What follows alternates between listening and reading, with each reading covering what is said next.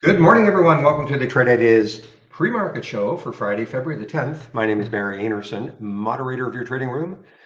Couple of yeses to let me know you can hear me, see my screen. Thank you, William. All right, what's happening this morning? So we're in for a softer open, guys. Yeah, the market has just been moving down ever since 4 o'clock. So we're in for a negative open. Let's take a look at some of the things that are moving. This Hills could be interesting, HILS. I think the next high that I saw is about a year ago on the weekly chart. So HILS had some news, trading higher after company reported initial results evaluating, etc. So there is some news on this company, very low float, of course. Let me get to the float. Float is, 3.95 million in the float, so another low float. What a great couple of weeks it had. Last week, it was low. The low was 54 cents. And we're up at 222 right now. Welcome, Brendel. And Chan and everybody in YouTube and our Discord room. SQL. So this one was super active a couple of days ago. Pull back, and now it's got up to what, 238. Then yesterday got down to 78 cents, right back up to 196. Pretty. Look at the volume: 15 million shares, 4 million in the float, 4.7 million in the float. I don't see any specific news on it. It's probably just maybe a carryover from 2 days ago or 3 days ago. But I don't see any specific news on it today.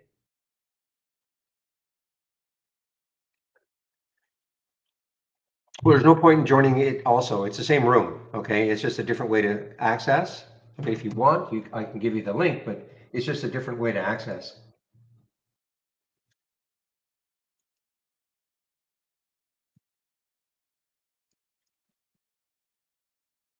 But here is the link if you want to go over there. But again, it's exactly the same.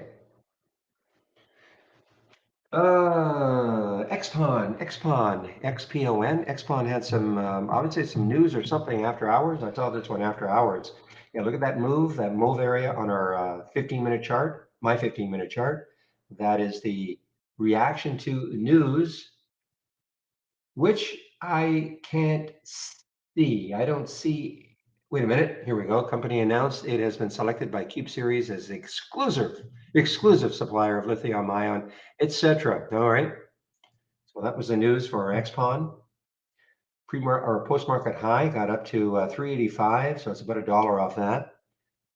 This is not shortable for me, Interactive Brokers.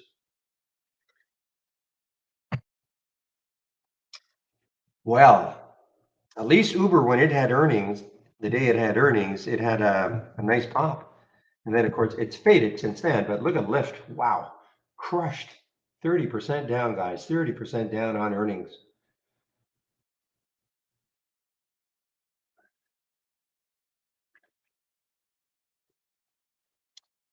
And the lows down here, I mean, this is almost a lifetime low. I guess looks like the lifetime low is around 966.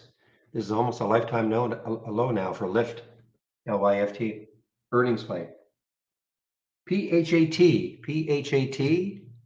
Okay, got some kind of a letter from the FDA. Not on the good side. So let's see. Formal FDA request for more data, I guess. Another one. Oh, it is shortable. PHAT is shortable for me. Let's see what happens here. So it broke down through the 200-day moving average. So let's see what happens once this market opens. Edible, EDBL. Boy, you might, I mean, this is going to be extremely volatile and risky, but is it over 5 still? Yeah, just hanging around 5, EDBL. So back in these days, this got up to, these days meaning the end of December or mid-December, got up to $20. Even relatively recently, not, let's see, January 26th, got up to $16. HKD doing this thing now too, guys. I'm hearing HKD. Haven't seen this one for a while. Another crazy one. That one got up to $2,555. You can believe it. This is last August.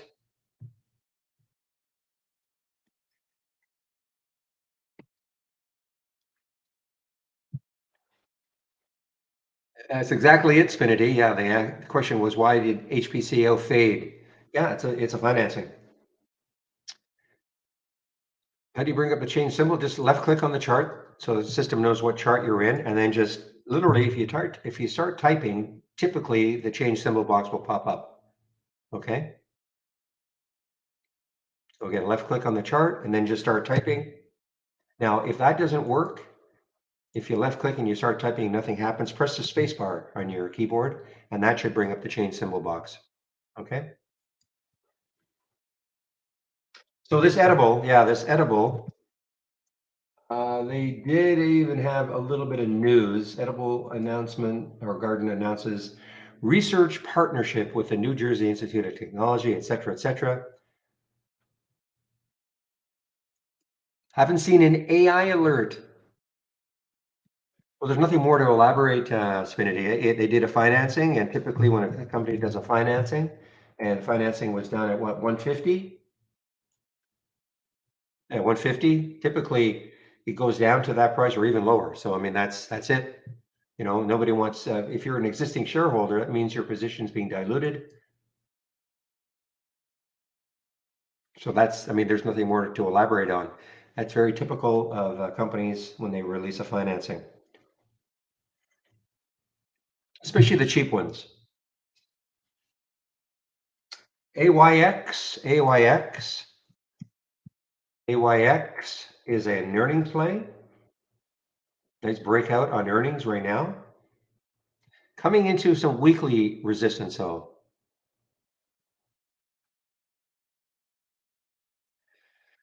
Well, there's nothing, Spinity, there's nothing more I can say. I mean, you just have to read. I don't know anything more than you do, okay? In terms of HPCO, they announced a financing, they're raising money.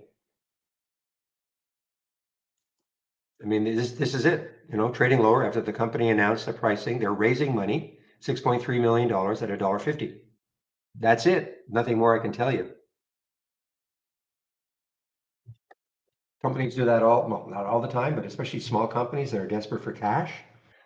You know, they will resort. They probably wish they could have done it at a higher level, but you know, they didn't, weren't able to do that.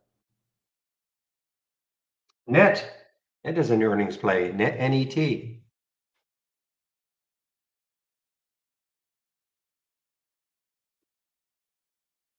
Let's see, what's the next high? 65.43.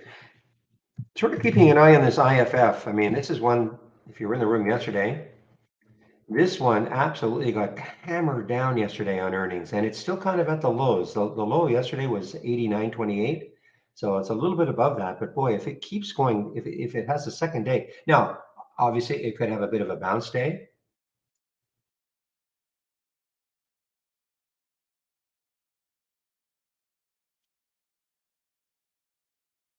So okay, Spinity, that was from Interactive Brokers. I use the news source in Interactive Brokers, but let's see. I mean, our news may have had it. I don't know. Let's take a look.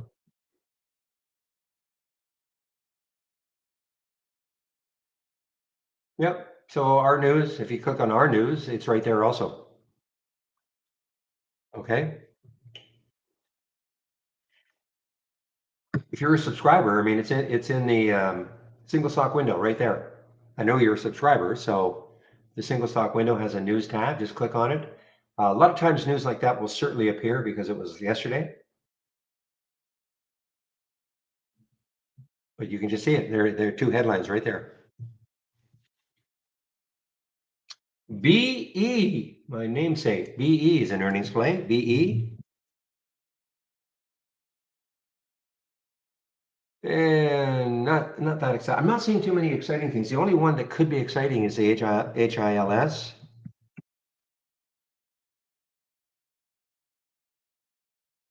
You know, with that float and that news, the next high is 276, I think. 278 on the weekly chart.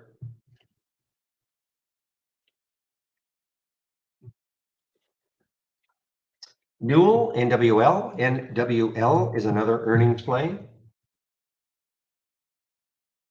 And again, what I consider an earnings play for those new, any company that releases after hours, so in other words, after hours yesterday or in the pre-market, is an earnings play for me. Means typically the stock will be pretty active all day. So you can see right here, they released pre-market. NWL released pre-market. There was no action after hours, but they released this morning. Very choppy so far. Yeah, I don't see any news on SQL either, Ronald. It might be just, again, they obviously had some news 3 days ago, but I don't see any specific news for it today. EOLS. Now this was really gapping down and then it popped a bit. EOLS. Not a bit. I mean, it was down. I was thinking of shorting it. I'm glad I held off. 655. So it's tacked on $2. Another one. I don't see any news on it. I'm just scanning my headlines. I don't see any news on this one for today.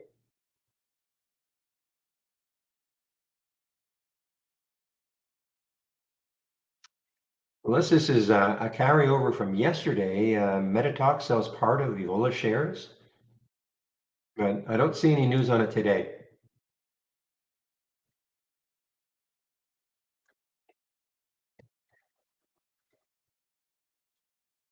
BPMC.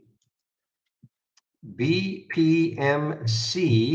FDA has asked them to put announces a partial clinical hold for phase 1/2. And that's the FDA. FDA slaps partial clinical hold on them. So let's see. I mean, this is a big gap down. Look at that daily chart. It's impossible to trade right now, of course. Why do I say that? Well, look at this. Here is this is time and sales from Interactive Brokers. Okay, nothing to do with trade ideas. This blue window that you see here. Look at the bid ask, 41.52.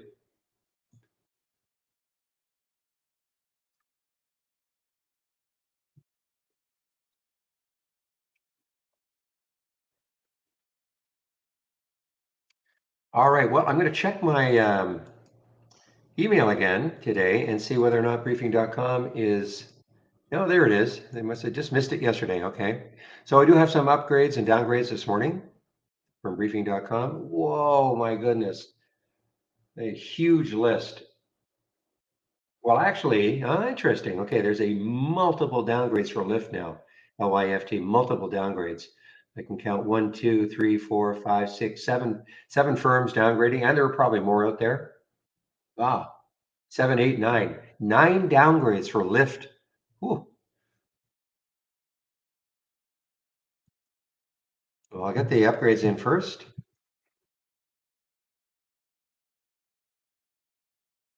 And again, if you're wondering where I'm getting this is from briefing.com. Nothing to do with trade ideas, okay?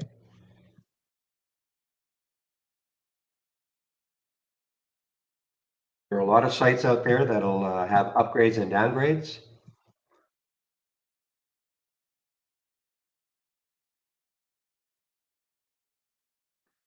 Speaking about international flavors, IFF actually has an upgrade this morning by Bank of America. ASPS is, okay, it's moving down. I'm hearing my text to voice. I hear saying ASPS over and over.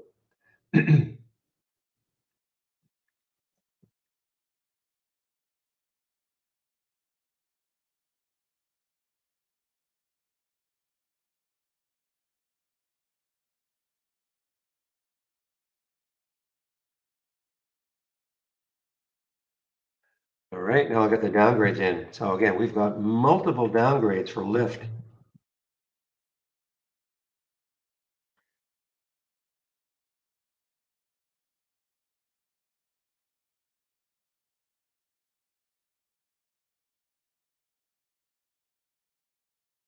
All right, some other ones. There's another one with a couple of downgrades, multiple downgrades is GMED. GMED, multiple downgrades for it also.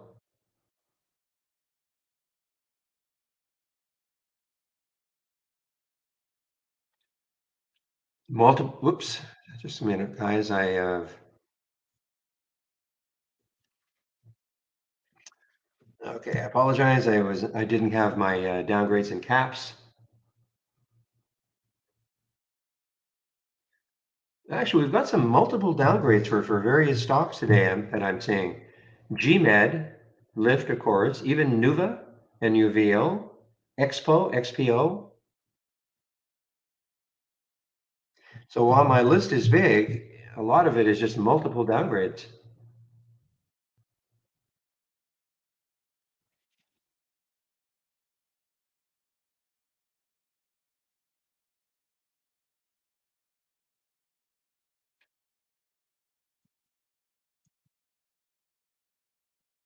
Okay, I get them in the main room now.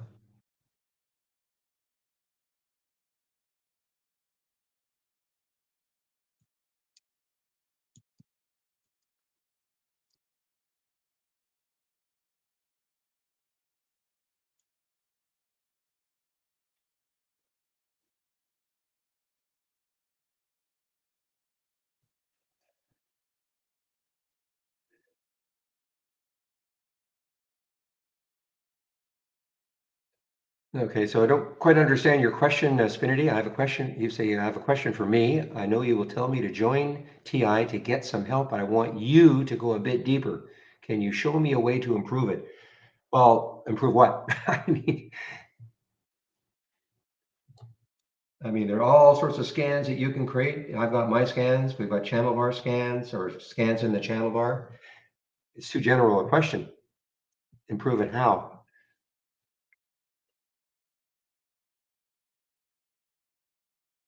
So take a look at GMed, guys.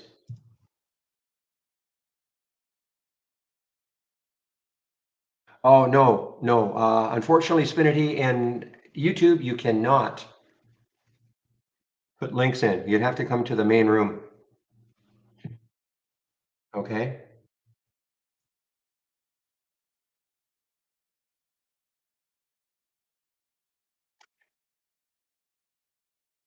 And the other thing is, I mean, I may be able to help, but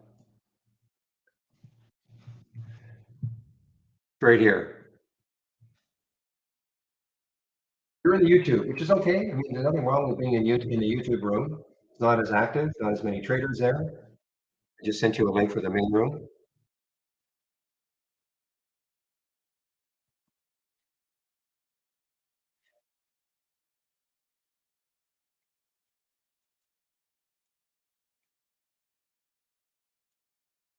So Manu is weakening here.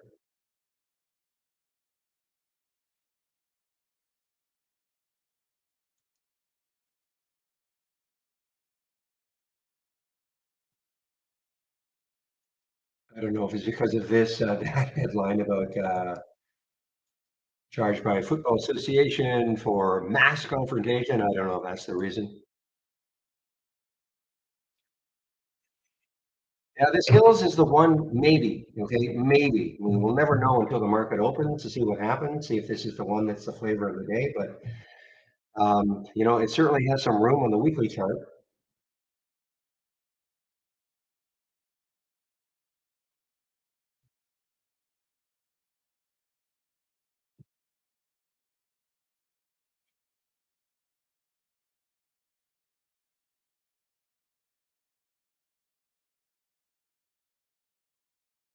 All right, let's take a look at the sectors, guys. So again, we're in for a weak open, not horribly weak, but weak nonetheless. So if you click, I'm going to click on new from our toolbar, then click on dock channel bar and show more. And that'll get me to my sector status. So we'll take a look at the major sectors.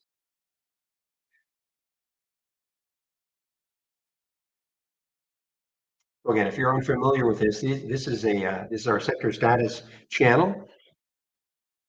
We have the major sectors here. So XLE is a major ETF for energy. So when you see 100% in green, does that mean that means that every single stock that makes up XLE is up from yesterday's close? Okay, the close at 4 o'clock Eastern time. So it's actually funny that the market's down because we do see some positive sectors. Consumer stake, when I say positive, anything over 50%. But look at XLK and communications, materials is 50-50. It's kind of a mixed bag. So let's take a look at the sectors again with respect to their 200-day moving average.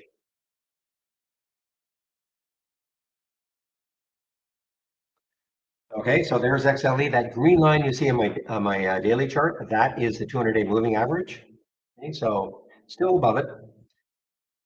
And then retail, XRT.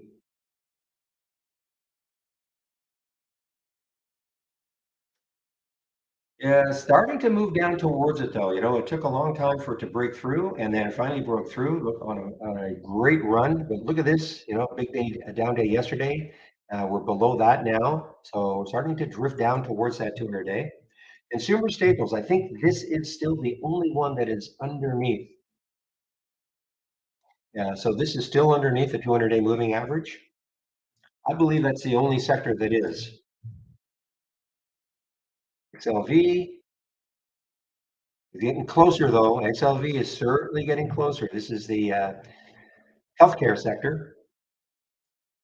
Industrials, XLI. Yeah, so nicely above. Financials, XLF. I think that one's starting to get a little bit closer. Yeah, not really. Consumer discretionary.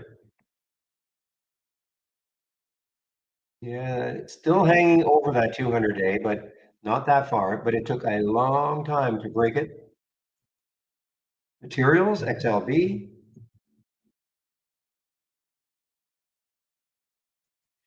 And then communications. Communications, is it still above? It is, however, starting to approach it again. And this was the worst sector by far, I think. It took forever to break above it. But look at this, it's starting to come down towards it. And then last but not least, of course, is technology, XLK. Still above it. Again, it took a while to get through it, but it's still hanging above it.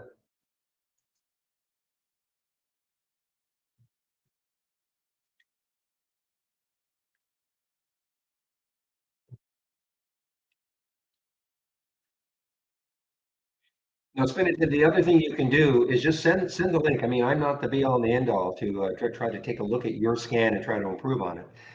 The other traders are just, probably number one, they probably have more time than I do. So you can send that link in. If you don't want to come into the main room, you can send the link in. Just ask. I don't. I may not have any idea.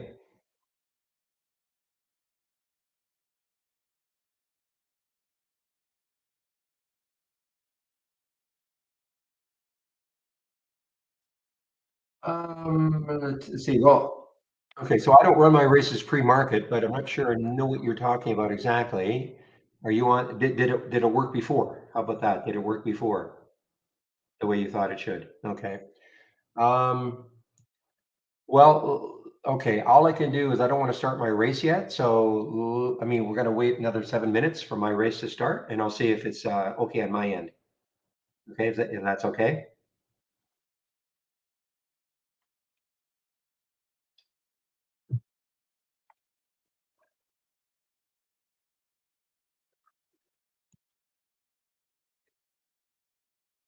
Now, is it possible that there's just not a lot of action in whatever race you're running in the pre-market?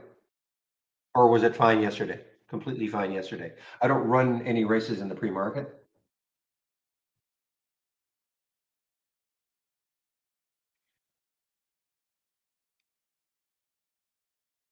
Okay, but is it possible there's nothing happening?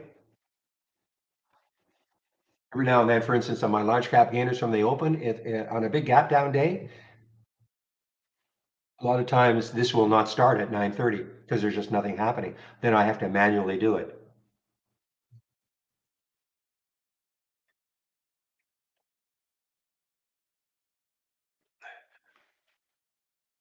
Okay, well, let's see. If mine is okay, then I don't know what to say. I can give you mine and or you can give me yours, as a collaboration link. You can start the races anytime you want, JJ. Okay. I mean, I just like starting the race at 9:30. If you look at my, the options that I've got auto start time at 9:30. Okay. But you can start the race anytime you want. If you want to start the race, auto start on load, as an example. If you want to start the race the minute that you load trade ideas, that's up to you. There's no right or wrong in this.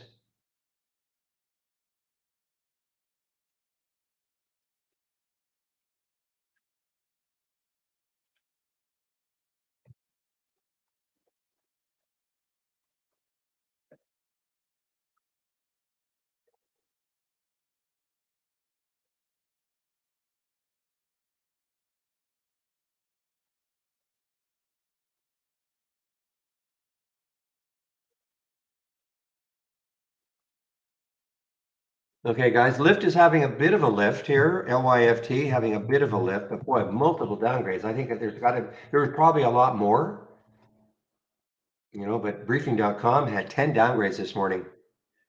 Now, it would have been nice if they downgraded yesterday, maybe knowing that they were going to have horrible earnings. Well, that's just not the way it works.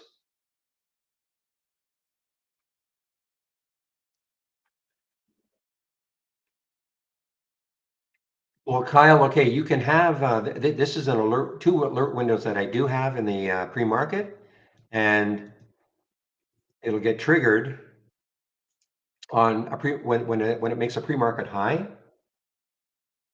Okay, so every time it made a pre-market high, that's what I was saying, or a pre-market low. So every time ASPS made a low, I would hear, I know I had a sound alert, and on this one, I had text to voice. So I would hear her saying ASPS, okay?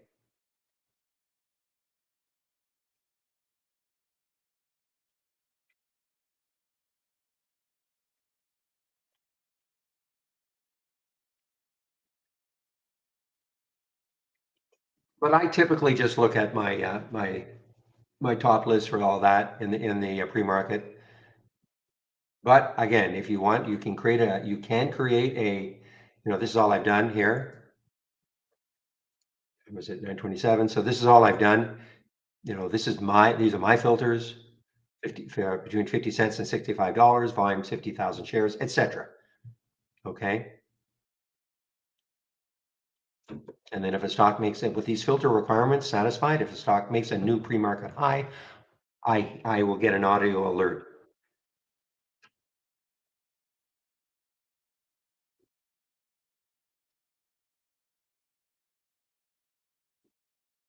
Okay, give me one moment, please.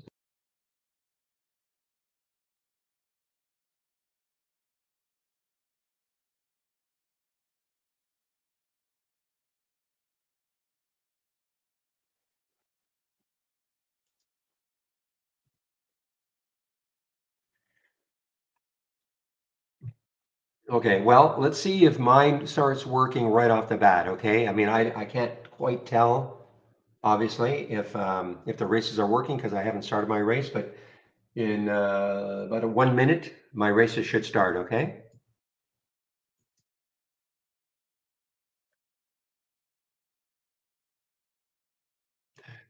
You can have a 5 minute high. I believe 5 minute highs work in the pre-market also, things like that.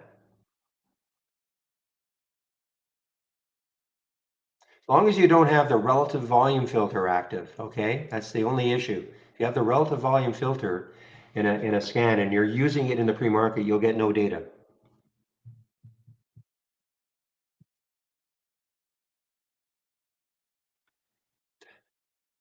Okay, thank you, William. Yes, the market's going to open in less than 30 seconds. So let's have a great end to this trading week, everybody. I typically do not trade in the first 15 minutes.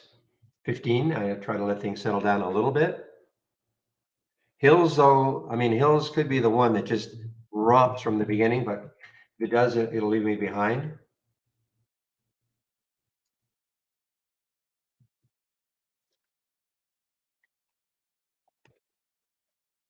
Okay, and so my races did start.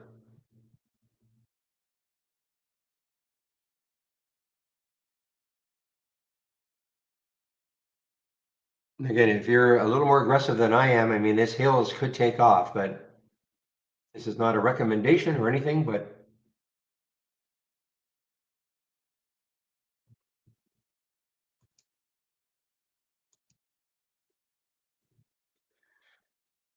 let's see if Lyft can break down below 11. What was the low in the pre-market? Looks like around 1074. I'm going to stick an alert at 1074 with all those, like at least 10, probably more downgrades for Lyft now.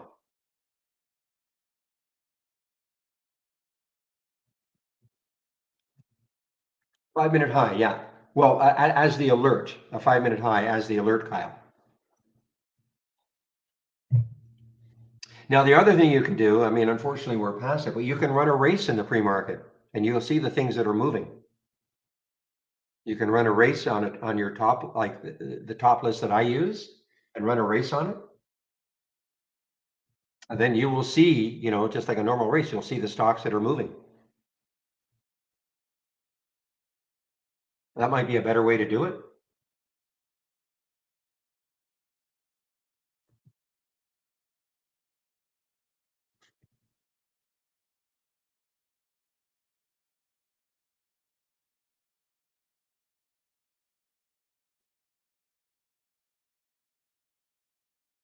So if you know how to run a race, Kyle, then I would try that.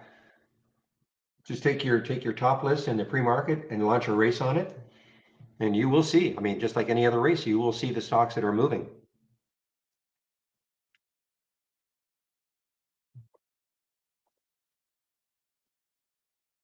The reason I don't do that is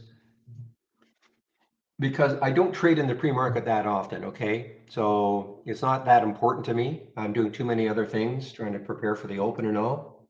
But if I were one who wanted to trade a lot more in the pre-market, I would probably use a race. It just doesn't, Yari. It's just one of those things within the program. It only starts working when the market opens. Technically, don't ask me, I don't know, but it's been like that forever. PayPal, guys, is an earnings play, I think. PYPL is an earnings play. The reason I didn't see it is because it had to be up in my scan, it has to be up 33% at least, or down 3%. So you can see it's only up 2.6% right now. Well, guys, I mean, again, I am a little more conservative, but this Hills looks like it just wants to rip here.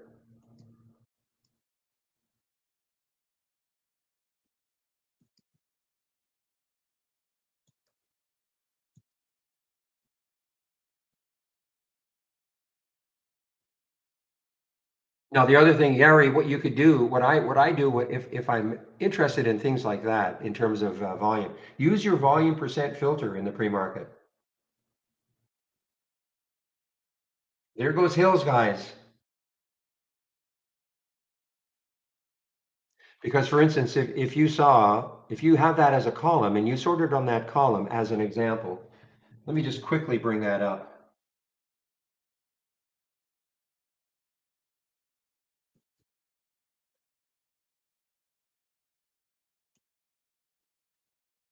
See the volume today right there, the volume today percent. Now I don't use this filter when the market opens, but in the, excuse me, in the pre-market, what that's telling me though, let's just say that that number was 50% and I'm looking at it in the pre-market. What that's telling me is that already in the pre-market, it is traded 50% of what it would normally do in the entire day on average. And that's happening in the pre-market. So that's pretty significant as an example. So you could use that filter right there, the volume today, and that'll show you the ones that are trading abnormally volume wise.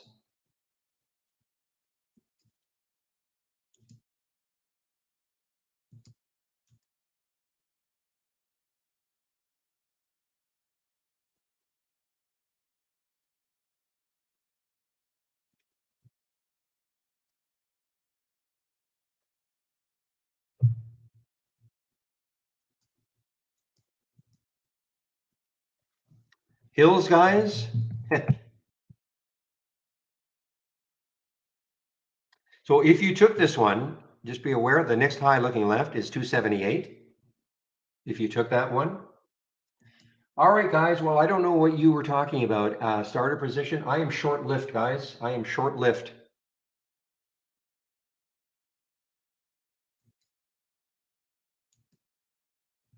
I'm in at 1079. I don't know when you were saying you were starter position. I wasn't sure if you meant long or short, but I am short lift now at 1079.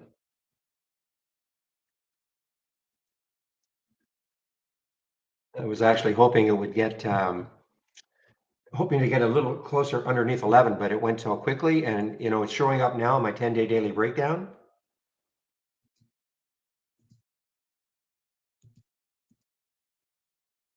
And yes, I did make an exception. I don't usually trade in the first 10 minutes, or 15 minutes, but something with multiple downgrades like that.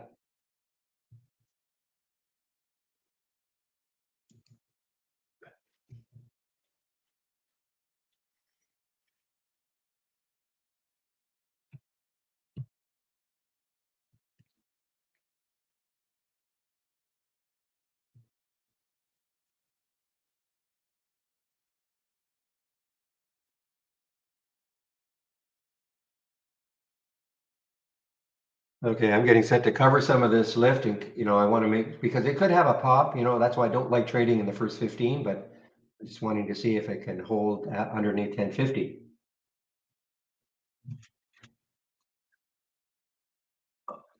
Okay, I've covered some, guys. I covered some. It broke down underneath 1050, and then it popped up again. So I've covered some around the 1052 mark.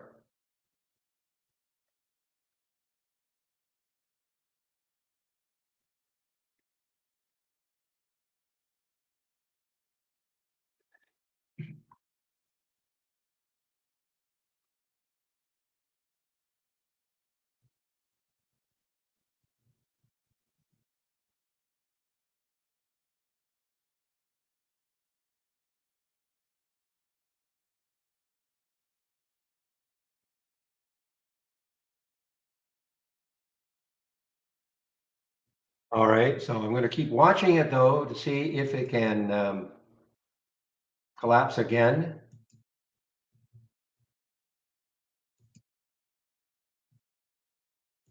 So BE is actually, wow, look at this. I mean, this is an earnings play. It actually had a downgrade. I noticed it did have a downgrade this morning, but it had popped up on earnings a little bit. It wasn't like up huge. Excuse me, the market opens and look at this.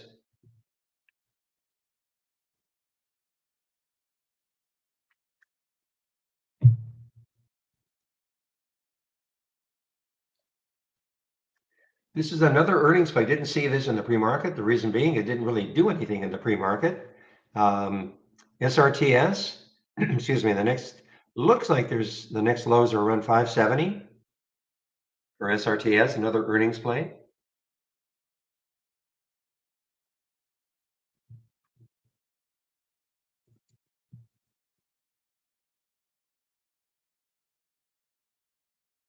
So HBCO popped.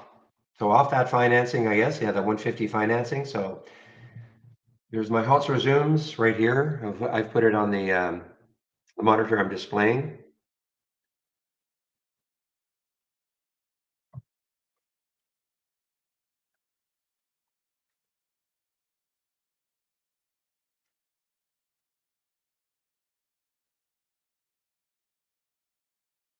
Oh, SRZN. SRZN having a move here. Big day yesterday. Came from under $1, closed over $1. SRZN. The next high looking left is $1.40, it looks like. SRZN.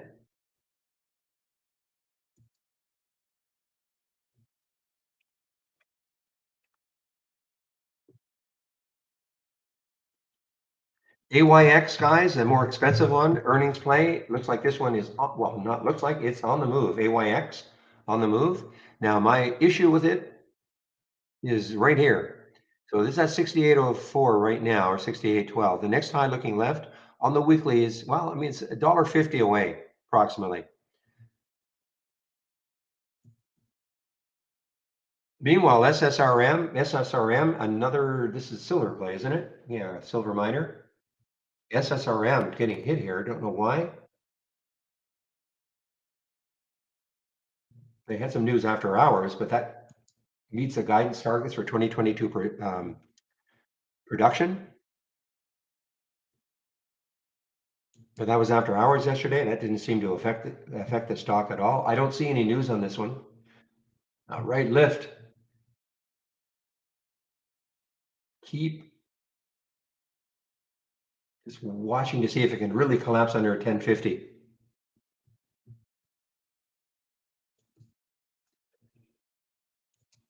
GFAI isn't that? I think somebody said that was a reverse split today. Yeah, so I mean, it's going to be. There's no real guidance. I think that's what somebody said.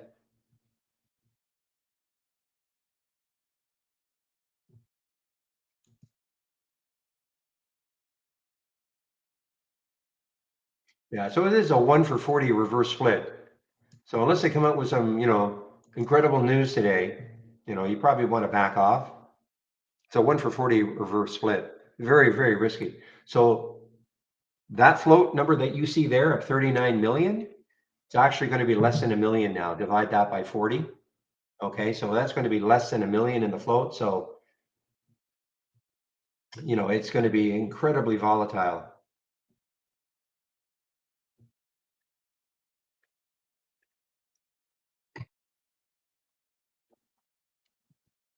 All right, well, I'm out most of my lift now. Did not hold underneath 1050 very well, so I may take a look at it later.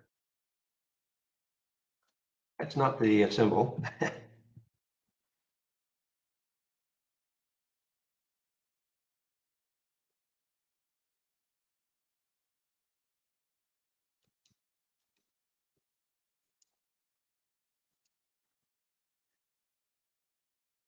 Next low is 1006. The next low is 1006.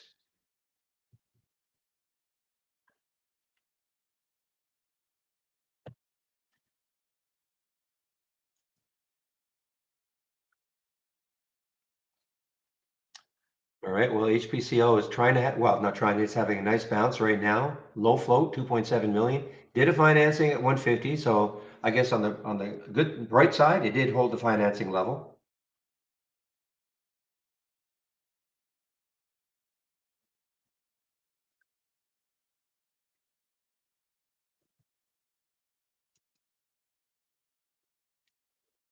Well, look at DraftKings. It's not getting any lift at all from the Super Bowl. You would have thought, somebody said that, I read somewhere that there's more than double the amount that was bet last year on the Super Bowl. So more than double. And those were statistics from about 4 days ago. So, there's more and more bets coming in. So, and you would think that companies like DraftKings would at least have a glimmer of hope.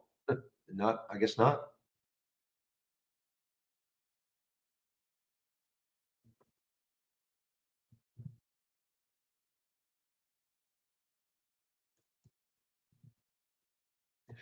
Okay, on the hills, as we saw yesterday with, well, I think it was the HPCO. Out of nowhere, all of a sudden volume wow, look at the volume though. I mean, 21 million shares right there.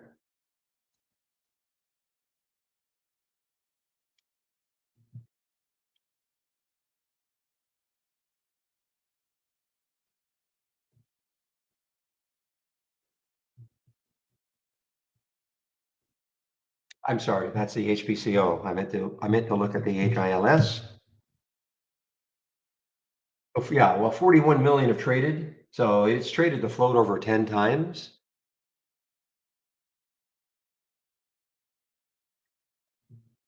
And how do we get that number? Well, there's the float. You divide the float into how much it's traded, 41 million. So divide approximately 4 into 40, and that gets you about 10 times the float that it is traded.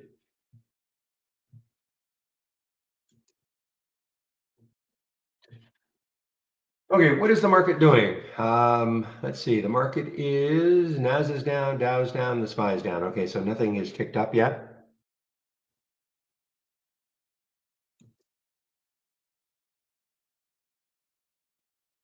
Okay, so HPCO now just got halted on the way down.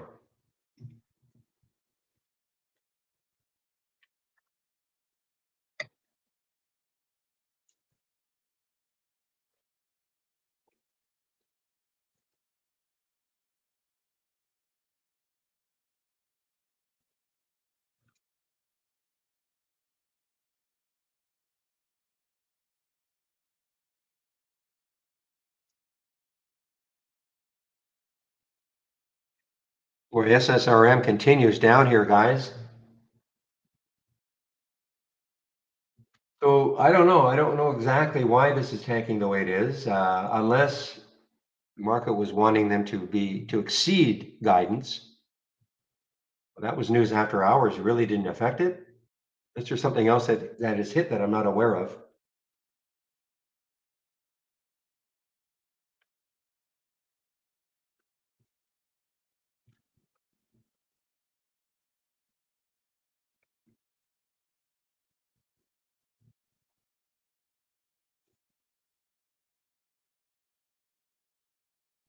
Okay, News Corp. NWSA is an earnings play.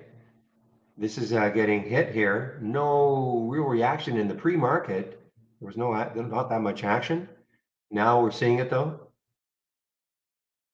The next low looking left, to me, it's just a little too close. You know, it has 379 million in the float, so it's going to take a bunch to move it. And I see the next low is 1864. Now, listen, it could break right through that, but that's preventing me from taking this trade.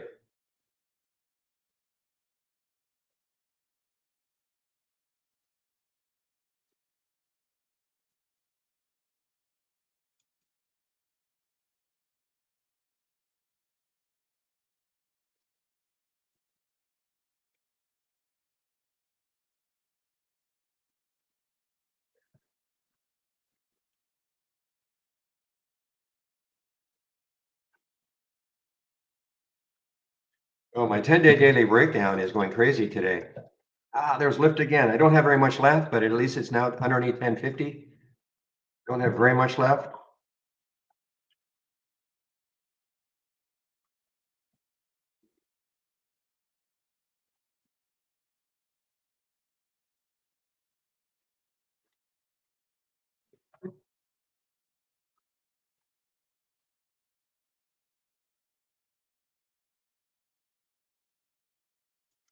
How about that GMAD? How did it do? Because it had multiple downgrades also, GMAD.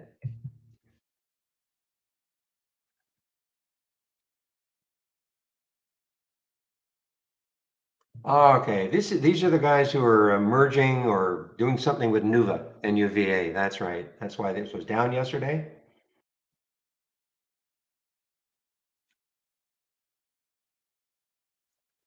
All right, guys, HKD, super risky. Even though I mean, it's not an insanely low flow, 23 million, but it's on the move here, and its companion AMTD is on the move a little bit also.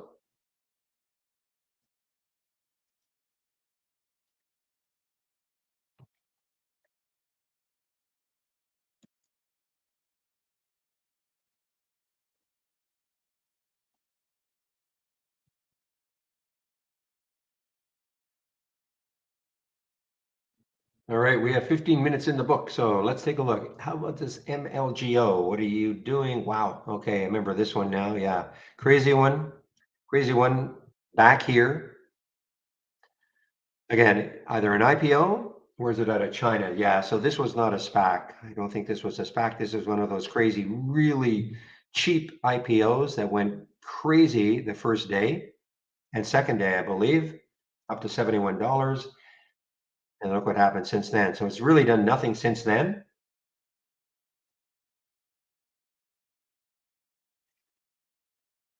AMTD, Torps, regarding HKD.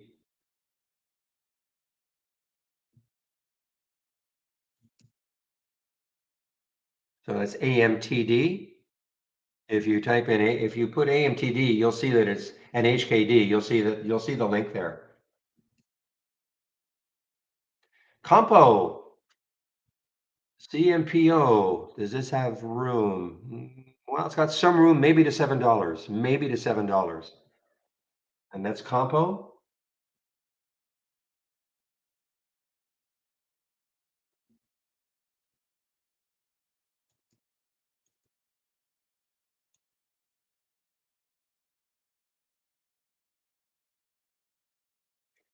Here's a company I don't think I've ever seen before, Silvamo. Paper Mills earnings play through the 200-day moving average. Look out below. Look out below for this one. Yes, and this is SLVM. The next low looking left is 39.37 or so, 39.65-ish on the weekly chart.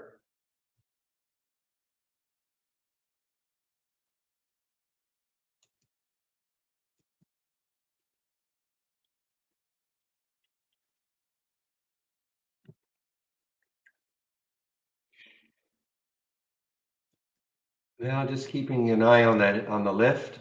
It's still hanging around that 1050 mark.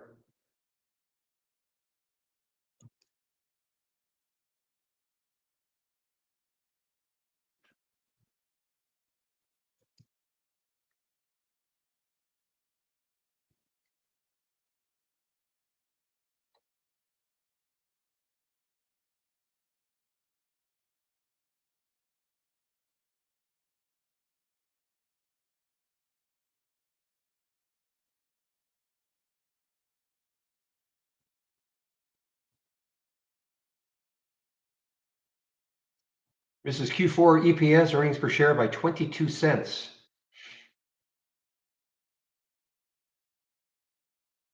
And that is the earnings release for SLVM. So not very good.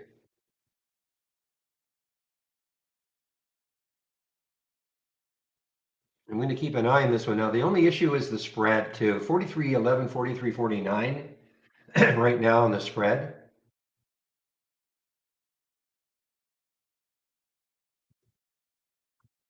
And we have some bottoming tails. So, I mean, the sellers knocked it down here.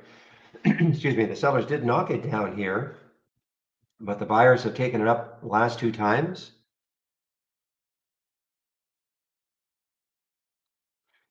So how strong is the resolve of these buyers to keep this higher?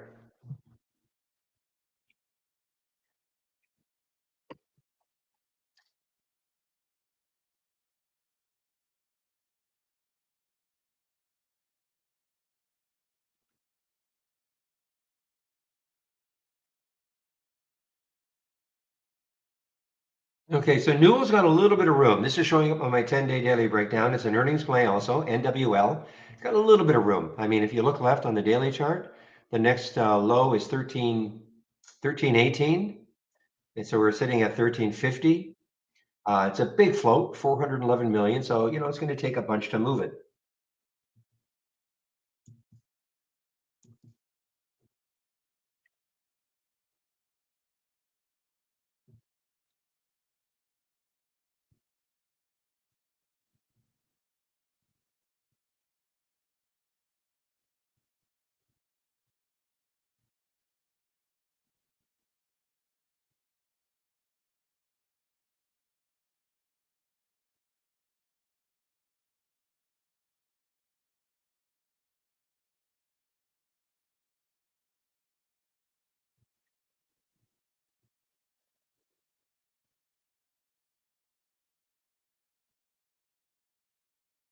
Okay, Viru, this was an earnings play yesterday. Yeah, an earnings play yesterday. Got hammered down yesterday. Trying to recover a little bit here. VERU.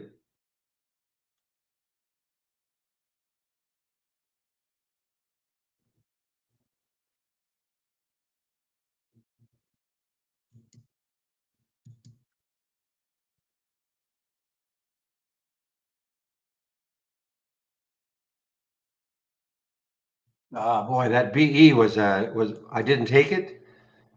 Unfortunately, I did not take it. Look at this, just collapsing here on earnings. We had the alert 23.31 on a short. So there's a dollar move right there. This is the don't repeat version. So this is telling you the first time that we get the alert with the filters met. So at 9:37, 23.31 for BE. This is the repeating version. So every time it makes a new low, you will see it here. This one I didn't look at. This, yeah, I could have traded it.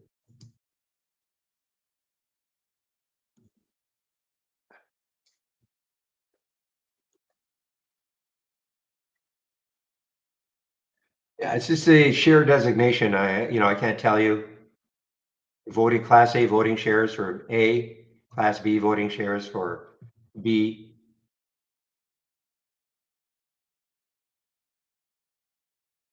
But it is tradable. It is tradable. I'm just looking at it did load into my order entry into Interactive Brokers.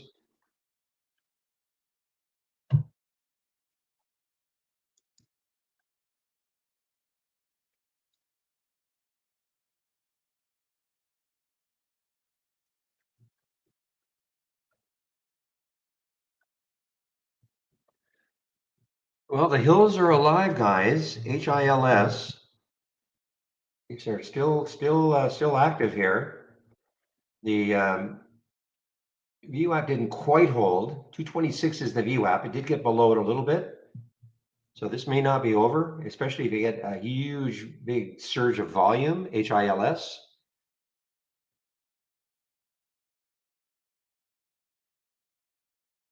All right, that's it for me and the lift guys. It's actually did okay on it. I was hoping it would get closer to 10, but still did okay considering I broke a minor rule about not taking a trade in the first 15.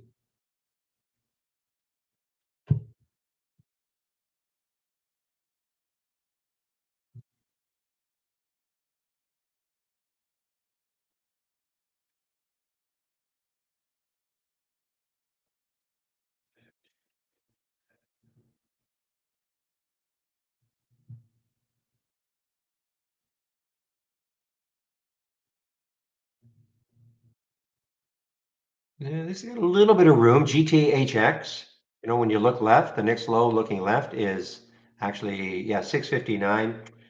So it's 30 cents. It's not a ton of room. I'm always looking for something that has a lot more potential.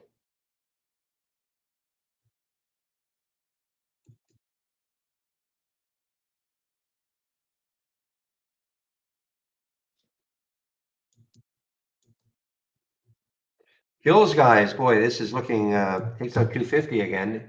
Going to go on another run. There's the high up here, 260-ish.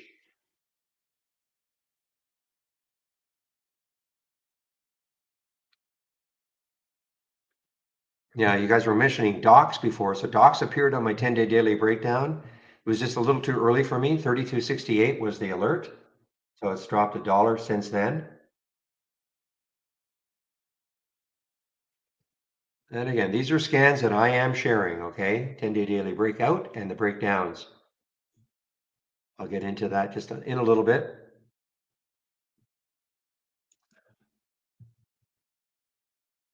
Ooh, Oscar, guys, OSCR, right into the 200-day moving average, 456. So it's right at that the 200-day moving average. On the move here, got some news announcing inducement grants under Section 303, whatever that is. Okay, so it did have some news this morning. I remember seeing this one yesterday. So it's been on a nice, what is that, about a 6-7 week run.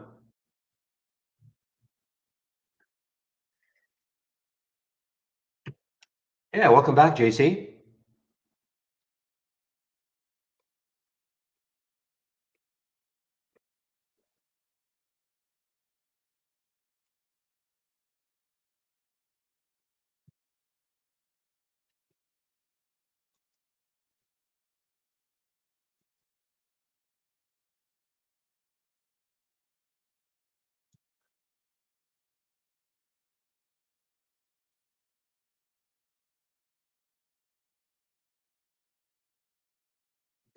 Well, again, the only reason I sort of broke that rule is because of all the downgrades it had in the pre-market.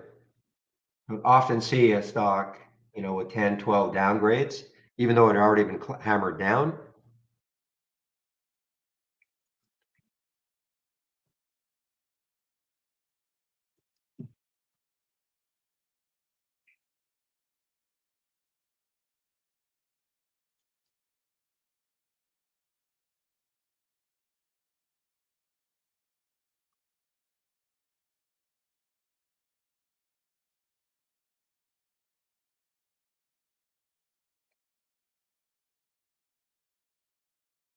You have an order to buy docs below yesterday's after hour low. You're talking right, so right there, you're talking 46.56. So you're anticipating, well, you don't know, of course, but is that what you mean? Because that looks like that's the after hours low, 46.56 for docs.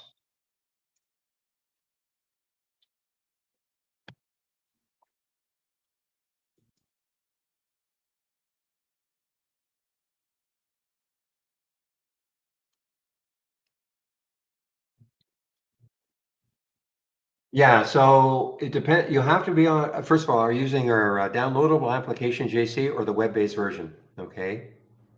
Only available if you're using the downloadable application. And also depends, if you haven't been around for a while, depends what version of Trade Ideas you're on. If you're on I would encourage you to maybe go to our homepage and download the latest version. Because if you don't have the latest version, this may not be accessible, but you can try. So here's my homepage link. And if you scroll down and then get to the scan section, here are the two races. Yeah, so you've been away for a while. Here are the two races that you see, okay?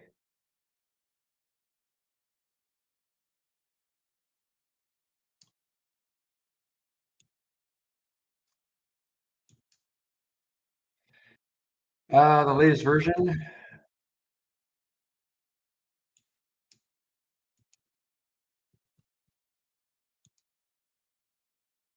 Oops.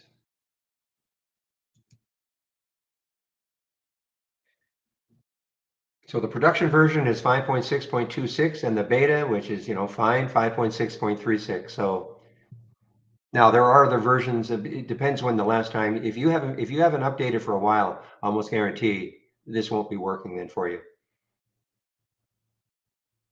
So 5.6.36 is the latest beta.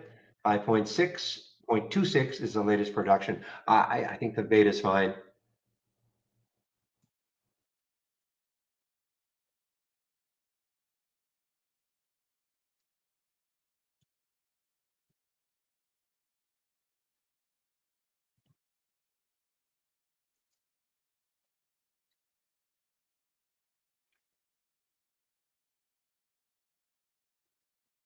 Two of them, yeah. JA, there are two. LGF.B and LGF.A. Those are the two that have shown up in the 10-day daily breakout. They really haven't moved.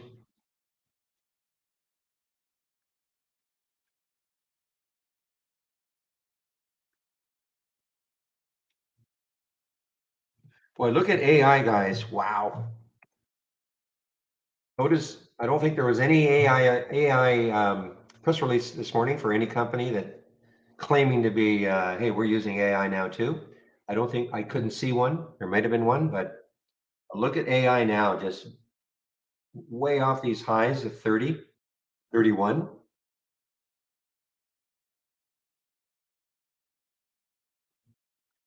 Because we have to now wait for the next big thing.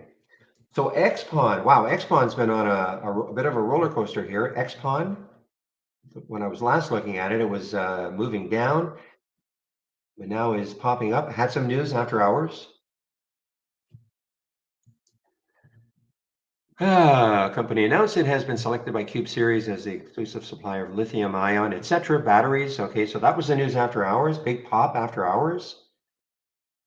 Market, here's the pre-market kind of drifting down, down, down. Market open. Actually, I think no, it wouldn't have been negative, but now look at this. XPON on the move.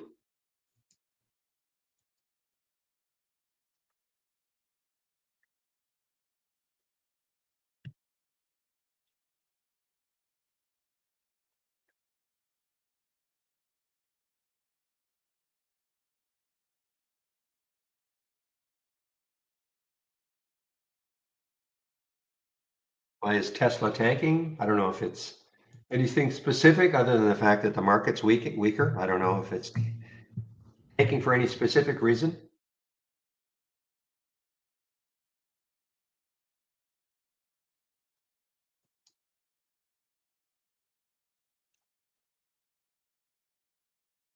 Yeah, I don't know if that's the reason. Some guy sold 52,000 shares, some congressional representative from Michigan. That can't be the reason.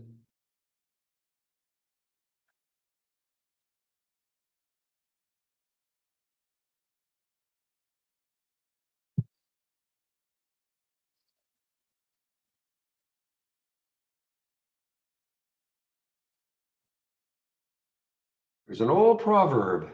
PRVB guys on the way up. Wow, this is interesting. Maybe look at the daily chart, 1048. My issue with it would be how easy is it going to be, or is it going to be to take out $10?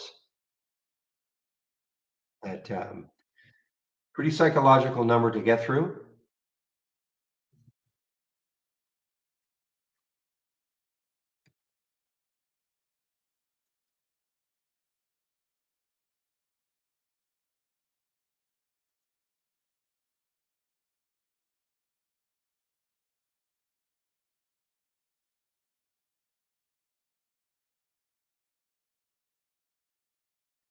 Yeah, this may not be over, but it looks like it's got pretty good support around 10. So, excuse me, it doesn't have, it's 50 cents.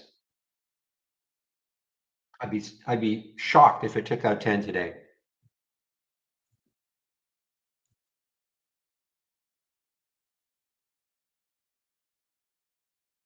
Really? Oprah and Lizzie? Okay. Take a look at Lizzie, Lizi. Yeah. So I think that as they say, I think that ship has sailed, guys, as far as companies putting out any sort of a press release saying that we're doing something with AI.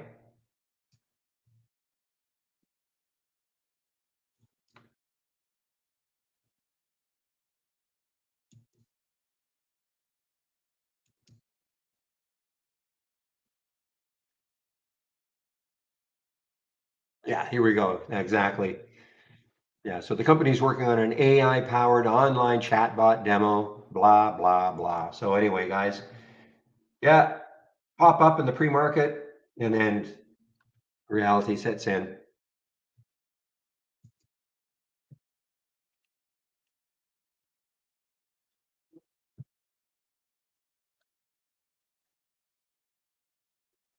Oh, it's possible. Anything is possible, Vesa. It's just that it's dropped about 33%. The highs of just a few days ago. So I mean, there's a there. Oops, not a wrong one. AI.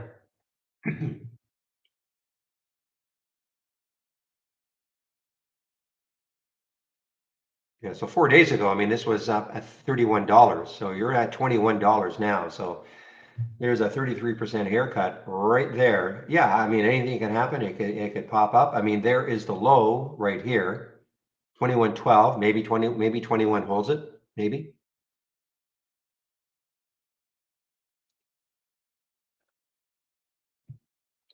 Hills, guys. Hills sneaking up on us. Some of us, anyway.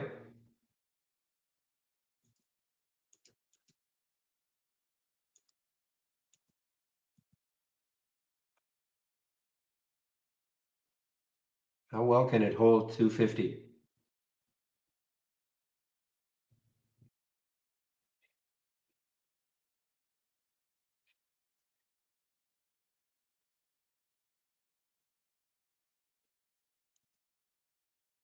Well, the longer this holds 250,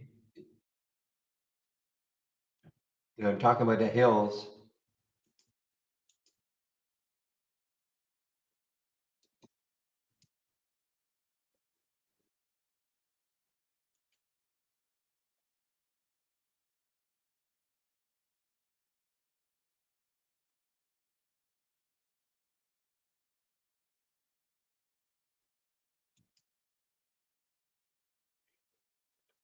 Yeah, this is, I mean, there's the high of the day right there is at 265, and looking left on the weekly chart, the high is at 278. So can it take that out? I mean, that's the big thing. Can it take that out, that 278?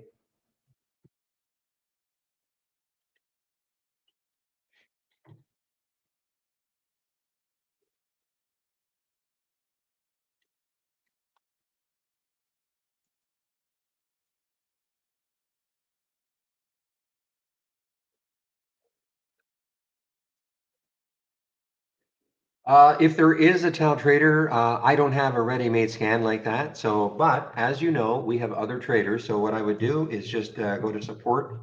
I mean, there might be a way. Off the top of my head, I don't know. One of the other traders who with different looks at the market, takes on the market. If you go to support at trade-ideas.com and pose that question and see what might come up. Okay.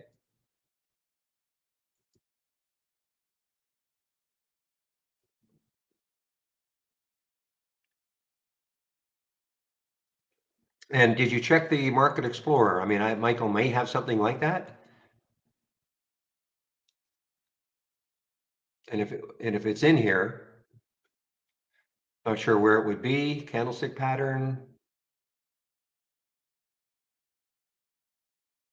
But that's what I would do. I would just send something off.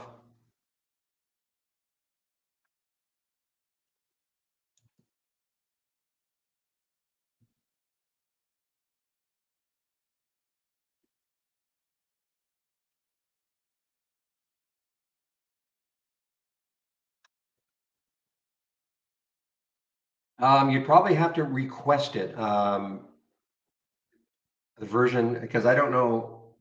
Yeah, you might have to request it.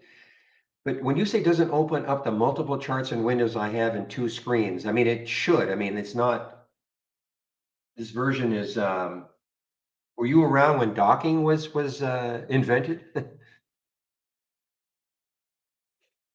Like how far back do you go?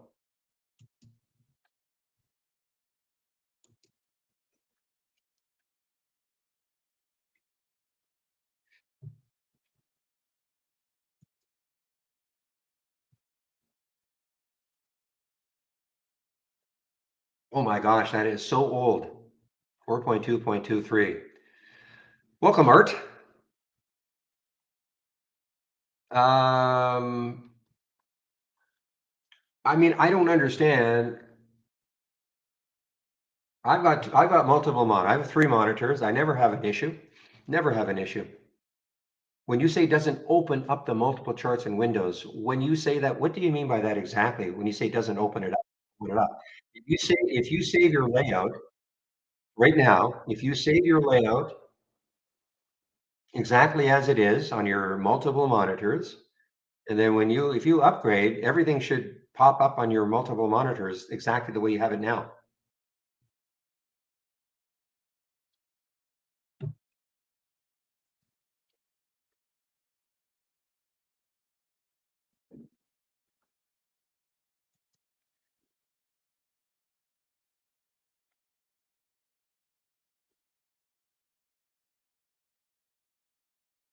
Yeah, Oscar's on the move here. Oscar, Oscar, Oscar. Oh man, old.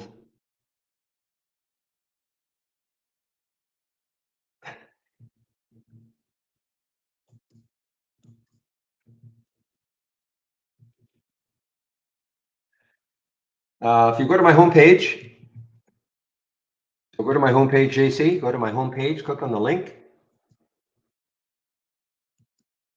Okay, and scroll up where you see download. Okay, you'll be probably brought right here. When you click on download, and this is what you have your choice. I mean, I have no problem with the beta. Here's the 5.6.36. What did you say you were on? 4.2. Wow, that's so old. Okay.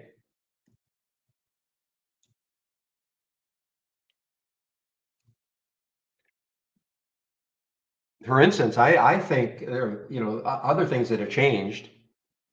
We start our data now at 4 in the morning Eastern time. We go from 4 to 8. But you need a later version so it'll show up on the charts. And your version of 4.2, I can't even remember what that was like.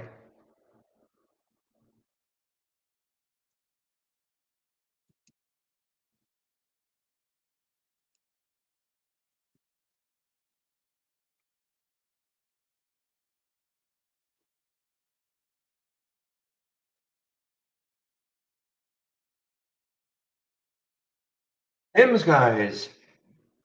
This was it earnings play yesterday? No, not an earnings play yesterday. Had an interesting day. Popped up to right to the high of today, and then it traded off right back down to 9.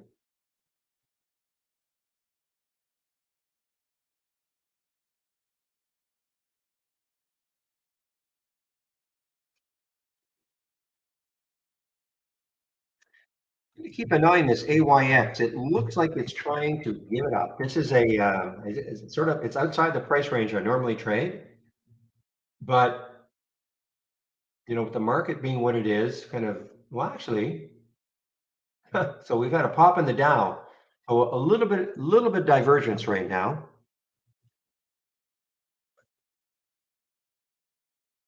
Divergence meaning we've got the Nas is down a little, the Dow is up a little, so a little bit of divergence between the so-called growth stocks, the Nas stocks, and the,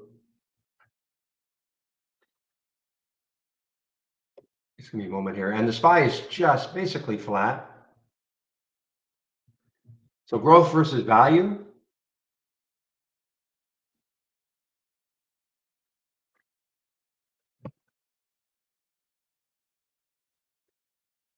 Yeah, so this market is lifting here, guys. Yeah, definitely lifting here.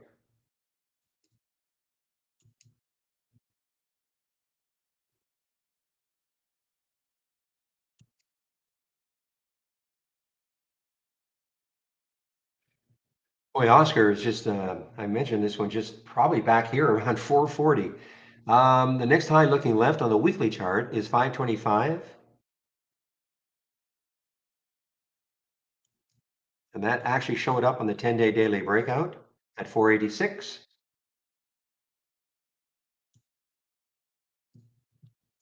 So I would say that bounce plays right now, I'm just looking at some of Zach's,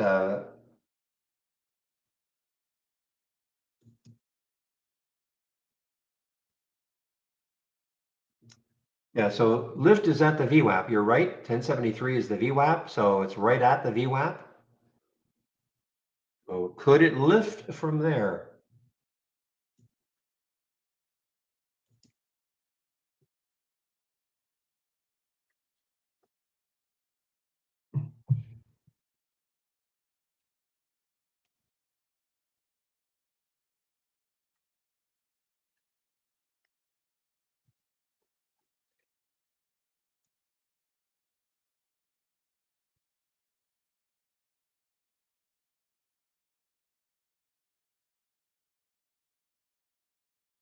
All right, let's see if lift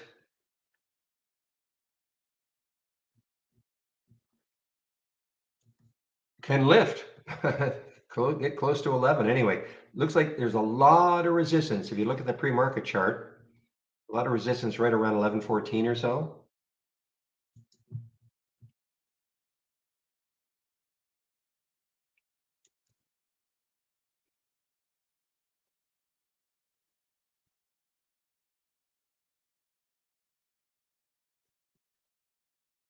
And it's still trying to hold on to the VWAP. 1073 is the VWAP. It's at 1075 right now. Pretty tough to take a bounce on this though because of all those downgrades.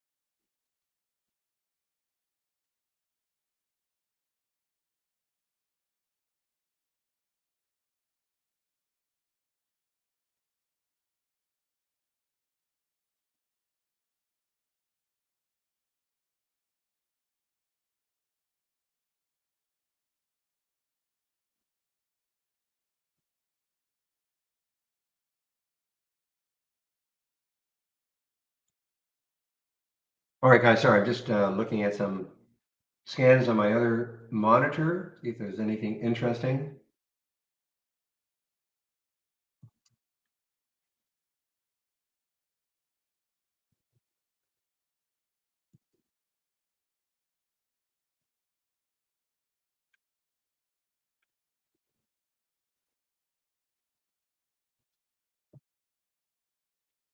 Haven't seen Carvana show up anywhere yet for me, so let's take a look at Carvana, CVNA.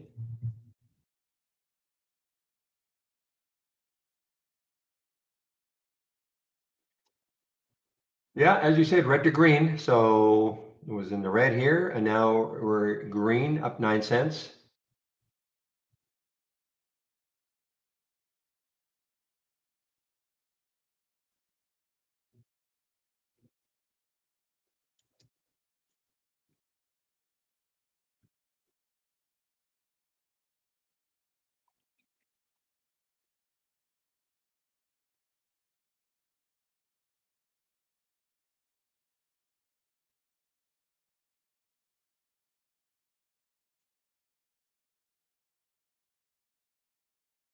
Okay, this could be an interesting one. RGTI, the high yesterday was 156, and then it sold all the way back down to 105 or so. That's where it closed.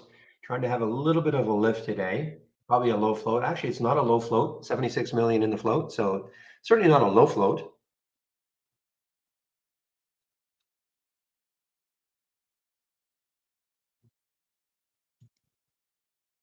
And look at the VWAP, 113. It's right at the VWAP. What was the high today? Was 123.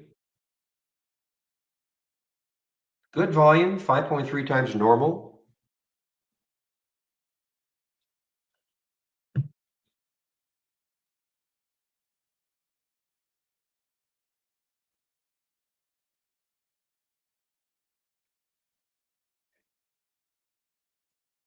So JC, are you cursing me right now? I was okay. I just read your I just read your voila. Okay, everything works good. I just read it now.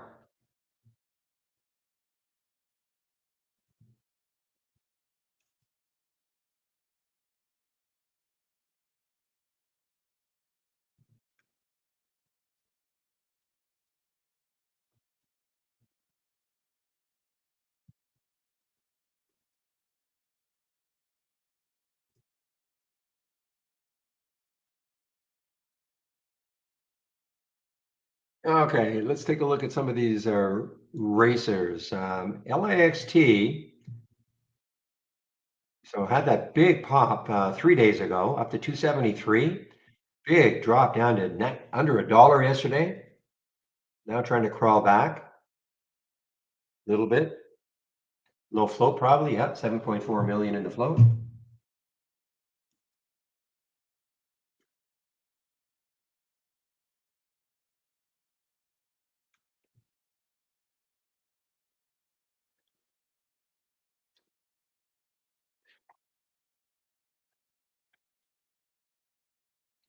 Ah, man, I wish this weren't so close to that whole number of 10. PRVB, because it has a little bit of room. It's at 10 right now. The next highs are around 1050 for PRVB.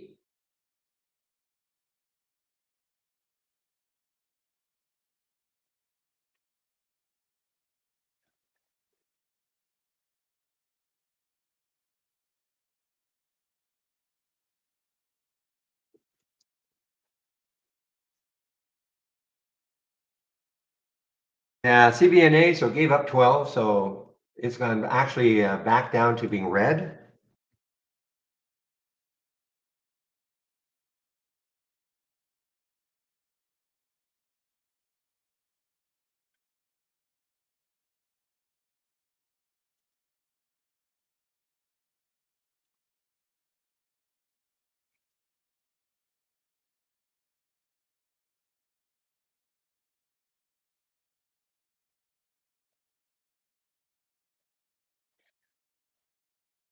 All right, guys. Well, things have slowed down quite a bit. I'm not getting any new alerts coming in. How's that Oscar doing? Probably underneath 5 again. Yeah. So not tremendous follow through. I mean, had a great run from 4 to 5. Now, can it hold a couple of things? Certainly the 200-day, there it is, 456. Can it hold the VWAP and maybe bounce off the VWAP? 477 is the VWAP for Oscar, OSCR.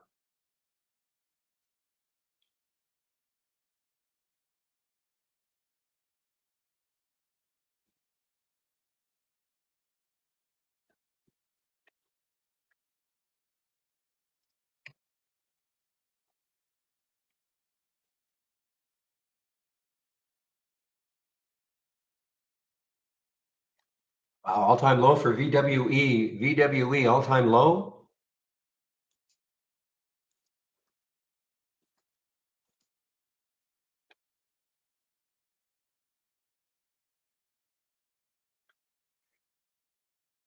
You know, it's been sneaky good. Excuse me, sneaky good. Oh, okay, not really. The LGF dot B, that showed it my 10-day daily breakout, but it was at 929. The price, it's only 934 now.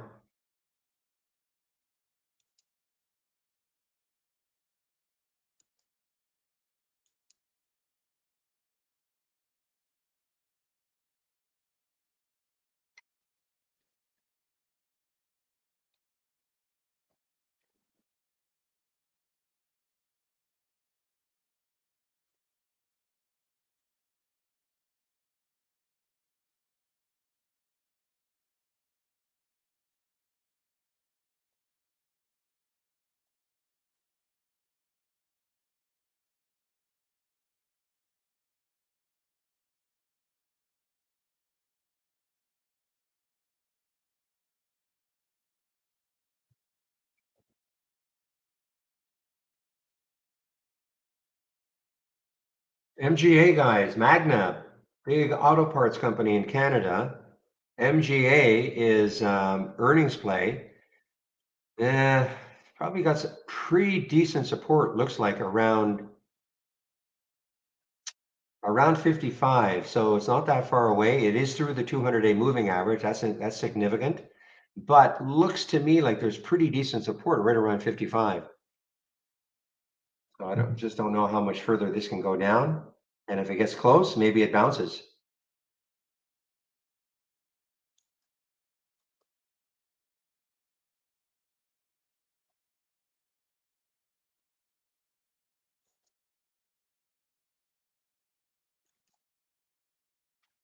Memers beware, guys. Look at AMC now. For all the nonsense, got all the way up to 733 not that long ago, back under 5 again. 488 is the next low looking left, looks like it. There's your big support area down here at 385. Take a look at GME, underneath 20, I'm sure. Yeah, underneath 20. How about our bankrupt stock, Bed Bath and Beyond? Yeah, I mean, just nonsense, guys.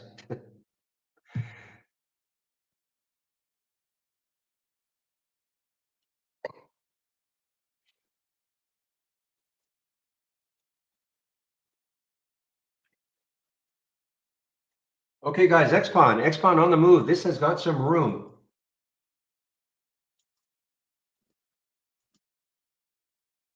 XPON's got some room, guys. Why? Look left, $4. Sell, sell,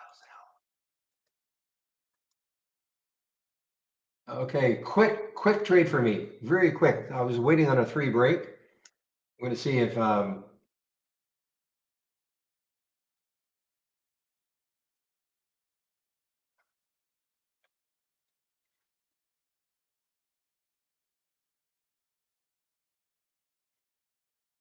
you got to be nimble. I mean, really, I don't trust any of these things that have any continuous movement up. These little ones right here. But if it takes out, I have a little bit left. If it takes out that 327, I mean, it's all about looking left for me.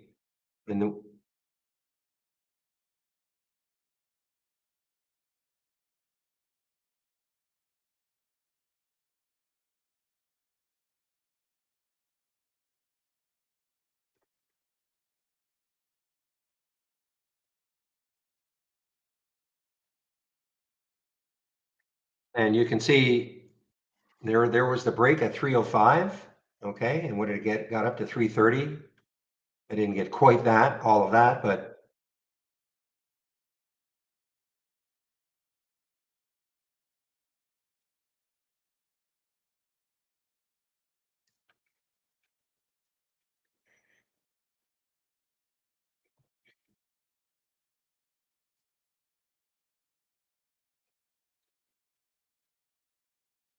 And Xpon, of course, has won some races here.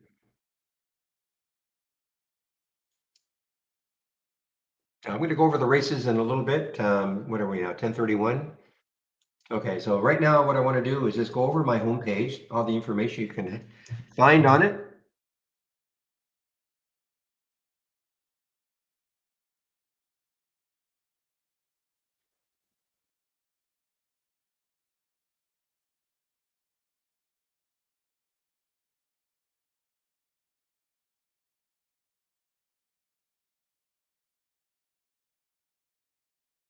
What's happening here? KN. How much room does it have looking left? This just showed up on my 10-day daily breakdown.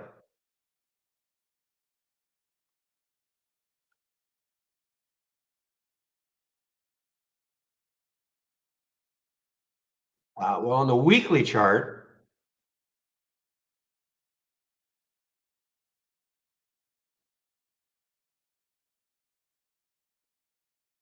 so on the daily, there's a little 1563, but after that, way down here at 1450. So there is some room for KN on the way down.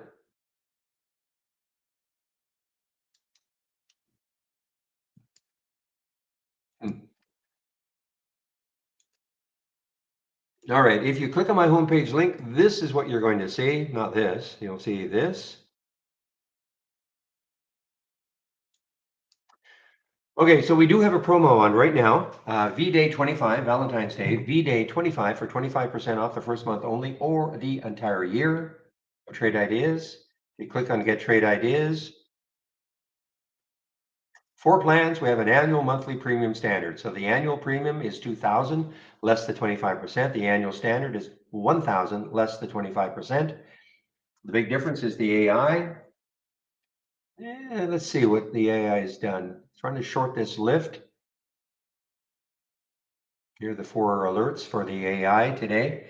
My recommendation is you use AI like a watch list. That's all it is. Don't try to auto trade it. Use it like a watch list. You get an alert. It may not, at the time of the alert. That's all I do. I look at the time of the alert and I check to see what the chart looks like. If I don't like it, I don't take it. But it could set up later on.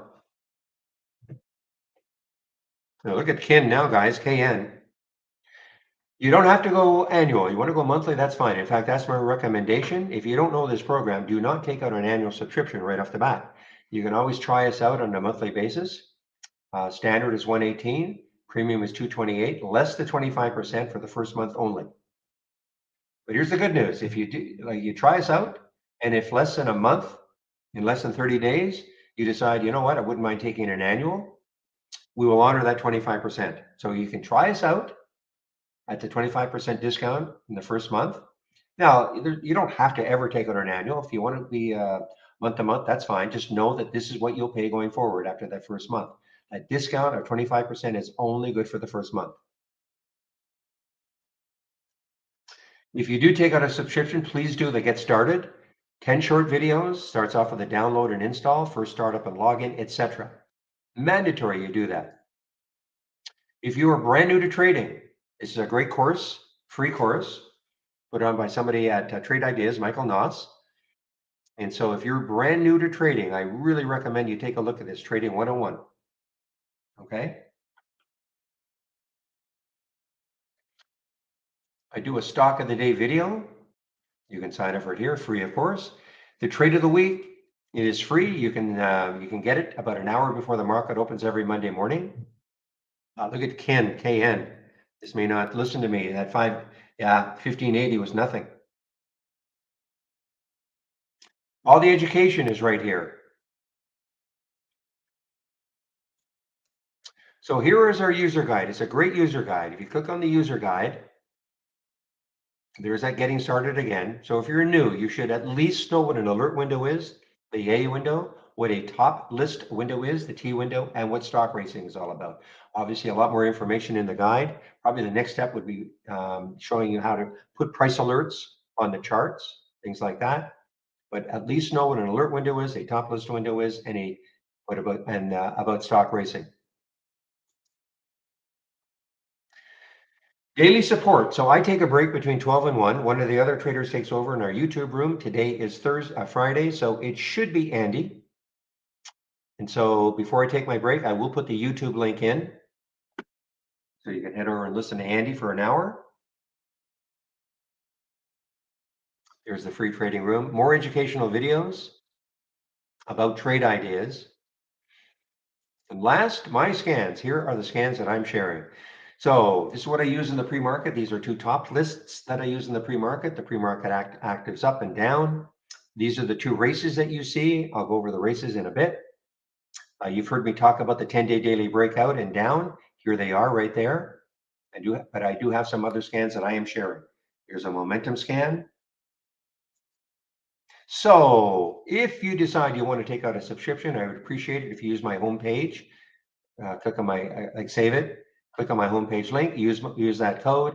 And this is a free room. The room will get credit and I will get some credit too. The other reason to save my link is that you can take a look at my scans anytime and that big education section anytime.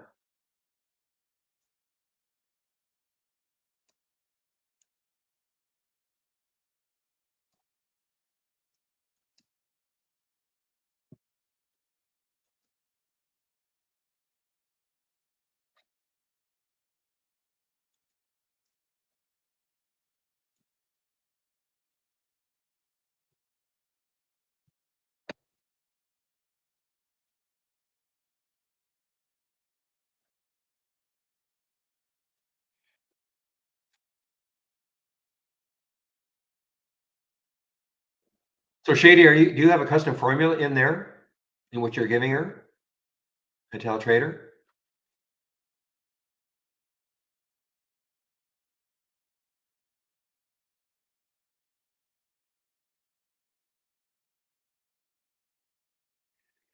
Because I'm sure you're aware that if you have a custom formula in there, that it won't copy.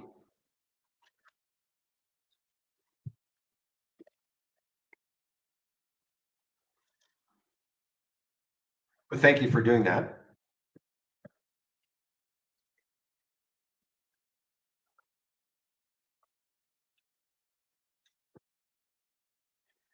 All right, Carvana back over 12, guys. Carvana, CVNA back over 12. So it's gone again, red to green again.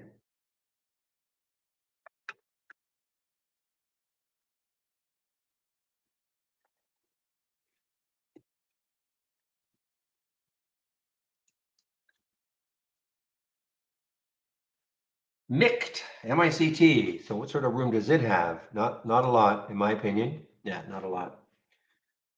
All I do is look left, look left, look left. If I don't see a lot of room, then I don't take the trade.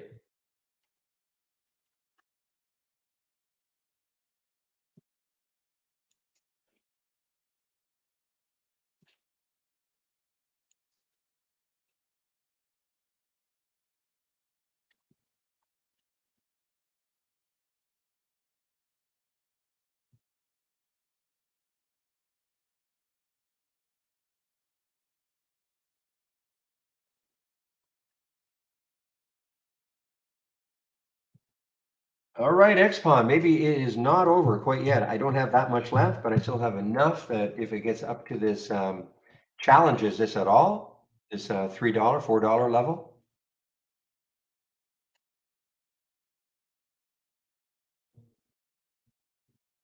350 might be the stumbling block. The 50 cents for me, stocks under $5 can kind of stall a stock. Just psychological.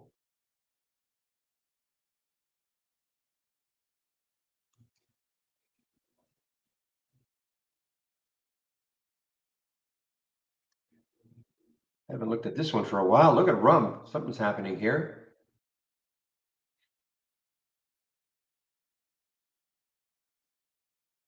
Now, is this because of this?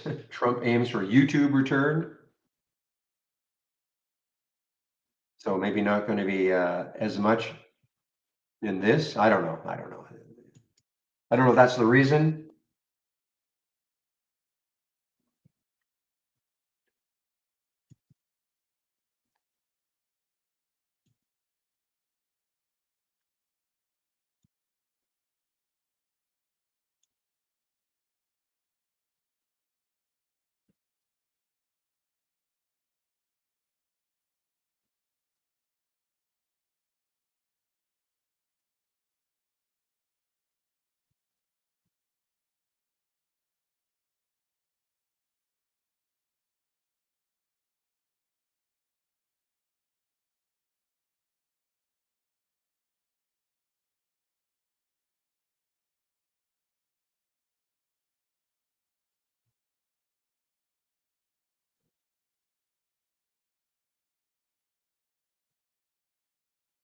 Boy, KN.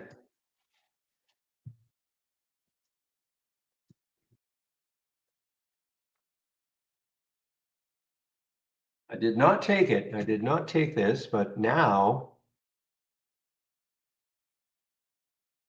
what was I worried about? I was worried about,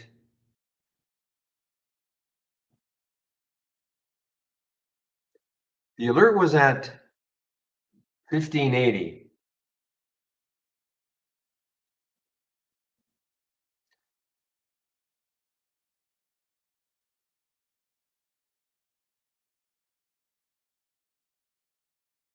Okay, it was the 1560 right here. If it takes out that 1560, I mean, the next low is 1472. Oof. No, that's just from Interactive Brokers, JC. It's nothing to do with trade ideas. That's what I typically use for my news. I like our news is good if you want to go back in time a bit, but as far as something that's happening right now necessarily, not necessarily will it be that good? Oh yeah, I would use it. Just go to File, New Window, File, New Window. What I do is, and then scroll down to where you see News, and you get a little pop-up, and then Newswire, and then another pop-up, and then company-specific news is what I pick.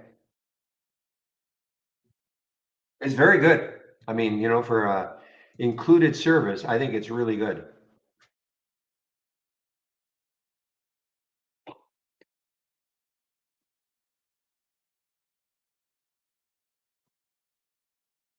Okay, I'm all out of the XPON now, guys. It's too whippy for me now. Might look at it again if it gets over 350, but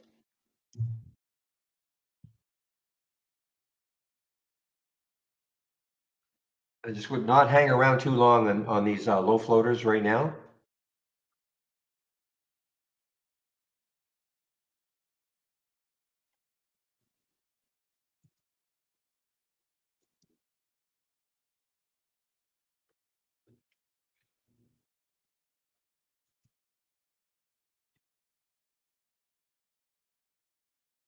Well, first I look at the daily D888. First I look at the daily. If I can't see anything on the daily, then I look at the weekly. Haven't really had to look at the monthly too often because usually I will see something on the weekly. But I guess if I didn't see anything in the weekly, then I'll look at the monthly. But the first step is looking at the daily for me.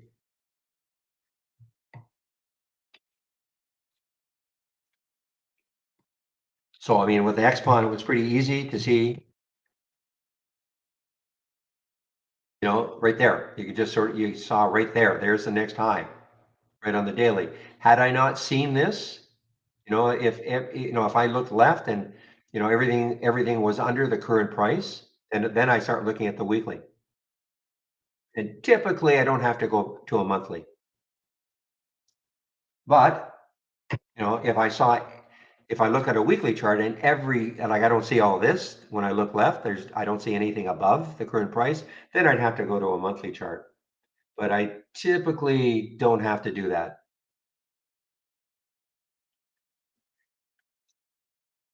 I mean, I could always expand the weekly chart a little bit, if I didn't want to go to the monthly, but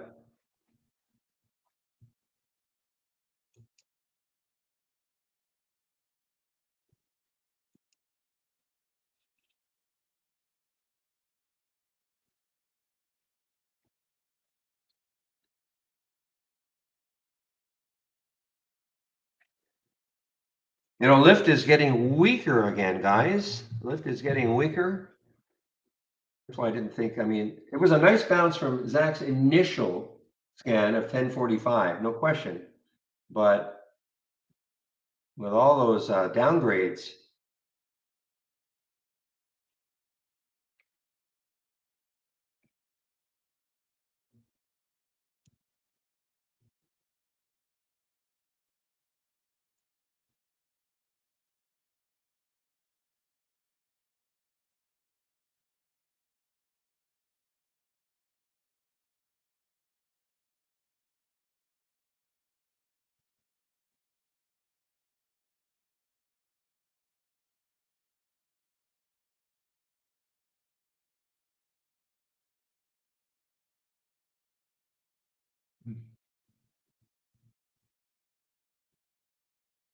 Now, Hills may not be over. When I say that, I remember the HPCO yesterday. If you remember that, let's take a look at HPCO yesterday. I'm not saying Hills is going to do the same, but let's back out this. What time was that?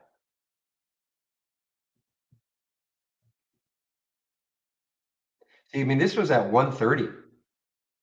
I mean, HPCO had the huge run at the beginning, the big drop.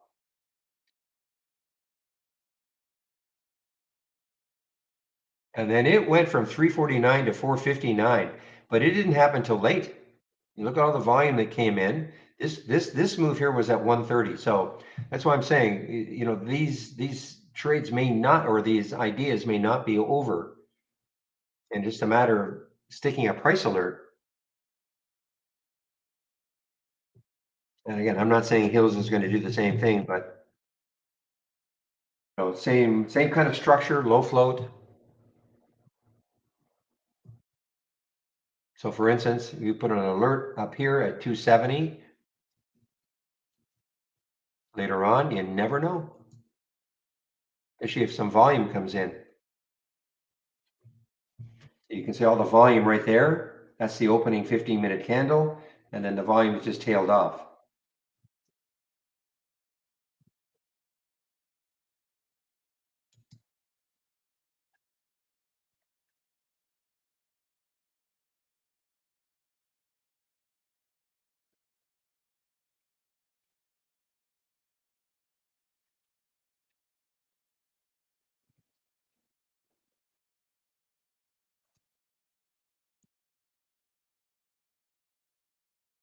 Okay, so that KN, what did it get down to? Got down to 1555.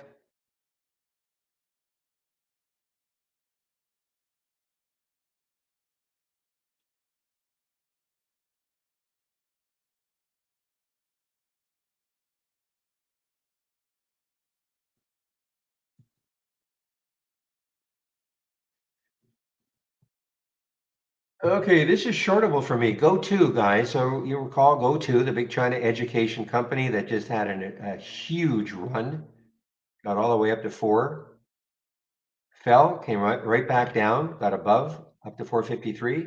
But now look at this through the VWAP, 301.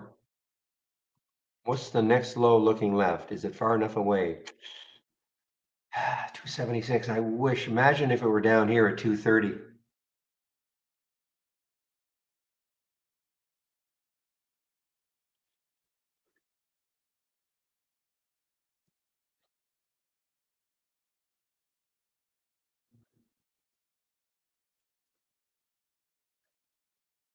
Yeah, file, new window, then then it'll pop up. You'll get an explosive, you'll get a window that'll pop up, and then go scroll down to news. You'll get another pop up, and scroll over to that where it says news to news wire, and then eventually another pop up, and then company specific news.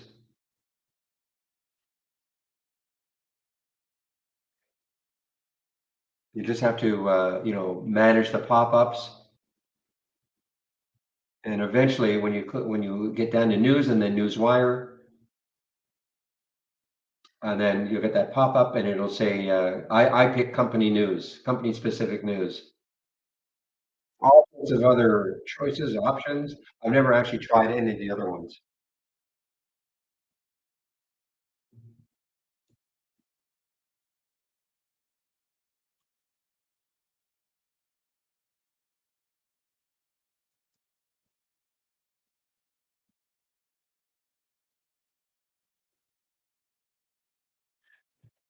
Look at Lyft, guys. This is getting interesting again, even for me. The only issue is 10 is looks like there's pretty awesome, well, pretty good support at 10 for Lyft, LYFT. All right, let's talk a little bit as the market moves down now, though. Market starting to move down, so now the Dow's gone negative. Nas never went positive. So let's talk a little bit about the races and why I think you can incorporate a race into your trading style.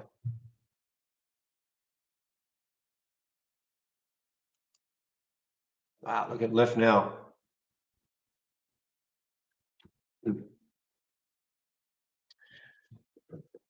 So these are the two races that I am sharing. Give me one moment.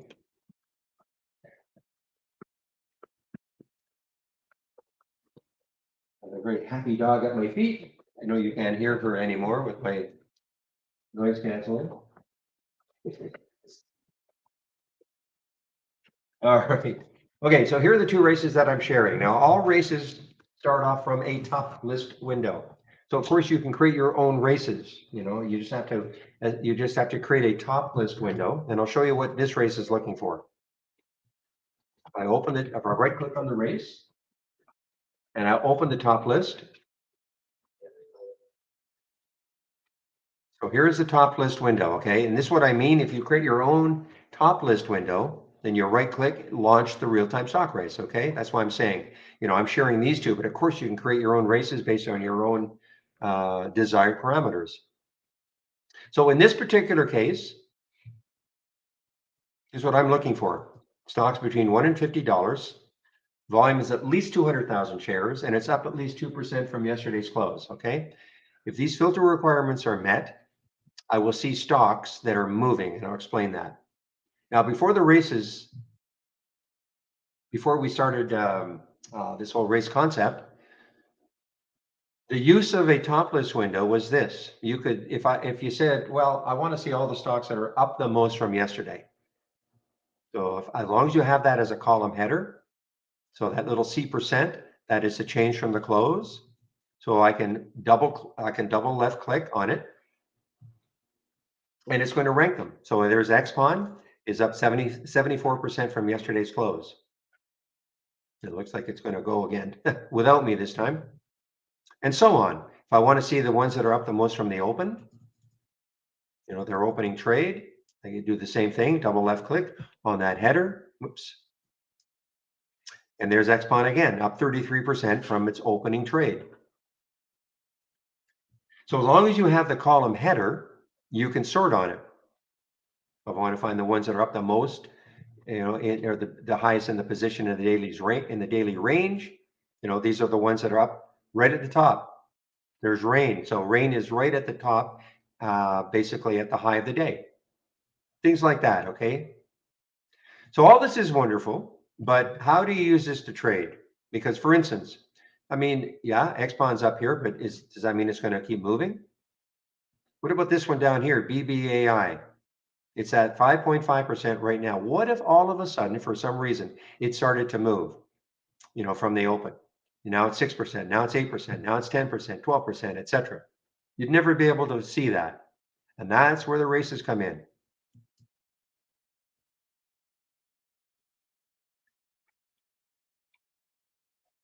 So I run, and again, this is customizable, okay? I like to run 4-minute races. And so we are almost a minute and a half into this 4-minute race. So what happens is all the stocks, of course, start off the same. So it doesn't matter that XPON is up 38% and some other stock is up only 4% from the close, from the open. If that 4% stock starts to really move, you will see it here, okay? So right now, RGTI, since the race started, is up 1.39%. Not a huge number, but that's what this is telling you. BBAI is up 1.38%. Now, in this particular race, you will see sometimes you'll see some big movers, 5, 10, 15, 20%. And you don't have to wait for a stock to reach the top here. If you start to see a stock moving, just click on it and see what's happening. Okay, so you don't have to wait for the race to be over or for it to appear right at the top. So right now, nothing terribly interesting. But of course, that can change in a heartbeat. Some stock out of nowhere, as long as it meets the filter requirements of the price range that I've got and a minimum volume, etc. If a stock meets those requirements, you will see a stock that is moving. Now, the other aspect is this. It automatically creates a watch list for you, a top 10 watch list for you of stocks that have won the most races over the course of the day. I start my races at 9:30, okay, when the market opens. You can start them earlier if you want, but it's completely up to you. It's all customizable. So what happens though is that here's a top 10 list and made up of the stocks that win the most races over the course of the day. So there's XPON has won 4 races. Hills won 3 races. So the idea is this though. Oscar won 2 races earlier. Click on it, see what's happening. So if you look at this and go, I mean, this is now underneath the VWAP, right? But what if this was just, up here still and it was moving down to the VWAP? A lot of you like to play stocks like that, or maybe a bounce off it, or maybe a short through it, if you've got shorts available. Maybe you have a moving average, and I'm looking at a 15-minute chart here, but maybe you have a favorite moving average, the 10 SMA or the 80 MA or whatever that average is. Okay. Yeah, and you have it on your chart. Maybe you want to, take something. So you might say to yourself, wow, I missed all this, but it could set up again later on. Maybe it sets up for a bounce. This is maybe turning into a pullback play if it bounces off some favorite average of yours, or maybe the VWAP.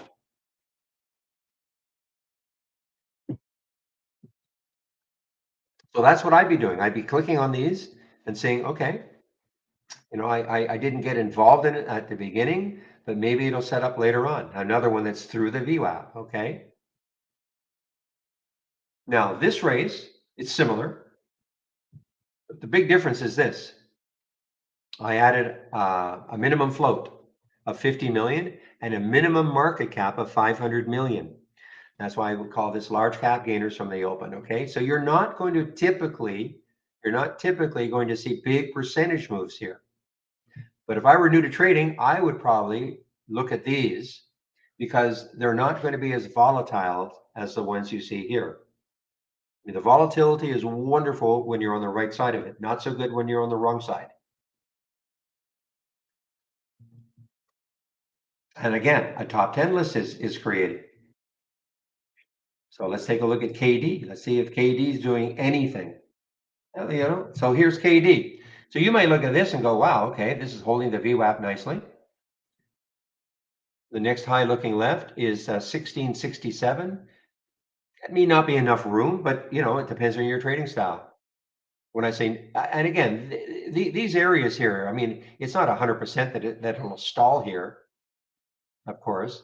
But what if, for instance, like if in my case, if that next high looking left, which is yesterday's high, what if it were 17? I'd be looking at this really closely then as a potential trade. It's it's hanging over the VWAP, which was 1608. Maybe I take the trade right now and put my stop at the VWAP, something like that. That's why we have a simulator that you can practice trading. So it's great to practice trading if you're brand new, but even if you're looking at something like this and you're an experienced trader, you might think, wow, I've never really thought about, doing something like this. Why don't I practice? Maybe practice taking a trade a little bit over the VWAP and put the stop just a little bit under. What would happen?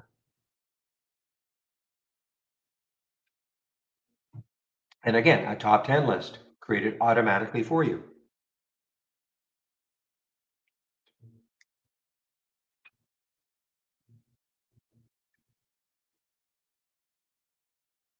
Veza, I think you said you wanted to go short AI, but look at it now. I'm sure you've switched I mean, it didn't get down to 21, but it is having a nice little resurgence for a while anyway.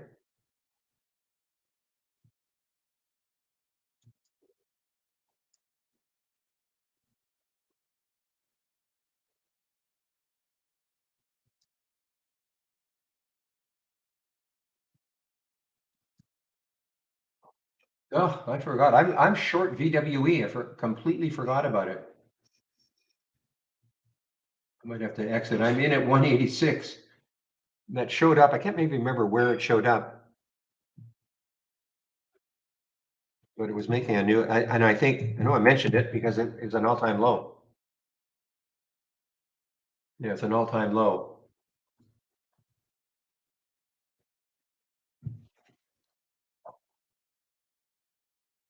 So I'm in at 185, so we'll see what happens here. If it gets back up to 185, of course, I'll just take it out for a flat.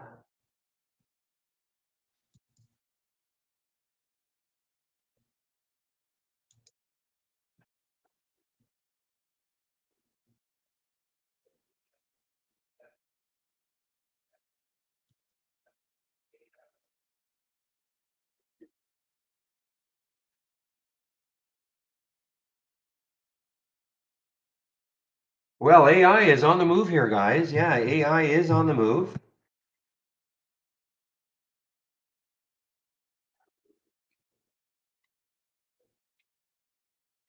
Obviously has a ton of room. 2758 is the high looking left.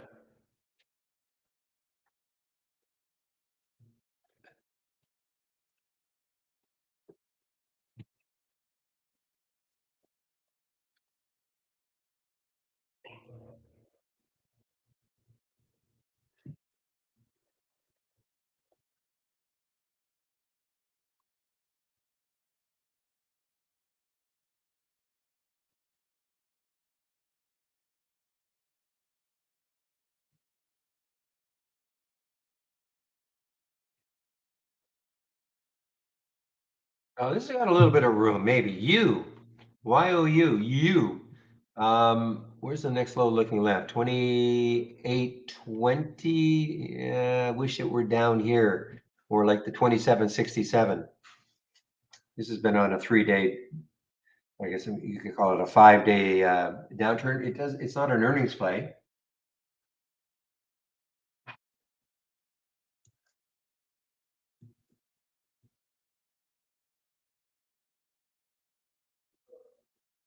Yeah, so your list doesn't begin until you started, okay? I started my list at 9:30, okay? So that's why.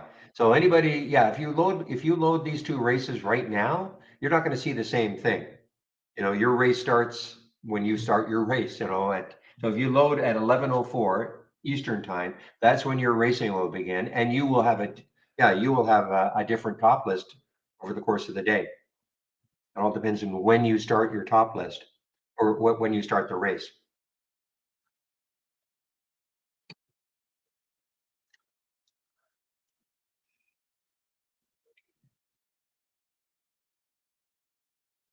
I don't do that. Don't do that. Okay, I meant to duplicate the race. Yeah, I just want to show you. So here are the things.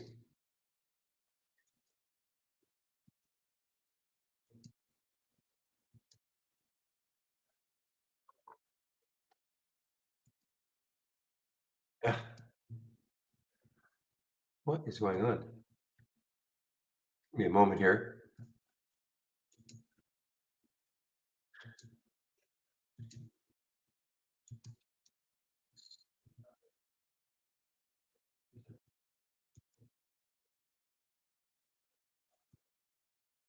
I think there's a little bug here.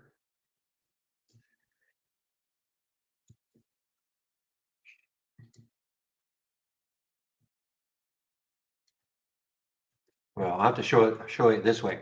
So, these are the options that I use. Okay, the auto rerun. I think that's an obvious one. So when a race is over, you want another one to begin. You don't have to do a manual every time. This is the minutes to run. You can pick how long you want your race to run. Want it to be a 5 minute race, a 2 minute race, a 10 minute race. I picked 4 minutes months and months ago. I've just stuck with it. Race lanes 10. So, I'll have 10 symbols here.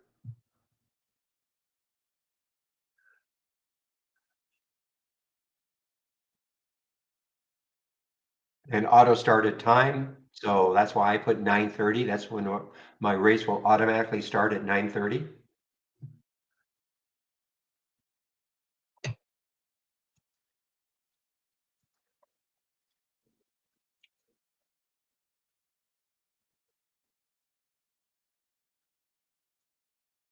Yeah, there's a bug here. Pepe, right?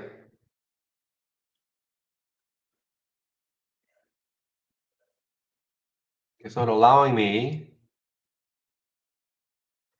right click, show race setup, and yeah, it's just not allowing me to go in there because you can't change it here unless I've forgotten. But see how it's, yeah, it's not hanging on here. Anyway, I'll have to let them know. I think that's a little bug I've got going here on this development version. Always on a development version. So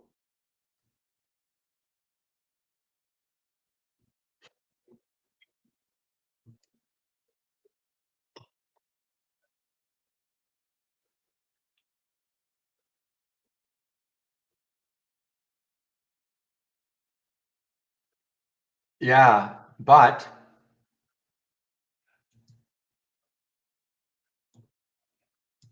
there's your stop.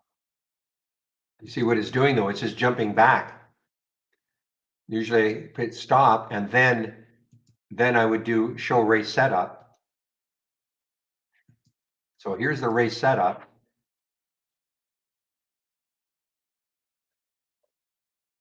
And then if I click, I know I could have done it this way too. Click the stop, but you see what it's doing? It's not.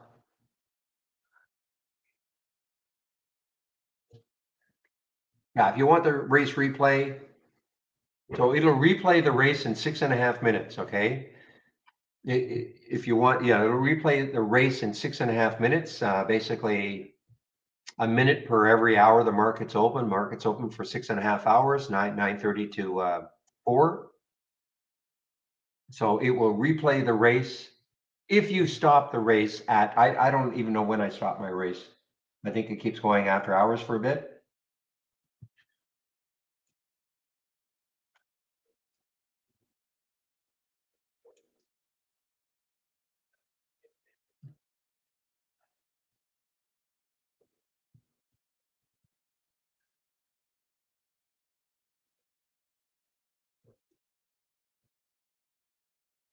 Well, I'm certainly not an expert in Head and Shoulders stuff. I saw the post that you put. I'll take a look at it, but I don't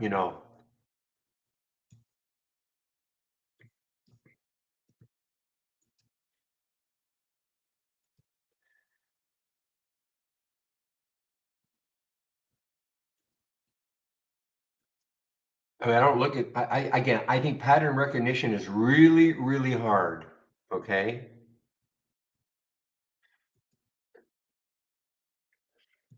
Yeah. I mean, off the top of my head, I don't use this, so I have no way. Maybe somebody else, if you want to take a look at this and how would you improve it?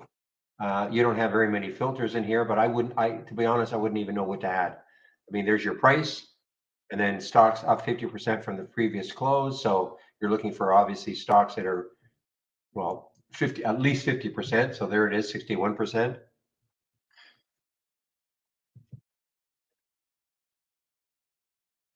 But I am not an expert in something like this. I honestly would have no idea because I don't look at this pattern at all. But, somebody in the room might take a look at that and say, yeah, if anybody in the room uses the Head and Shoulders.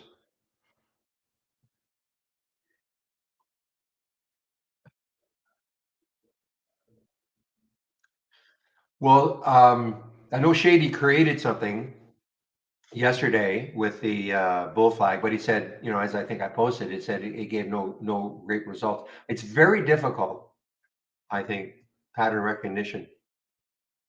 Very difficult.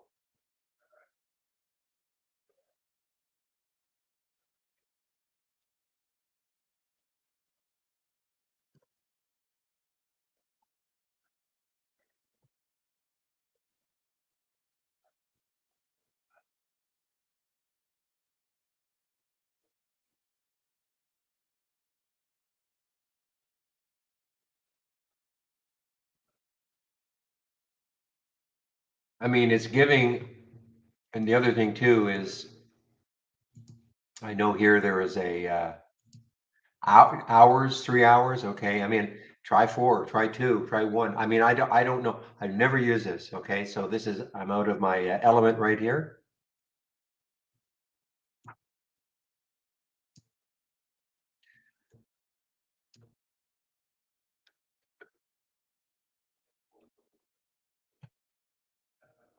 I know you posted something to the general email, and so did anybody answer you?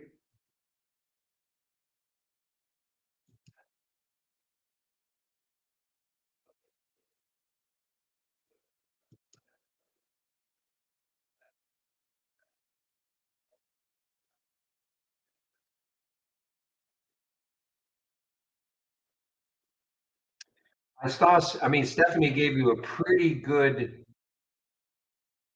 description of everything, okay?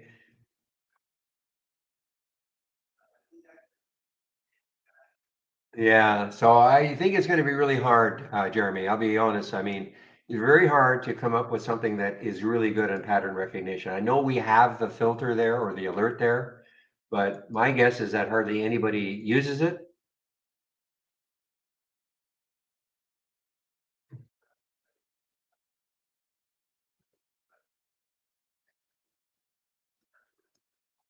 But I saw the answer that Stephanie gave to you, and she is pretty detailed. Nobody is going to be able to give you a better detail than that, quite honestly, at Trade Ideas.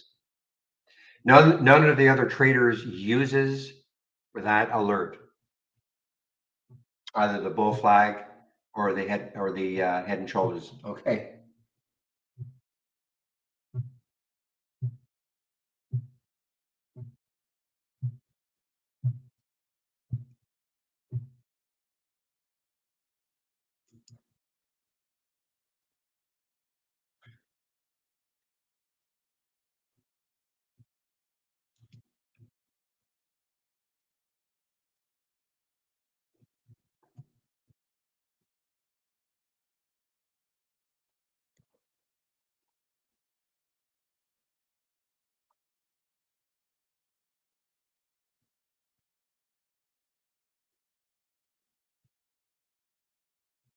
Well, I thought Stephanie put it.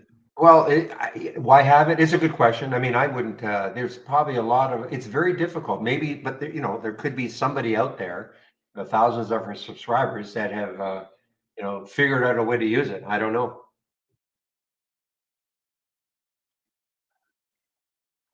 I mean, when we created all the alerts, there's probably a ton of them that aren't used very much. Here are all the different alerts that we have, real-time alerts that we have, and here are all the filters that we have. And as I explained, many times, you don't have to learn them all. When I say you, I mean just talking in general. You don't have to learn them all, but we have so many because there are all sorts of different trading styles out there. So it's possible that somebody out there in the thousands of customers that we has found a way to use it, but we don't have access. We don't have access to everybody's scans.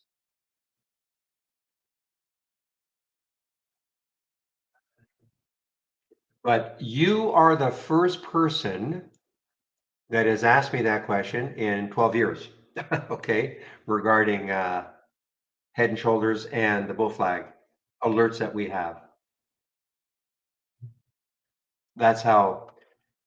So yeah, I mean, the problem. You know what happens is we take that filter out or we take something out. All of a sudden, we get a couple of complaints and why you're doing this. This is my favorite setup. It's been working. So that's why we don't do it, just in case there are a couple of people out there.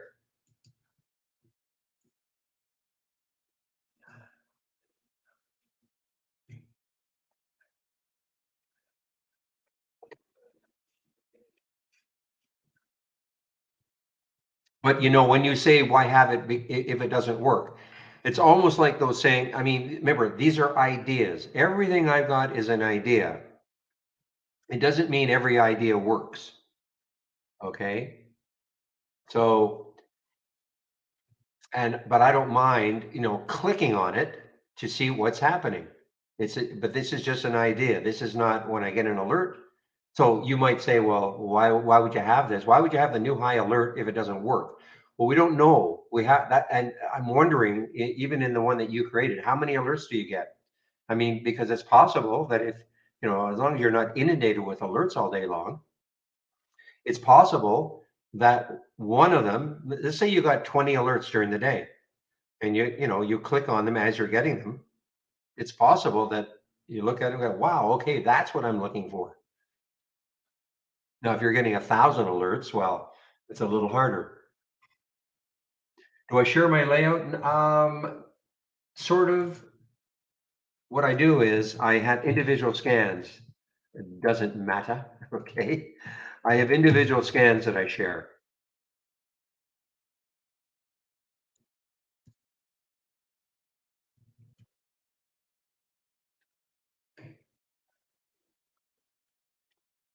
Sure, and I think that, yeah, you can talk about flags and head and shoulders, but to try to create a scan to get one, I think that's the issue. But I mean, I could click on an alert and I'll look at my charts and there's a flag, okay, or a head and shoulders or something, okay. That's more to me recognizing it maybe on a chart, but getting a scan to actually. Now, I thought bull flags. I'm sure that Steve has something. Anyway, let me get back to this. It doesn't matter. So if you want my scans, you click on my homepage link, okay, and you'll be brought to this page up here. Scroll down until you see my scans. So these are the scans that I'm sharing. So here are the two races, okay. These, what you see, and here's the halts resumes as an example, okay. But I have some other scans. I don't have all these scans up and running, but I do have, here is the daily breakdowns or breakups and breakdowns, breakouts and breakdowns, right here. There is that single stock window that I have. Okay, so basically, not everybody wants everything in my entire layout. So I kind of say, okay, you can pick and choose what you want. This is what I use in the pre-market. Pre-market actives up and down. You don't see it now because, well, we're not in the pre-market anymore. Excuse me. Okay.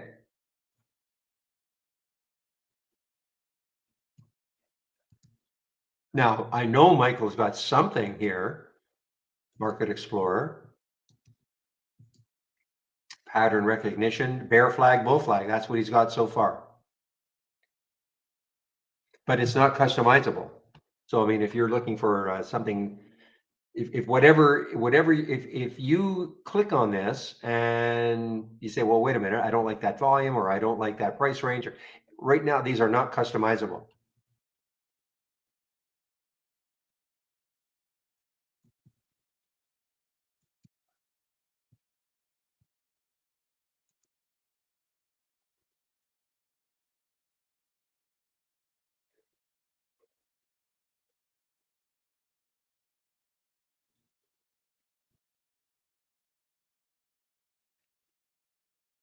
Did that open? Oh, there it is. Yeah, there's MLYS. So it did open, and thank you, Casa. And 16. Well, okay. Well, it's above that, above the IPO price. And this is one of the quirks of our halts resumes. I would say at least 90% of the time, an IPO will show up as a resume.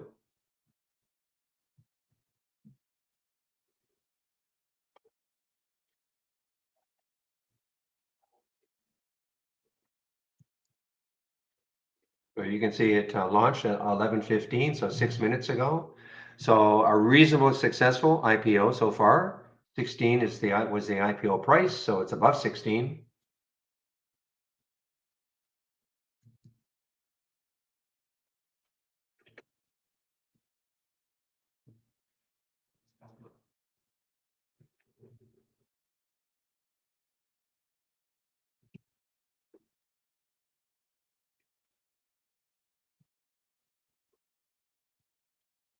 But look at this one, guys. This is an all-time low for Azul. This is a Brazilian airline.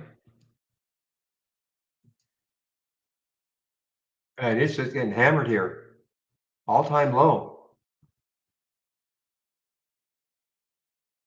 How do I know? Well, I look at my position in lifetime range and I see minus 0.7. So now there is the lifetime low right there at 497.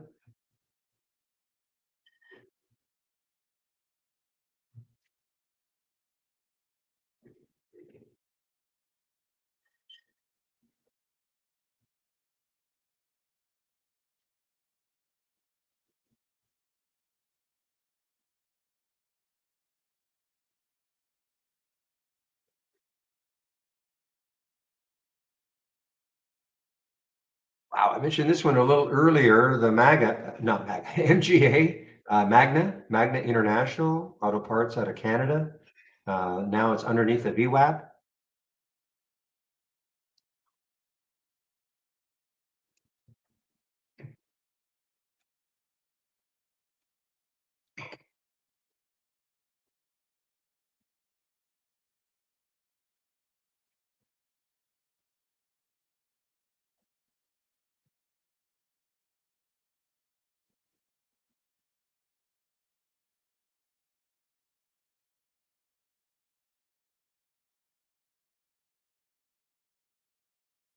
Well, this one took out 10. Remember, we were talking about this PRVB earlier and wondering if it would take out 10. It has taken out 10. The next high looking left is 1049. I'm still thinking that XPON maybe later on, as long as it keeps holding kind of near the highs, but you don't want to see, go right back down to 260 or something. But this could get going later on in the afternoon.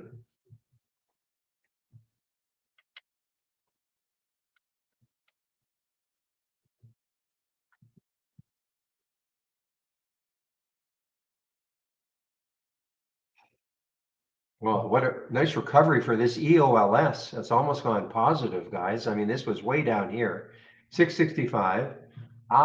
So finally, I see some news on this one. Did not see any of this in the pre-market.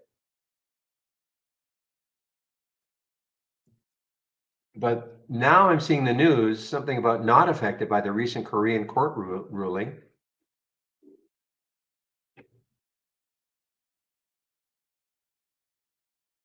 So that's why it has bounced right back up. So I guess there might have been some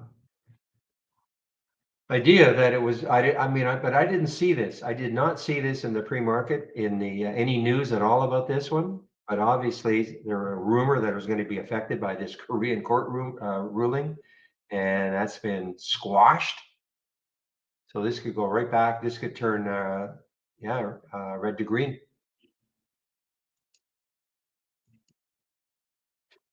Yeah, this is not. This is a SPAC though. Okay, BLACU is a SPAC. So I sort of disregard them. This is, this should hang around $10 for a long time.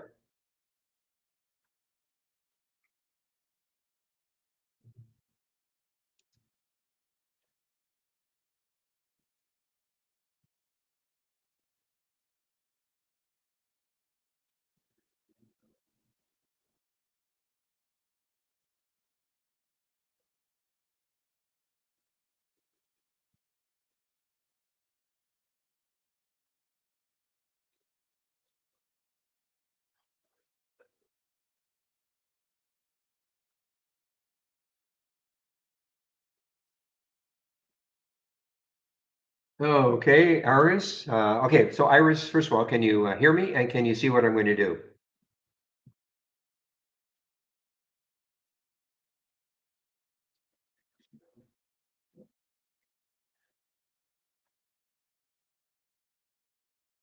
Okay, good. So the question is, and this could, other people might have the same type of question. So the question was trying to use the anchored VWAP on the chart. Okay, just give me one moment.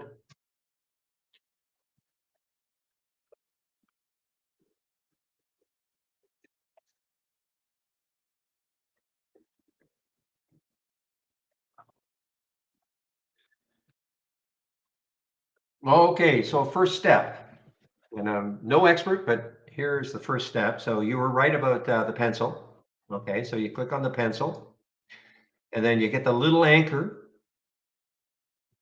Okay, the little anchor. You know what? I better get a better chart because I don't have very much data here. So, okay. So now I'm going to click on the pencil again, and then the little icon, the little anchor. Okay, now wherever, see the little pointer, wherever I put the pointer, and now if I left click, it drew the line. So it's wherever you put the pointer, and that's where it'll start from. So I put the pointer down here, and the anchored VWAP is this purple line. I guess the VWAP is the I think it's called the violet line. Okay.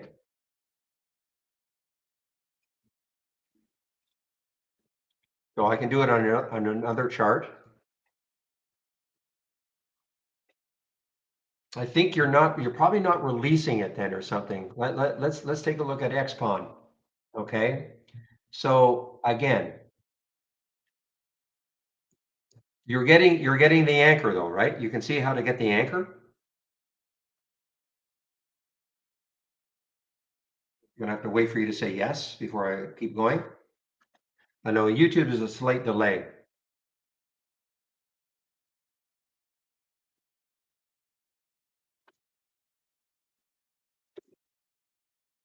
Okay. So when you click on the anchor, now you get an up arrow. You get that big up arrow. You get that big up arrow? Okay. Well, basically then you just position it anywhere you want, wherever you want that anchored VWAP to start. So I'm going to start it right here at the top of that candle. I place it right there. Now I left click. Maybe that's what you're not doing. Left click, and then the chart will sort of disappear for a second, and then the line gets drawn. Now it's hard to see it here.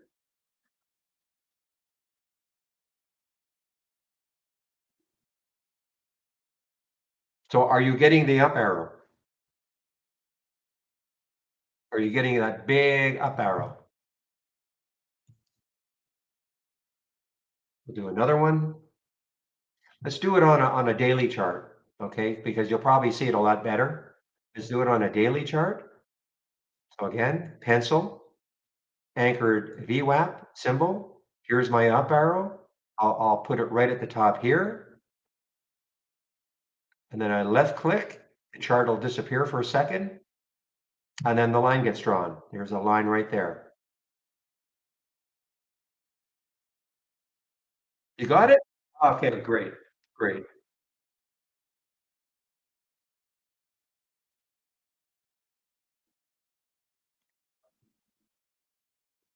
Now, the big problem we have with the anchored VWAP is that, unfortunately, this does not remain. So if I go to another symbol and it come back to rain, that anchored VWAP is not saved, which is a bit of a pain. Now, the workaround is if, for instance,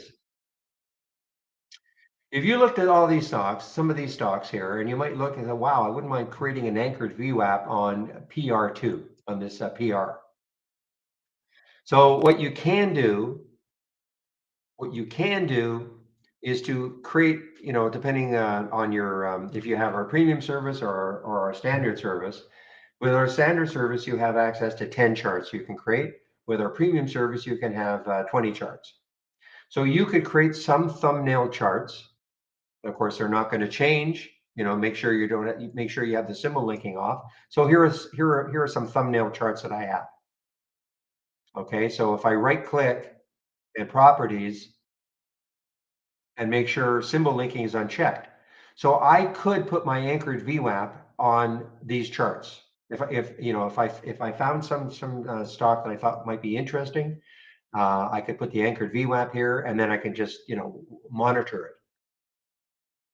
The problem is though that it'd be great, and it should be doable. It's just not doable yet. Doable meaning that I should be able to save the anchored VWAP. If I leave this chart, I put the anchored VWAP on, and I leave it, and I come back, it's not there anymore. Changing the color of the line. Okay, Peter, let's see. Oh, here's the anchored VWAP.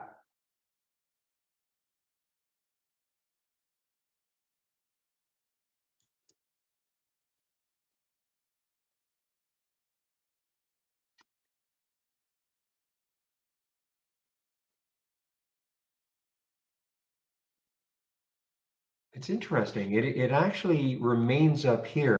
So I think, yeah, this was not intuitive because I had the same sort of issue. Let me just get rid of this. Okay. So I think you've got to go to right click.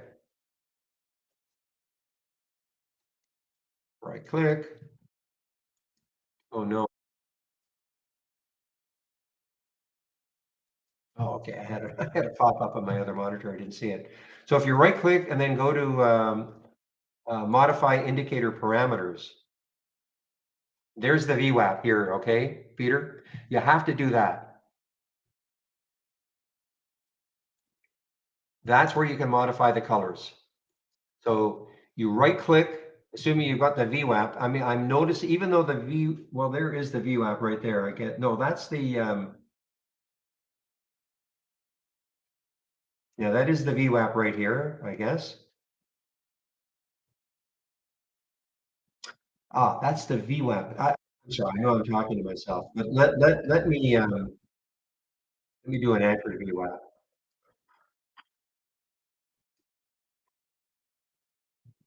Okay, now right click, modify indicator parameters. Yeah, so that's how you do it. Okay, so you have to have, so once you create the VWAP, then you can modify the colors here. So right click, modify indicators, right click, modify the colors. Now you can set your color. Okay, here's the palette.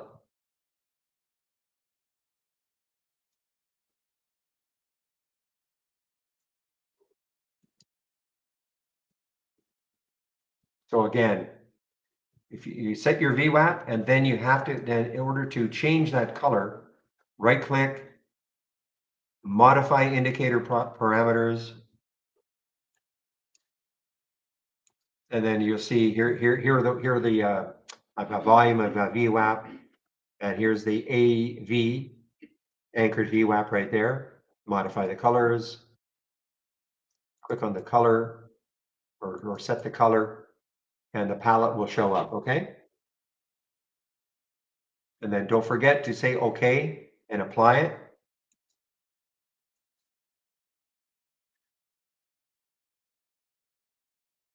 How do you get just right click, JC? Just right. I gotta get rid of this. Okay. Just right click and modify indicator parameters. So right click on the chart and modify. You've got to go down a bit, modify indicator parameters, and then the box will pop up.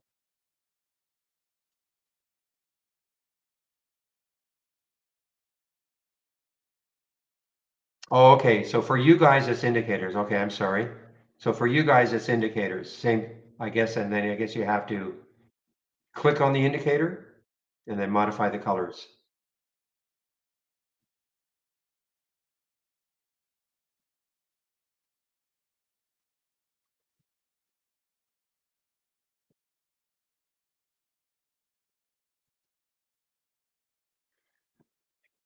The benefit of docking the charts, it's just a cleaner look. That's all.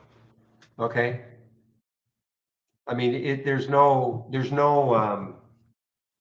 advantage in terms of using the software.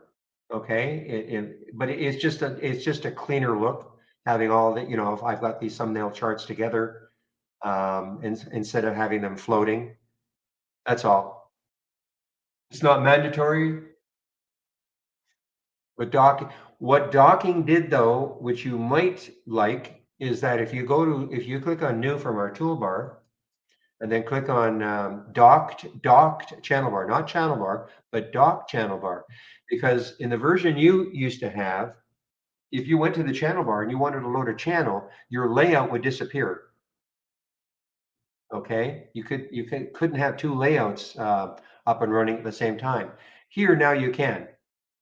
If I click on the momentum channel as an example, so here it is, and my layout is still here, did not disappear like it would in the past. I mean, that's been around for a long time now, but you were stuck on 4.2 point something, so things like that. So for instance, if I wanted to, I wanted to watch the major sectors all day long, There's their sector status.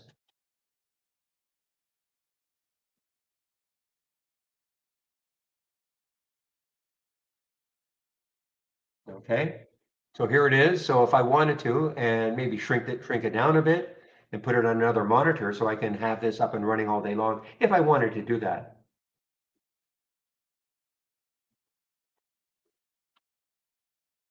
So that's probably, that was the initial reason for docking, so that people could have, different layouts running at the same time. And then there's this, the ability to just put all things together. It's just a neater look, that's all.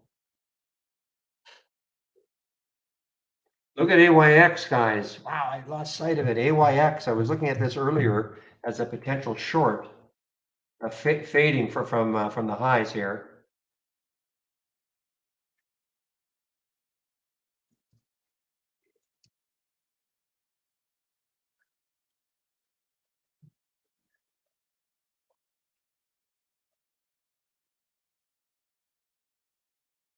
You too, Greenhorn. I probably missed. You're probably gone by now.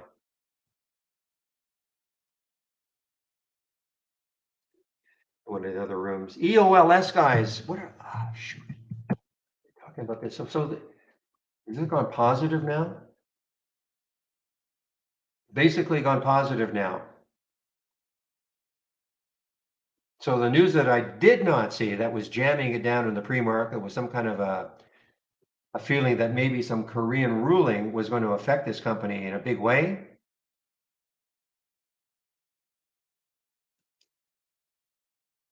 And then now it's saying it's not affected by the recent Korean court ruling.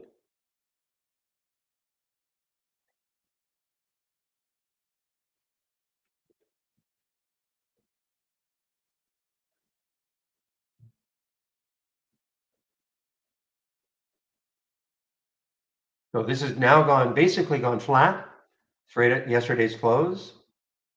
Imagine if you were holding this one here, and then it's going down for, well, no reason really. Well, yes, a reason, maybe a rumor, and then it gets refuted, and you're right back up. Meanwhile, you panicked and you sold, or hit your stop, which that's fine. Amir, okay, this LICN, yeah, I have this thing thumbnailed. Yeah, it's getting close. This was the IPO from 4 days ago. The IPO was at $4. It got a little bit above that, and now it's trying to come back a little bit.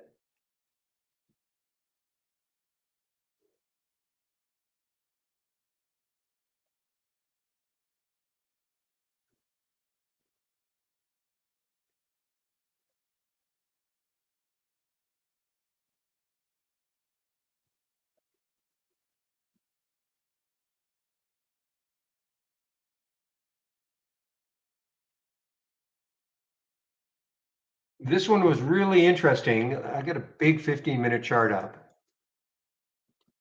I thought actually a couple of days ago something was going to happen. Let's take a look at LICN. You can see what I'm talking about.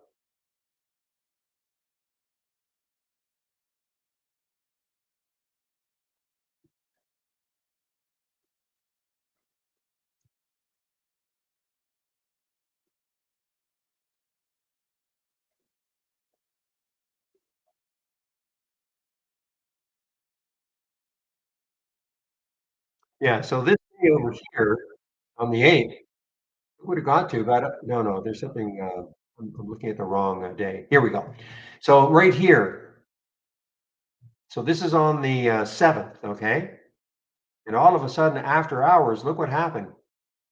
Got all the way up to 4. And I thought, man, maybe tomorrow, it'll hold that 4 and start to move off it. Not quite, but we're back. We're kind of back into this area again. This is a China IPO. Very few shares were issued.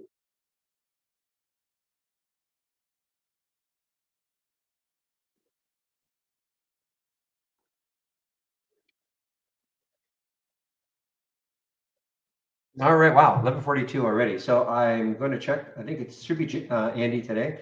And yes, Andy beat me to it. I didn't even have to ask him. So it's going to be Andy in our YouTube room between 12 and 1. I'll be taking my break then. Before I do take my break, I will put the YouTube link in. So you can head over there, head over to YouTube and listen to Andy for an hour if you want.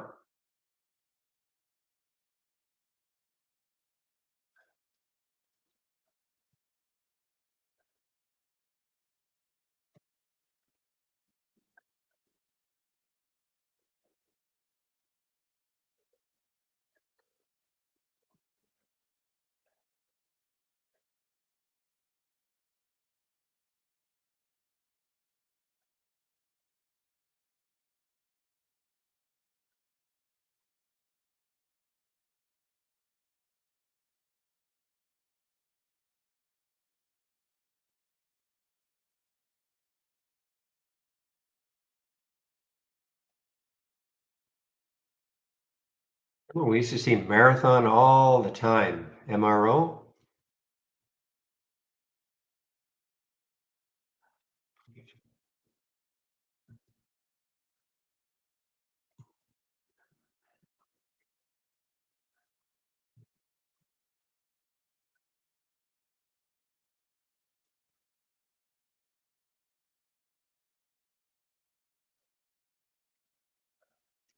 TSVT, terrible spread. 1176, 1202. Moving on the way down, but it's a terrible spread. Again, spread difference between the bid and the ask, 1184, 1202. That's way too much for a $12 stock. Now, if this goes down to $11, that wouldn't matter, but we don't know. Again, Interactive Brokers, guys, time and sales from Interactive Brokers. Nothing to do with trade ideas.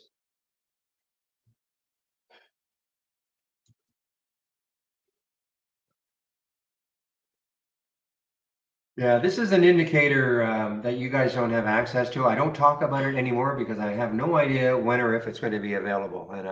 So I still use it to a certain degree, but I used to talk about it quite a bit when it was first introduced. Basically, it's a comparison. It's a ratio between bullish versus bearish candlestick patterns. So the theory being, if this is high, if that right there on the 15-minute chart, but as it starts decreasing, that means that the bearish candlestick patterns are on a ratio basis more than the bullish ones. That's the theory.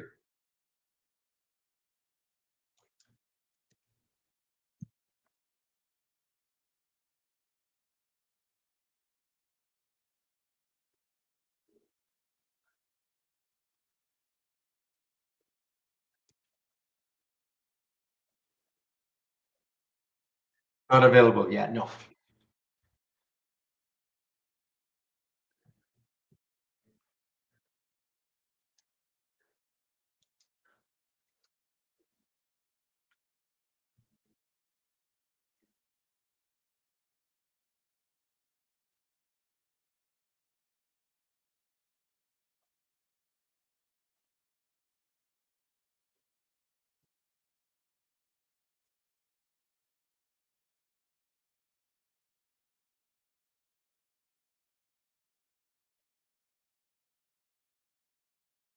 All right, guys. Let's see what time is it now? 11:46. So getting close to my break.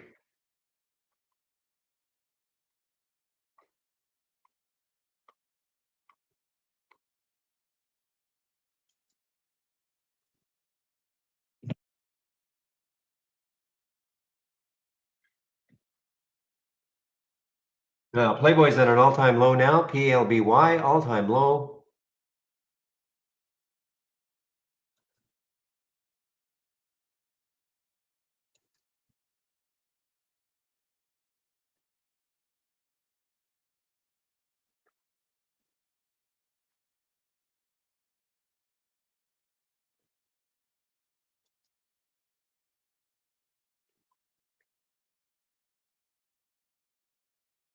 Yeah, I looked at this rain earlier. I really wish this wasn't here. 1039 is the next high. It was, but to me, it's just too close for me to take the trade. If that had been the next high, 1094, I would have been definitely inclined to take this trade over $10.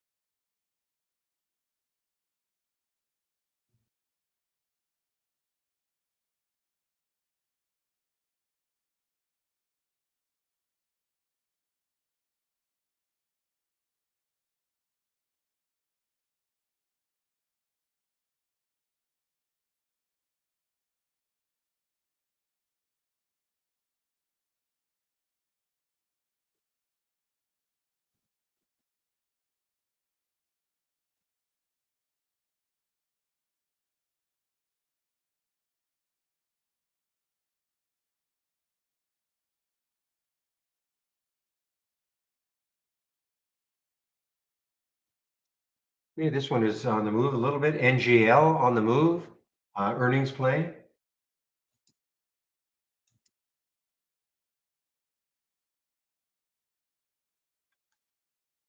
Boy, X-Pawn, I just, I get a gut feeling about some of these things, and it just looks like it, might have this sort of end, well, not end of day. I mean, we're only 11:49 now, but sometime in the afternoon, if it ever takes out that high and it can somehow take out this high,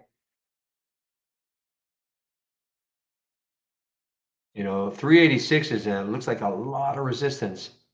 Look at that weekly chart for X-Pawn.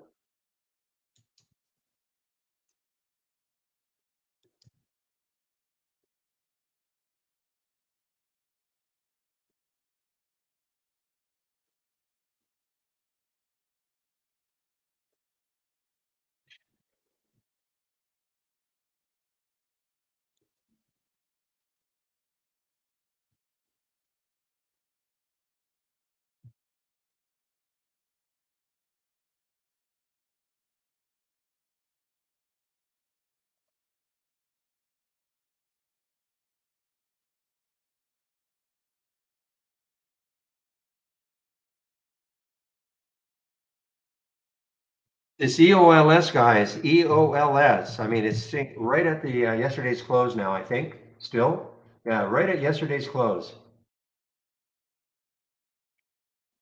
And yesterday's high was 931, so it's pretty close to that. So probably doesn't have a lot of room to move. I think there's probably deep sighs of relief for those who may have held on, especially in the pre-market when it got down to 667, or maybe they didn't even know it. Maybe they hadn't woken up yet. They're probably pretty happy they didn't wake up early to see this. I mean, down to 669.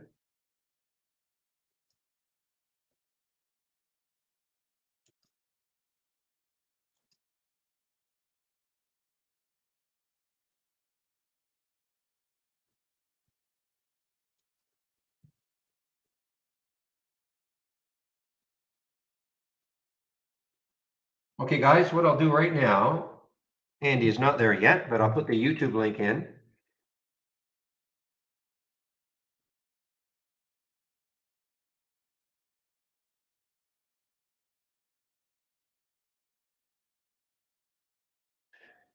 Oh, that's right, Shady. You talked about Genius a little while ago. GNS.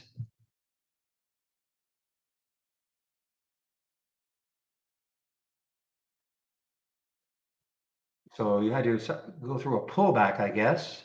Now over the 200-day move, or keep saying that, the VWAP.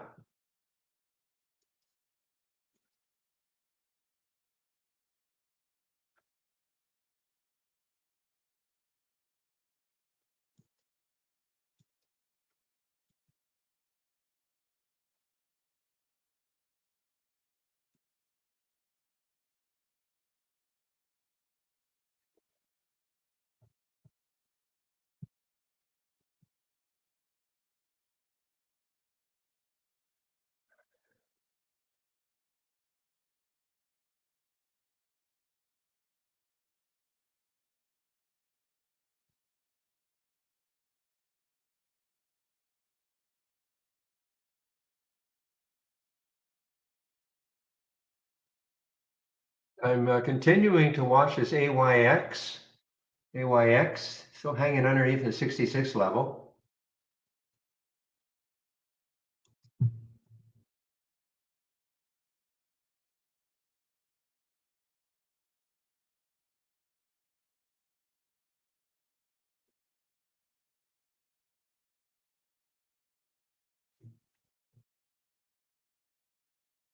Now it is an earnings play and it's still, it's still up, but I'm just looking to, especially if the market starts to drift down.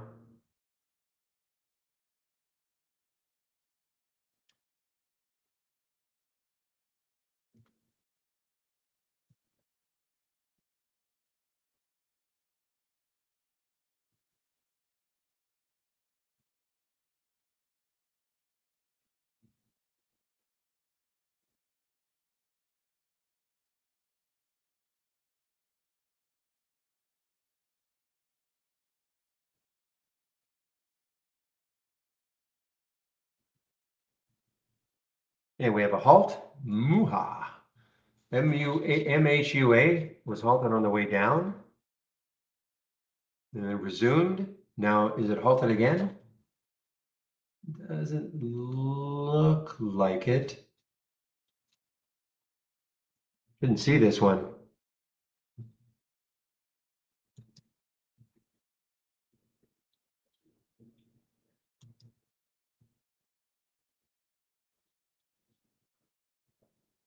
Can't. Hertz, you're talking about the surfing? It's only going to go through the top three.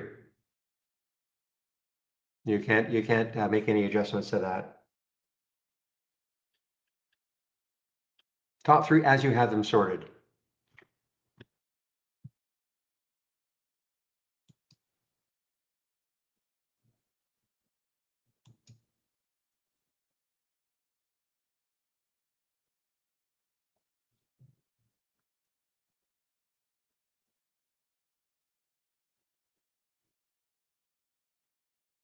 One of the reasons too is that, remember, top lists, refresh every 30 seconds. So I mean, if all of a sudden you wanted to see and you had 100 stocks on your top list, it would be almost meaningless to do it.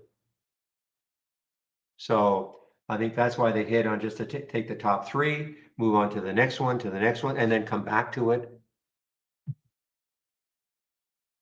Yeah, XPON guys, XPON now, boy, picked up that high again, or a few days ago, I should say. Right here. What day was that? That was the 12th. So about a week ago, about a month ago.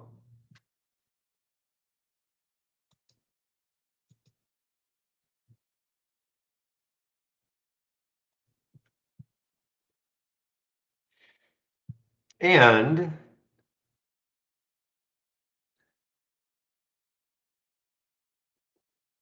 oh, I'm sorry. This is 396. Okay, so about four. This is the 374. So I mean, it still has a little bit of room in order to get to that four.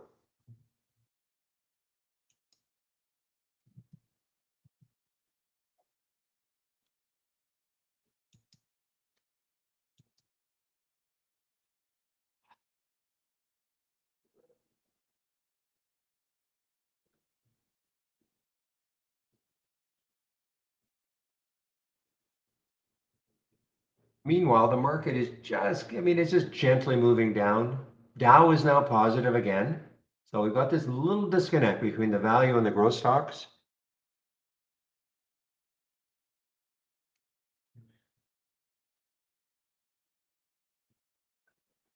Certainly, how many shorts are available at Interactive Brokers for XPON, just as an example? Yeah, so this is not available for me anyway to short.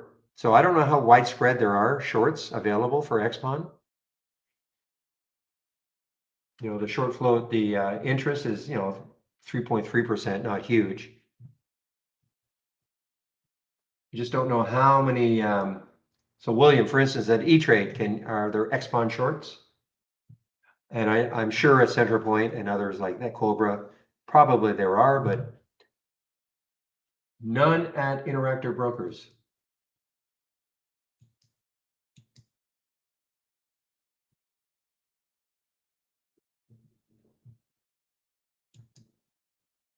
None at Fidelity. So consequently, you're not going to get necessarily a lot of people having to cover. Yeah, it's the same it's the same at Interactive Brokers. I mean, you'd have to call them and all that. I mean, when you have to do that, forget about it. In my opinion, anyway.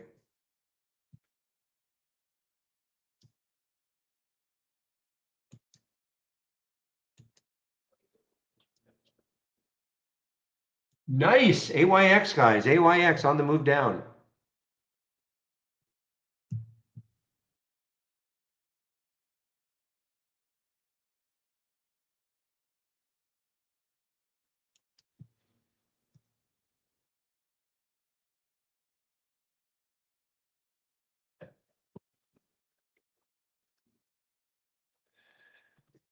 Okay, guys, I'm going to get my announcement in. I'm anticipating Andy will be in the room any moment now in our YouTube room. So I'm just going to put my announcement in.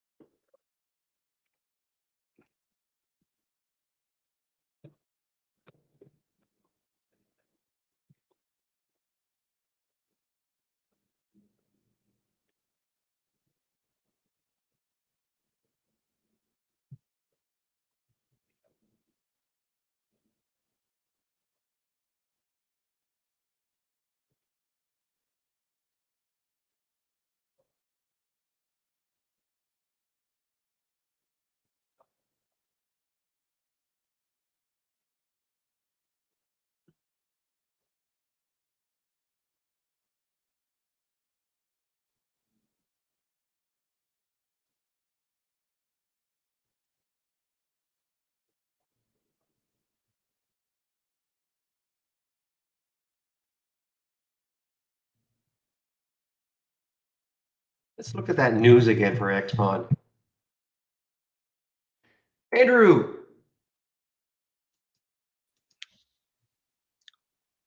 Andrew. Hey, Barry. Sorry, I had to switch over to headset. How you doing, man? Hey, how are you today? All right, all right. How are things? How are things today in the old trading In room? the old active trading rooms? Yeah. Not bad, not No? bad. I mean, XPON's been the kind of the focal point right now. XPON. You probably Okay. have seen that. I have. I have. Although I've been And focusing a little bit on and shorting today, but anyway. yeah, I have no shorts for it. Are you talking about shorting XPON or just in general? No, no, no. I actually shorted Tesla on that run up this morning, and that was, Oh yeah. yeah, yeah, kind of faded it.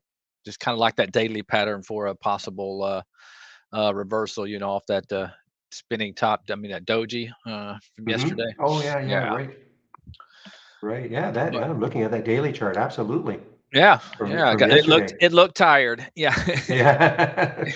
Well, it's only doubled in what, exactly. I mean, unbelievable. Unbelievable. Oh $100 man, stock doubling. incredible. Well, Yeah. okay, my friend, can All you right. Yeah, take off, buddy. go to Yeah, 1 take o'clock? off. An hour. Get you a nap and a sandwich. Okay. Okay, Andy. Let me. All Talk to right. you Have a later. good one. I'll share my screen here real quick. All right. Hopefully, we didn't lose anything. Can you guys see my screen?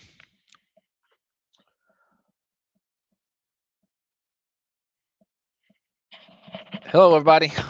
This is Andy, and this is the support webinar. So if you guys have any questions, okay, thanks, Bill. Appreciate it. Crazy, crazy act. It's a tough market. It's tough for day trading and really swing trading and day trading. The reason I feel like it's tough for day trading is because a lot of people say, well, why is it tough for day trading? All you're doing is trading within that one time frame. But it's a lot easier when you have a trend in the market, whether it's up or down. It's just makes it easier when you have a trend. And we've had a lot of slop lately in the last week, or actually, yeah, 7 trading days. So it makes it tough because you try not to get any thoughts in your head about what's going to happen. But man, when you've had that action we've had over the last say 6 weeks, and then all of a sudden it gets real sloppy and the bull trend is kind of waffling, it does make it tough. I know. I- But let me organize my space over here on the other side because I do have a couple of positions open. Swing trade, I got out of a lot of things yesterday, and luckily I didn't wait too long because it was ugly. Don't have much at all. One thing that one thing I do have that uh, is I'm trading some Boyle down here, UNG. Not a big size, not a big size yet, but it's UNG has just been beaten up, and I know this is taboo for many traders. You don't try to pick bottoms, but I've done this well. I did it with Meta at $90. I did it with Netflix. I did it with a bunch of them, but uh, I don't teach it, but boy, I tell you, when you're right on a small size, and then you can add as it's kind of going high, moving up out of that base, yeah, you can really score some big ones. Other than that, Boyle. I got a little bit of goog left over. I was in this the other day for a pullback on this level right down here. Scalped out of some, but and I have a tiny bit left, and I'm probably going to stop if it takes out yesterday's lows. I'll stop out on my last little bit. But boy, that was ugly. And Lee, yeah, Lee, I'm not doing very well in. I've taken profits on a big portion, boy, but this last portion is hurting me, and I'll probably have to get out of that if it goes to lows today. But yeah, other than that, yeah, I I don't want to be long this market.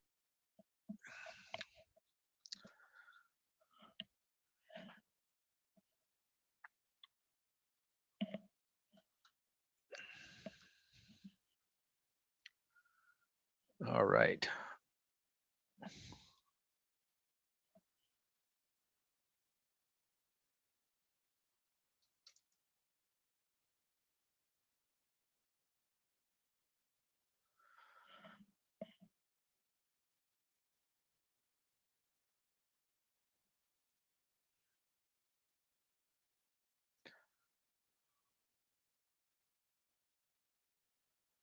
Day trading. I also have some Boyle in my day trade, and I am short some Momo.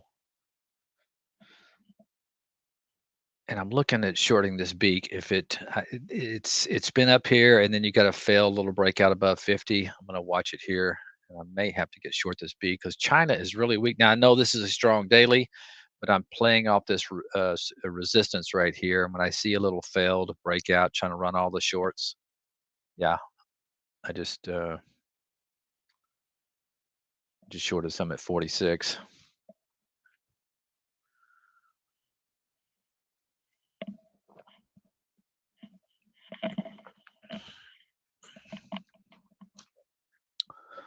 Yeah, market. It is bipolar, and I'll probably add if it breaks this level right here. And it's one of those ones I'll keep tight. If it goes back to highs, then it's not. Uh, it's no longer a failed little. I say breakout of the intraday. Breaking out of a range intraday. So I'm hoping that is a failed one there. And Momo, I'm short from 22. Got here short earlier on this declining. But Beak is the one. Let's see. Hopefully we can see live in action here. Yeah, it is it's a tough market, and it helps when you yeah, what is this Beak? Like I said, I'm not gonna hang out in this thing. If it's If it wants to go back through 50, I'll cut this in quick.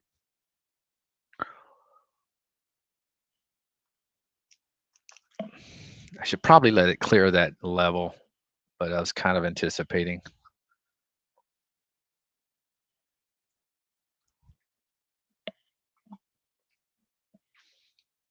Yeah, when you short these, that's a strong looking chart. This is one that I'll be probably marking up if it holds up like this for Monday for a possible swing. So it'll be a nice little breakout above that, 20 level. So it's not one, I would typically recommending shorting a daily chart like that, but I'm looking at KWeb, down 4% today. Okay, he's had a pretty big drop off. I know this beak, if it can get going, can get really ugly fast. And so just a little contrarian play. And it looks like we're trying to knock on this door down here at 40.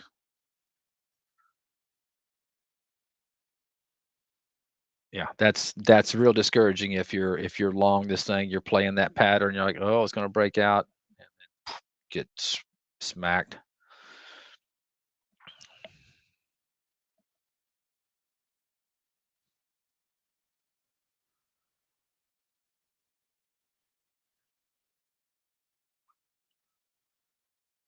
And that low is right at around here is 38. So we're through it now. I hate only thing I don't like doing is shorting more. Then you then you ruin your average price. So I'm gonna give it a little time.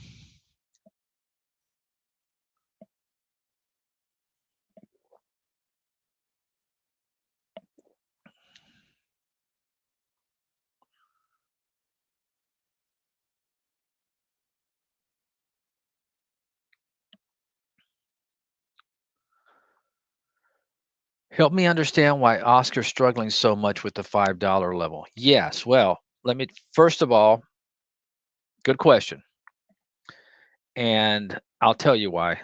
First of all, the $5 is probably the most psychological level there is, okay? Because uh,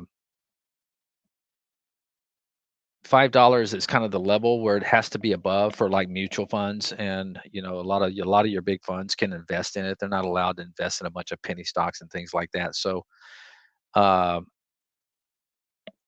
$5 is like I said, it's probably the most psychological level. So, and what happened is you ran, and now keep in mind what you're up, 21%. So when it was at $5, what was it up like 30% on the day? That's a big move. Okay. So, and what happens is you run into that very important psychological level. And if you go to $5 here and look back over here, you're going to see a lot of congestion. Okay. That's when it was trying to break down. Okay. It was bouncing off the $5 level, and finally it broke down. So now this is what we call, uh, and you can see this is usually $5 levels are big pivot lines, because that's where funds and individuals too will come in and defend stock or sell stock, and that's what happened today.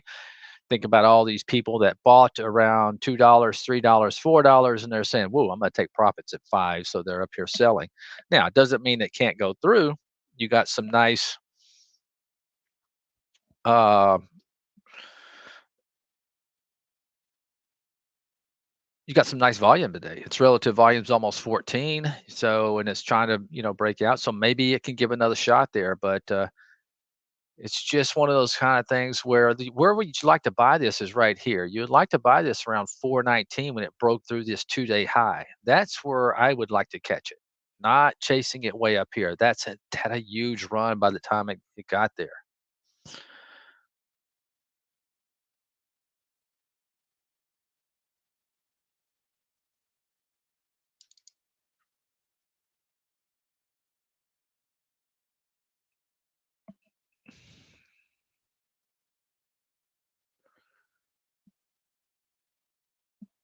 Okay, let me geez, may have to cover some of this beat now.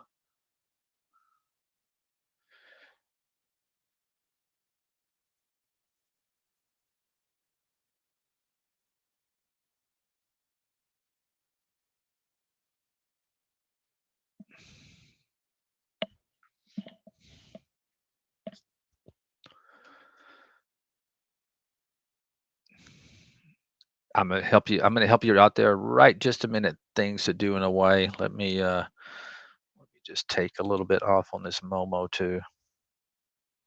It's getting down to that $10 level. It's a psychological level.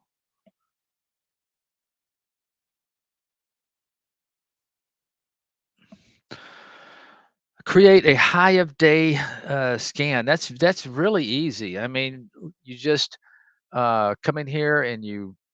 I don't know if you're looking for like a breakout or typically a high of day. Well, let's just look at this one right here. This extreme volume high low pro. It's pretty, it's pretty straightforward. We'll take the long strategy out of this one and pop it out. It's one thing when you're in a multi strategy window, you can pop out the box into an individual A window, and we'll go in here and we will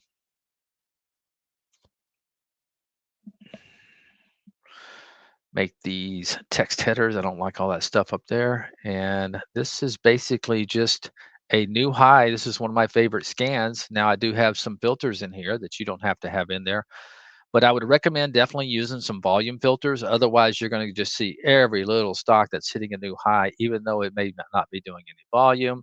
It's in the middle of a sloppy range. Um,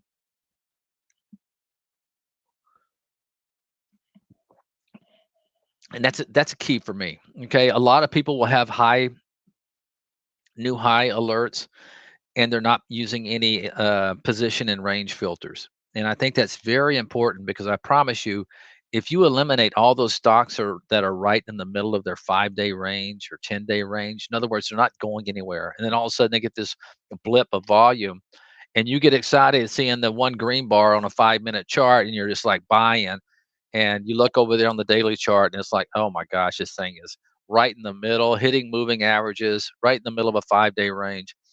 You need to avoid things like that. You need to find things that are breaking out. Yes, I will share this configuration. So what I do is I use position and range. Okay. So you can see a position and range. I have a minimum of 95. That tells me it's about to take out a 10-day high or it's already through that 10-day high. I don't want to see things that are right in the middle, you know, of a 10-day range because it's not going anywhere. And now it may, but I would rather find things that are in clear air, breaking out of that 10-day range. And also on this one, I want position in 20-day range to be kind of close to its 20-day high as well. So when you run things like this, you're going to get, let's just see what came through today. Now, let's face it, the market is kind of ugly right now, but there you go, Bohr. Now you can see this. It has clean air. You saw this morning once it took out this high, and it has clean air, and you had a nice little run there from 620. It's not much, but 25 cents for a $6 stock's not bad. But once again, consider the market. uh, BKI, nice, look at that. Okay, once it took out this range right here, this yesterday's high, boom, it had a little bit of clear air all the way to here. Now it's running into resistance, uh going back over here. Yeah, if I was in this, I'd probably be at least selling some, that's for sure. It's kind of a pivot level right there. There's your Oscar. Now you would have gotten this right when it broke through. See, who was it? Peter. Okay, if you're using a scan like this, you're going to catch this early. Okay, and not be. I'm not. I have no idea where you got the stock, but if I got it right here at 418, 419, I'm not going to be too concerned about it because first of all, I've already sold probably 75% of my position, and I'm just waiting to see maybe if that last quarter can get through. But yeah, let me share this with you. Let me take out the description. I don't know why I have a description in here.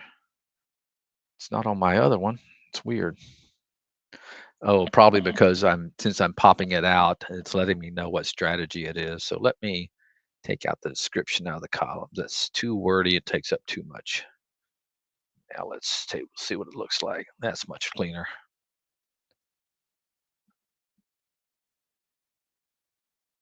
All right. Yeah, this is my favorite new high scanner because I know the stocks coming through here is like this. If I went, well, I'm not sure if it was doing the volume back here, but you would have got alerted at this at 961. That's where I want to see it. If I see it, if I see it screaming, through a scanner down here and it's right in the middle of this range, I don't want to have anything to do with it. I want it to clear those levels. All right. We'll call this, let me rename it. I'm going to call it summary extreme volume 10-day high. Now keep in mind, it only has to be near that. And I like to catch them early sometimes. All right. And I will share this with you. And you can change it up to your liking, maybe. Uh, let's see what else is coming through here. Make sure it's working correctly. I'm always weary about those first ones in the morning, guys. Always be careful about the first ones at 8:30 because you do get a lot of like that right there.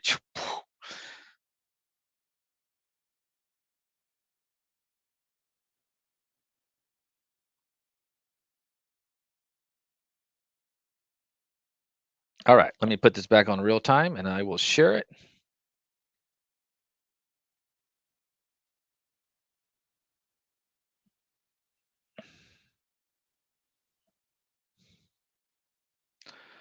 Okay, extreme vol 10-day high. And there you go, giving you something to do in Hawaii over the weekend. Study that. And now the key, it's very hard to know which, when it comes to momentum. And you hear this from Barry all the time. When it comes to momentum, uh, you want to find things that are breaking out, and look into your left. But it is hard to trade, when it comes to momentum.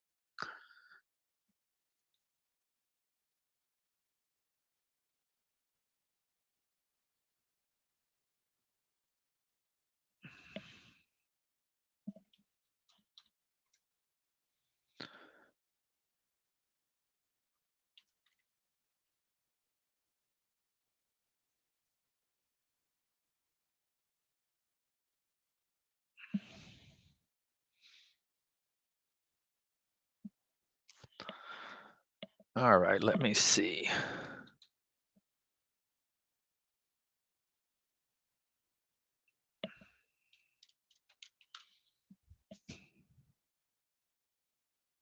Did cover a little bit more of that Momo and a little bit more of Beak at 30. Just got hit. Got about 1/3 of my position left on both of those trades. And I'll probably just scalp it because I really think this is going to be a doji day. This is something to keep in your mind. Typically, a lot of times after a big day, uh, Steve can tell you this as well. We used to see it all the time at Today Trader. You have what's called a narrow range day, a doji day, uh, where you don't get any direction. That doesn't mean you can't. It's Friday. People, getting scared about the current action. We could see some more selling, but most of the time, you get these little.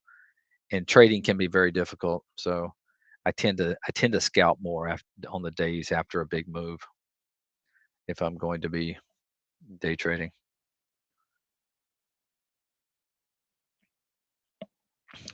Check in on my boil.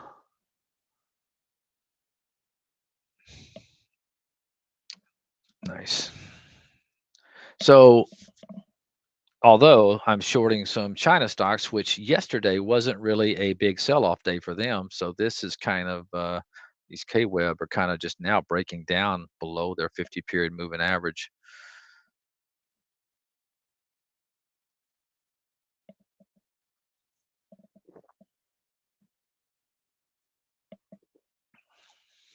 Oh, my UNG taking the top.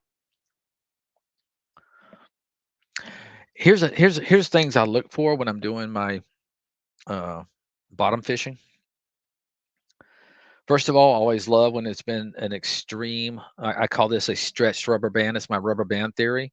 Uh, this is so oversold, and but look what's happening here as it's kind of basing. Okay, look at the volume that's coming in. Okay, that doesn't mean it's going to turn around, but it's more likely, to be putting in a bottoming pattern when you see this increasing volume as it flattens out. Okay, so uh, natural gas, could be getting tired of going down, and now you have, uh, probably an inflection point where a lot of volume is coming in and possible reversal.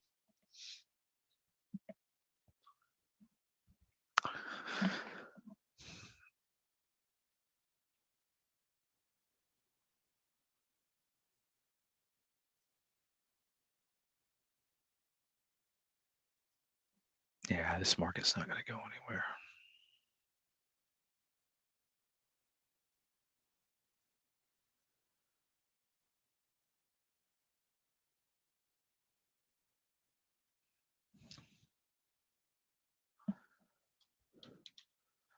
Just go ahead and take my profits in these things.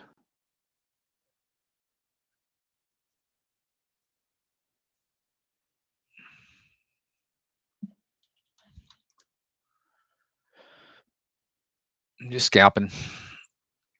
Yeah, inside chop, JP. That's what we have.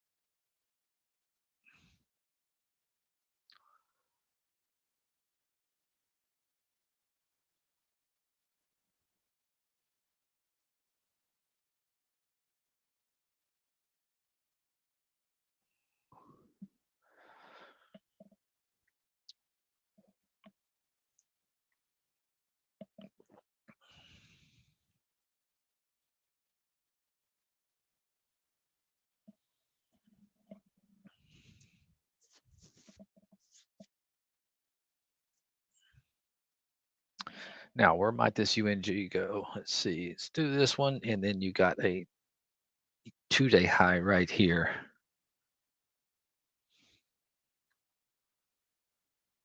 I'd be real surprised to see it make a very big move on a Friday, but hopefully we'll at least test that 2-day high.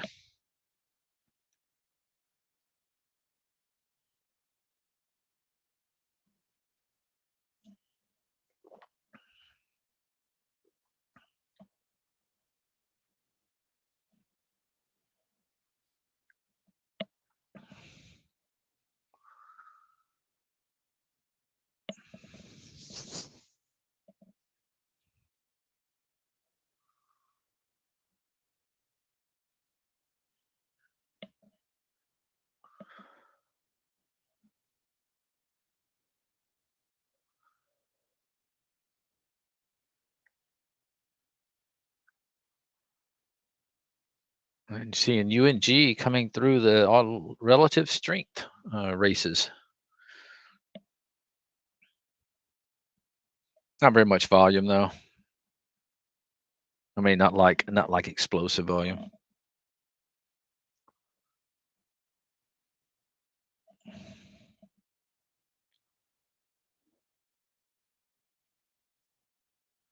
You get a lot. I tell you what, a lot of stocks that gap up, boy, they sell into it. All you gotta do look at Yelp today, Disney yesterday on that big gap up, sold off all day. PayPal, not a good sign for the bulls when this is kind of, it did try to run up and sell off. When you're trying to move up, and get out of this downtrend, when you see a lot of selling.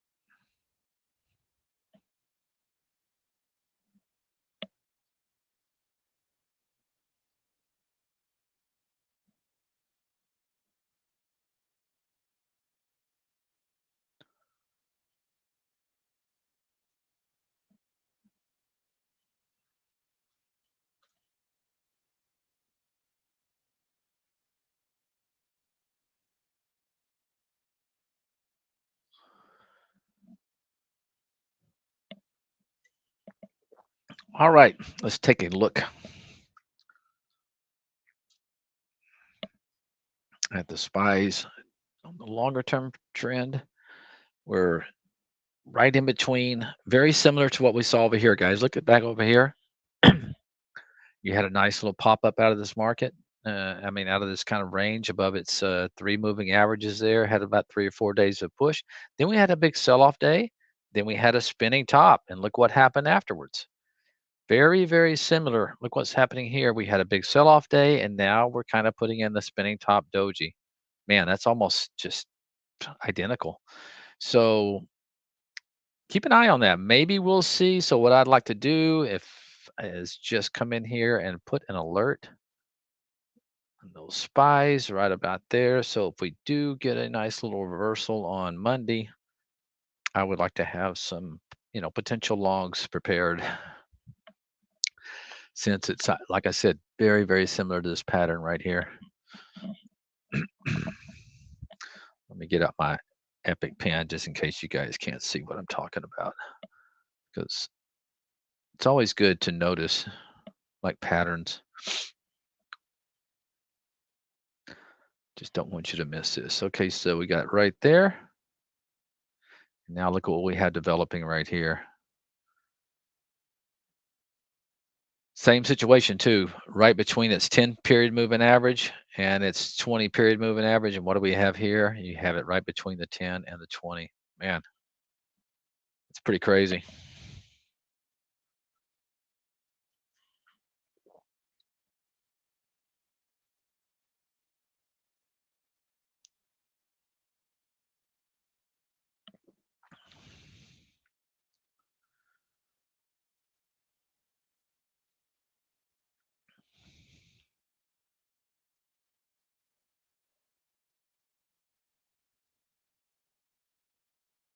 Get my China watcher and see if I can see some.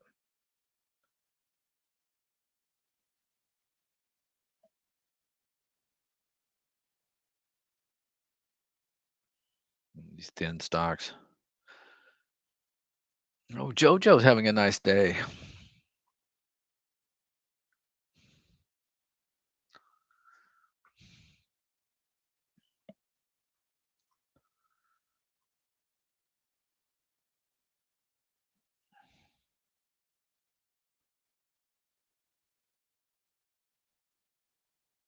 Yeah, these needs to find some levels.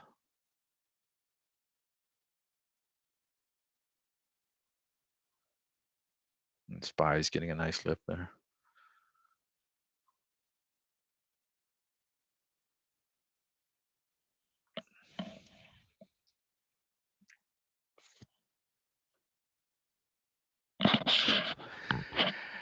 Yes, Iris. And today, see, I did not have a good day yesterday day trading because those big gap ups, and you're thinking, we're kind of in a bull.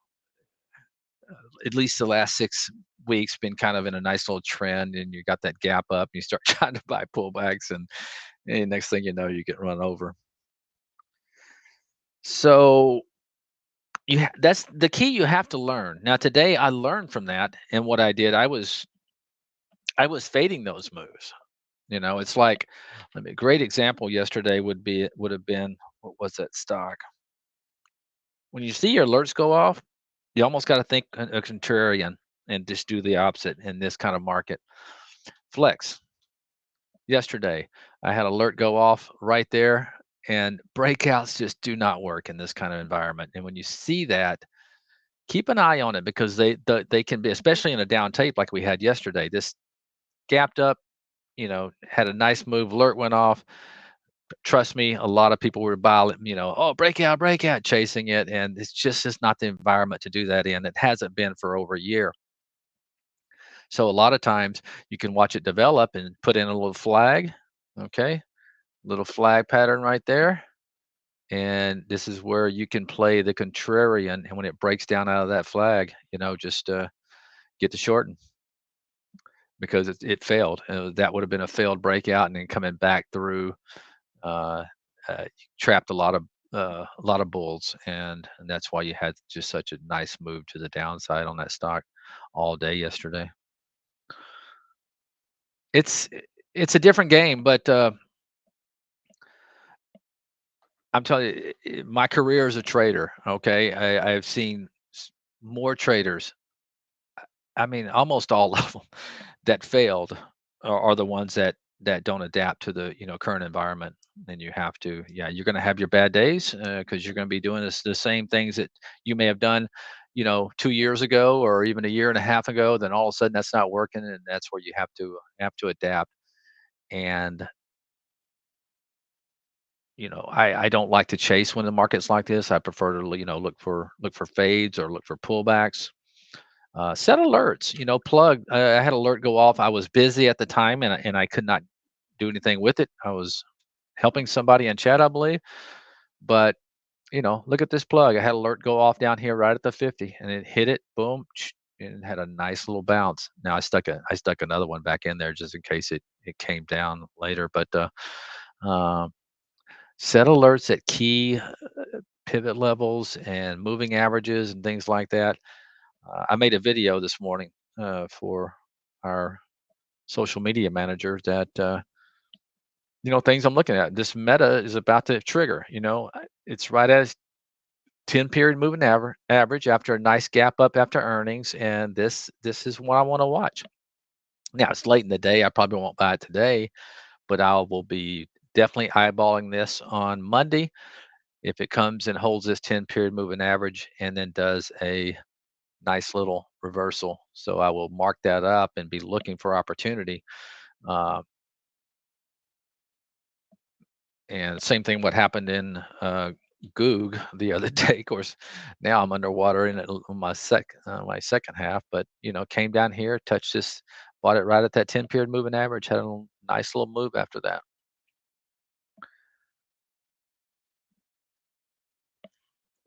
Play contrarian. Look for and one of the ways that will help you do that, okay, is if you tell yourself, put price alerts, even if you're day trading. Tell yourself, I'm not going to just, you know, take a position on a whim. In other words, if I see something, I'm not just going to hit a buy button. Okay. I'm going to set a price alert on everything that I trade. The alert has to go off. So maybe if you miss the initial move, I mean, it's a dangerous market to chase, even momentum. Just tell yourself, I'm going to put a price alert, 20 cents lower. If it hits, maybe I'll enter. Sometimes I just put a bid, if I really have a lot of conviction in it. But it's amazing. It's amazing. Some of my best trades is just when I stick bids in. Take that plug, for example. Sometimes I will just say, well, if this comes down, if I'm seeing something and I said, well, it happened in Goog yesterday. Google was selling off, selling off, selling off. So what I did is I went back here and found gap, this gap fill, and I looked at the closing price uh, of this, and it was 93.91. So I put a bid in at 93.95 just to make sure I got it. And look what happened. This thing came down. The low of that bar was 93.86. So a lot of times my best trades are ones where I just put a buy price, but a buy price in there at a key level, and I forget about it. Next thing you know, it's going off. It's coming on my blotter, and I got a position. We call we call it an oh shit trade because you always, when it triggers, you're always going, oh shit. It's like you forget about it. But I swear some of those are my best trades because you're, putting an unemotional price level in where you would like to be, pick up the stock. And next thing you know, wow, you're getting it. And it ends up being a great trade. Clean that mouth out clean that mouth out Yeah. with soap. My gosh, I can't even say it. I'm so perplexed. I'm sorry to come in your room and curse. I am, of course, just kidding. I'll mute myself again. All right.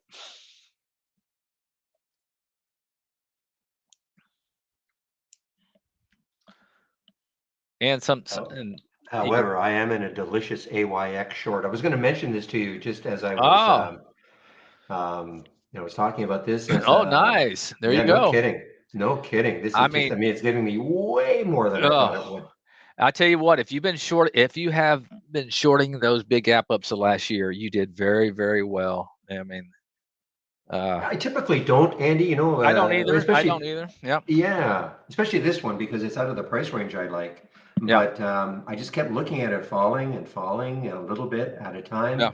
Market is not going to help it. It's an earnings play, so in theory, it could have been trading kind of on its own, but it just didn't look good anymore. When it couldn't get above that VWAP, Hmm. which was 67.41. Well, it was yeah 67.65 earlier, and I kept looking at that VWAP and not being able to take it out. So I said, just do it. Anyway, I'm Yeah. sorry to interrupt. Oh, Sorry to no interrupt. problem, man. No, I like to hear things like that. Uh, Disney Yeah, was well, it's great when it works. Disney was one yesterday. I mean, the thing opened up and just all day long, man. Just Hmm. How about now? This was already down, but did you catch that IFF yesterday? IFF, I Frank. uh-uh. Let's see. Take a look at that one. Oh, wow. And again, Yeah, outside the range I like to trade, but boy, when it broke 100, this was man. an earnings play yesterday, and when it broke 100, I mean, it just kept. It was Oh, $10 man. move. Yeah, I see. Crazy. Yeah, no kidding. Yeah, So I I heard tell you you. talking Go about ahead. using something that doesn't work. Well, that was working, I don't know, a year ago or a month ago, may not be Yeah. working today. How about something that was working a day ago? May not be That working too. today. There's Yes, that too, yes. seriously. Yes, there's been a lot of good runs, even over the last 6 weeks, but man, take a look. I noticed I do a little day trading too, but boy, it, this this action it makes it tough. I mean, I was telling them, I don't know, you probably took off, but it's a lot easier when you have a trend on the daily mark, the daily. Oh, definitely. Oh yeah, Yeah. Oh, yeah. versus because I know you come in as a day trader, every day is kind of focused on that one day, but man, it's if you don't have a trend, it can just slop around and go all over the place. Hmm. Hmm. Hmm. But you said it right. You've got to adapt to the market conditions. And You do. if you're just sort of bent on going along no matter what, I mean, I'm not saying it won't work, but man, oh man, you're limiting your possibilities because they're. Yeah. I know a lot of people. I don't know if you talk about. I haven't talked about that that much in the rooms, but I don't know if you talk about going short at all. And the reason and people not liking to go short. I mean, I know you short, but there's this almost this mental block for people not understanding, going short, or also maybe even thinking it's not, the thing to do. You shouldn't do that. Hmm. It's wrong, but not understanding, what it means to go short. Yes. And I mean, Andy, I mean, when you buy something, you hope it goes up. When you short Right. something, you hope it goes Hope it down. goes I down. mean, there's more Yeah. to it, but I mean, that's it. Right. Right. It's really that's I it. know. I know. And as far as the big picture goes, trust me, you're just riding the wave. You're not affecting the overall market. Exactly, There's exactly.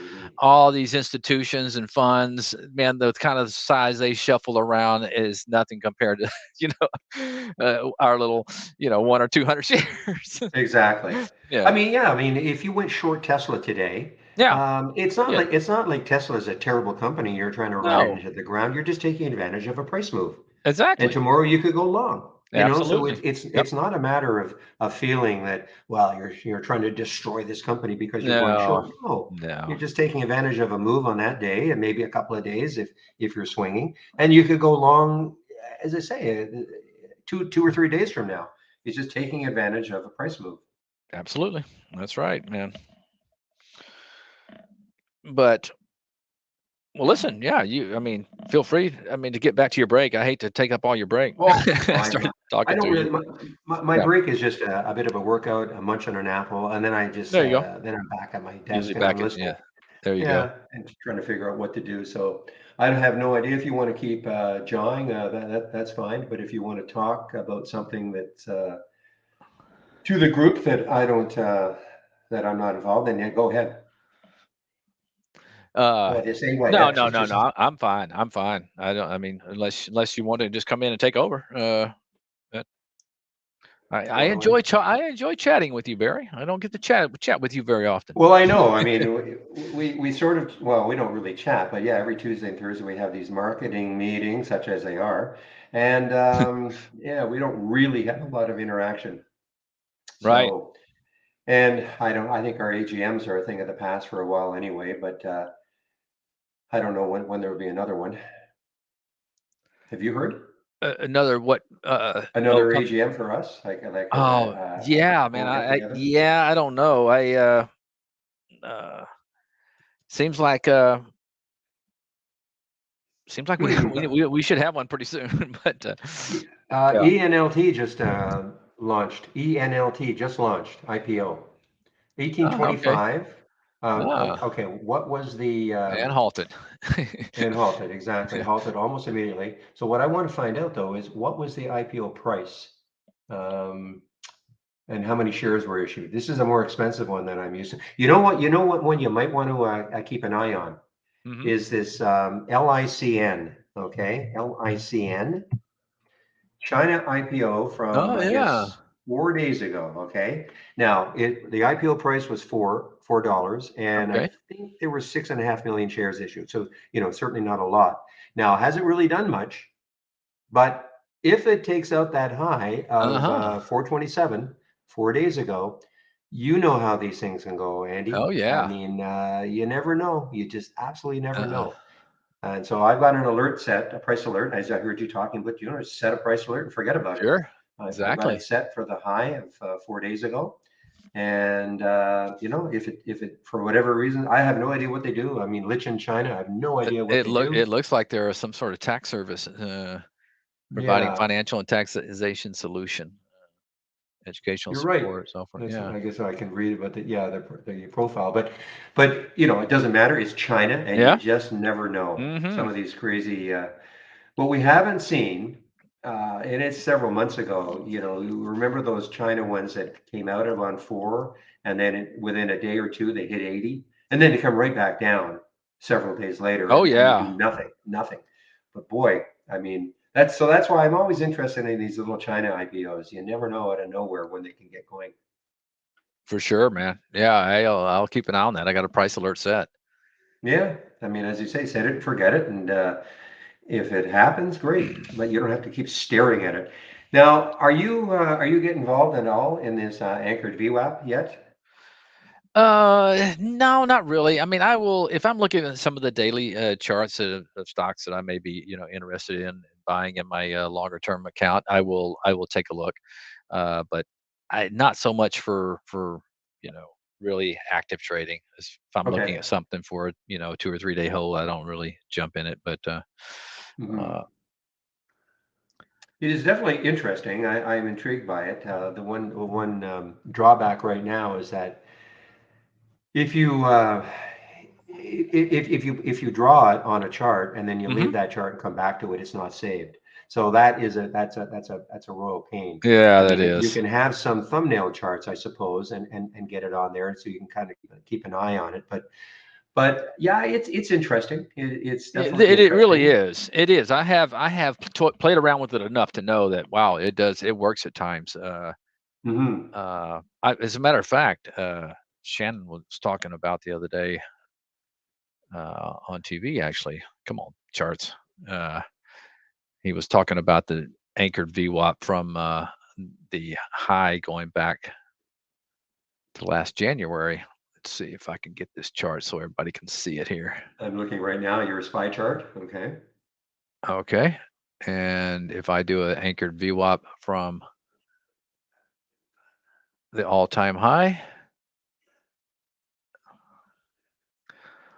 and look right here, got close to it there, bounced down, pop hit it Hmm. there. We did go through it here, but now we're back, actually back below it. So, Right. but anyway, there was a couple of cases where it is, bouncing, hitting it. So it's good to look at. Yeah. Now, if I go, are you saying if I leave this chart during the day and I come back, it's gone? Gone. Or you mean if I close out, let's see, it's Yeah, yeah. Microsoft. Now you go back to that SPY chart. It's not there anymore. Ah, you are correct. Okay, that is weird. Yeah, well, no, yeah, I mean, there are charting programs that, of course, and that's just something they have to work on. I mean, Right. if we're gonna take this seriously at all in terms of anchored VWAP and things like that, if we're gonna take it seriously, I hopefully Yeah. in the new charts, things like that will be relatively easy to do. I Hmm. have no idea from a technical point of view and what goes into what the devs have to go through to make it happen. But I've looked at other charting programs, and yeah, you draw the VWAP, and it's there forever until you get rid of it. Yes. Yeah. I. That's the way it should be. It really should. Hmm. It seemed like it'd be an easy fix. Yeah, so I mean, Yeah. I suppose the work around it is having some thumbnail charts that, of course, don't change, and some thumbnail charts that you do want to follow. So, for instance, the races. Right. You've got 10 in a watch list. Maybe pick a few of them, maybe 4 or 5 of them that might be interesting. Do the anchored VWAP on those thumbnail, and then you can kind of watch them and and Okay. and see what happens. There you go. As long as you just take Well, off, obviously take the symbol linking off, and that's a way to do it. It's probably not the worst thing either, because then it gets you just to focus on a few charts and see whether or not this anchored VWAP does make sense at all. sure. Oh yeah, I've seen enough to know where yeah, it would be prudent to put it to use at times for sure. Hmm. Boy, Oh, I see I had Steve is in the room, right? look at this cocoa breakout today. That was really nice. Oh my, How did I miss that? The Vita Cocoa Company. I think I've seen their stuff in the markets. I'm sure it's really good for you because it's got Vita in the name. Yeah, what a run over what 3 weeks, I guess, from 14 to actually it looks better than it is. I'm looking at the chart. I mean, look, going from 14, I'm going to get on the chart. I can't really see what did it come Yeah. from? Say, yeah, from Oh, it's gonna run 14 to into 15, some. 17. Still nice, still nice. Yeah. And I'm trying to see if there's any news on this one today. Yeah, not Uh, earnings, and not earnings aren't Not till. earnings. Nope. Definitely not earnings. I'm looking at IB, make sure, sometimes, we don't have the correct earnings date or it hasn't been adjusted, but I'm looking at my IB headline. I don't see any reason for it. It's amazing, isn't it, Andy? Yeah. I mean, and I mean, the volume is not, I mean, it's 4 times normal, and it's a relatively low float, but you would Right. think there'd be something somewhere that Mhm. would alert you, but you probably have to go into Twitter or, dive into Reddit somewhere and to figure For out, sure. is there a reason for this to move like this? Yeah, that was a. Also, the cocoa is actually short for coconut, I see. Uh, Oh, okay. yeah, so it's coconut water, some sort of. So I have seen it in the store. I think my wife drinks some coconut water every now and then. You know what? It's awful, in my opinion. Me I've too. seen I don't other like it I've either. seen other ones with coconut Yeah. water, and I thought, okay, I'll do it. And my goodness, I mean, it's just it's tasteless, bland. Well, it's not. You know what? If it was tasteless, that'd be better. It'd be more like water. But it's got this, for me, anyways. Yeah, Just I has this agree. I don't taste. I like don't it like either. it. Now, if they told me it was going to add, 20 years to my life, okay, I'll suffer through it for one day, or one time a day to do it. But I just didn't like the taste at all. No. And I of course, to make the taste good, you know what you got to do? You got to add some sugar, and then why do it? That's right. Yeah, it defeats the purpose. There we go. Mr. Benson is telling us he's got ozoned water is better, and he's got a machine. I have no Yeah. idea what that means, but I mean, I know what ozone is, I know what water is, but I don't know what that would taste like. Yeah, I got a water cooler, but it's not nothing to do with ozone to water. Do you do any do you have any of the drinks like the five hour energy drinks, or what do you do, or do you do anything? No, I really don't do anything. Red Bull I or my a couple of big cups of coffee in the morning usually gets me through the day. I don't do the energy shots. Well, first of all, if I do them like after 6 o'clock or even coffee, sometimes I have a hard time sleeping after. So Oh yeah, but I'm talking during of course, you're a little bit later than me. That's true. You're a little bit later than me. But yeah, I'm talking about during market hours. oh yeah, Getting up at 4 is sometimes yes. by about 9 my time. I'm going, ooh. It's, yeah, Because it's not like I'm going to bed at 7 o'clock. That's the problem. It's a Yes. great time zone. Yeah, everything's done early, but boy, it can really can kind of wear on you, Oh, especially I by know. Friday. I lived for 23 years on the West Coast, and Oh, okay. yeah, You yeah. know, you know the You drill. oh yeah, I know the drill. Getting up, 4 or 5 every morning, studying Hmm. charts. It was nice to get off at 1, but I don't know. I kind of like my schedule here too. Market opens at 8:30, so I get up at 6:30. I think the mountain time zone wouldn't be would be okay. Just Oh give me yeah, one that'd be extra nice. hour. Just That'd give be me one nice. extra hour, Uh-huh. and you're still done fairly early. And but just give me that one extra hour. That would probably be the most ideal. Yep. I've thought about that too. Mm. So let's all move to Alberta for me. I don't know what the mountain time zone is. Is that Denver?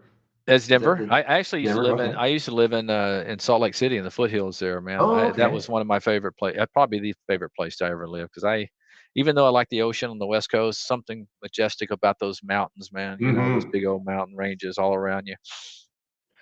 Well, of course, Uh, I'm used to that in Vancouver. I mean, I oh can see yeah, the ocean and the mountains, and yeah, just in nice. just one gaze. So it's amazing, truly amazing.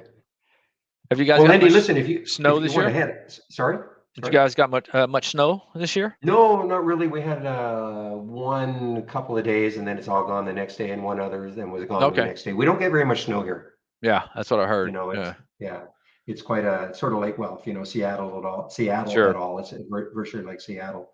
A lot Okay. of rain and stuff in the winter, but it keeps everything nice and green, Uh huh. Oh yeah.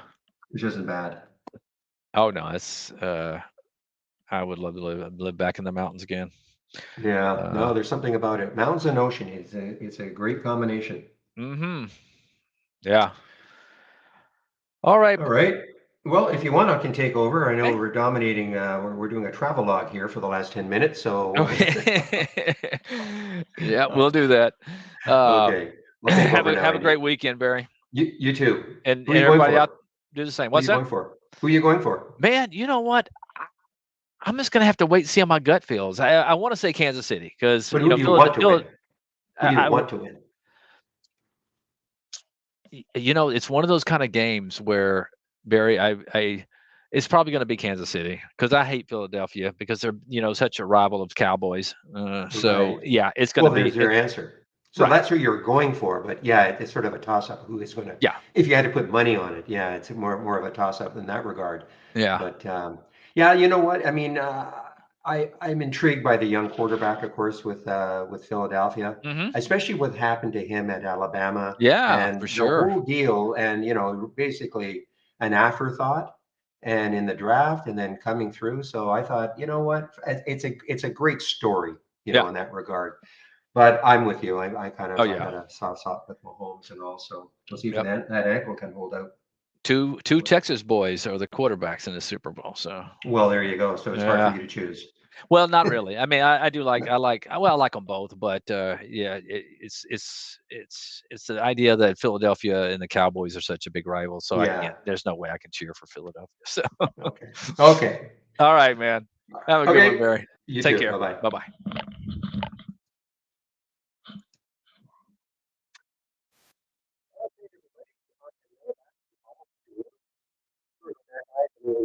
Got off the trading path, but that'll happen every now and then. So, did anybody take this AYX short? I was talking about it underneath that VWAP, and this went a lot better than I thought it would.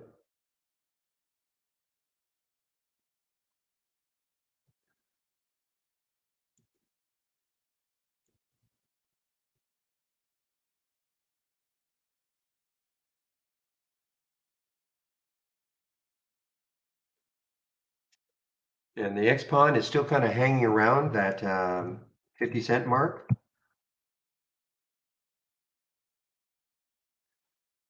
I will not be surprised if later on it just has a run. I'm not anticipating it. In other words, when I say that, I'm not taking it now in anticipation. It's going to have to get above that high 4. I know it sounds crazy, but if it gets over 4, I mean this thing could really start to run again.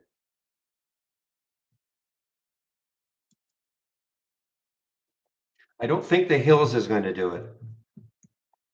It just doesn't have that look to me anymore. Oh, wait a minute, wait a minute. I thought this was, thought it was a bigger pullback. Well, again, the same sort of thing. If we get some volume, but you can kind of see, if you look at you can see my 15-minute chart, you see how the volume has just dwindled after that, huge opening. 83 million shares have traded, 21 times the float. But it's got to take out that VWAP, which is at 227. You never know. You get some volume taking it through the VWAP, and with that float of 3.95 million, anything could happen. So I do have my alert set up here. I think I'll set another alert around 233 just to see that that'll mean it'll definitely have taken out the VWAP for a bit and just kind of see. The market is putting a bit of a rally here, 1259, so it's 45 minutes up.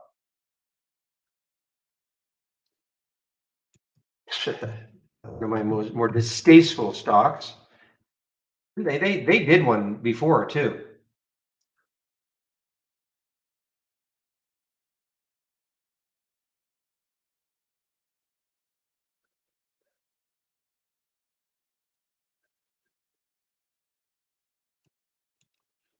Not to be confused with Genius Group, okay?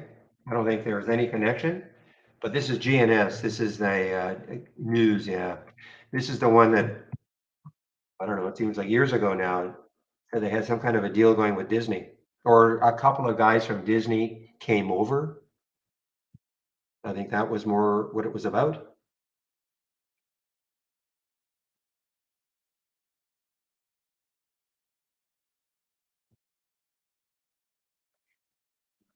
But they did one, didn't they? They already did a reverse split a while back, so that's another one. And how can we tell? Let's take a look at, now this is not reverse split adjusted yet.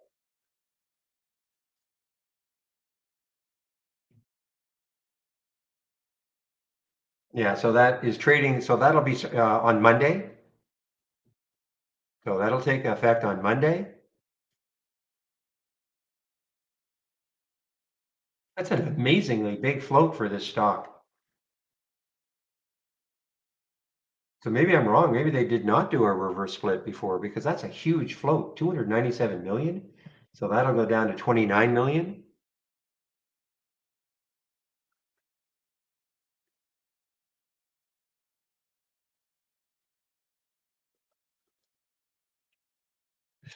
Keep an eye on EOLS. The only issue is yesterday's high, and it's got some, but yesterday's high is right at it.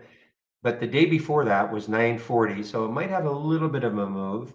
It is now basically flat, the big recovery.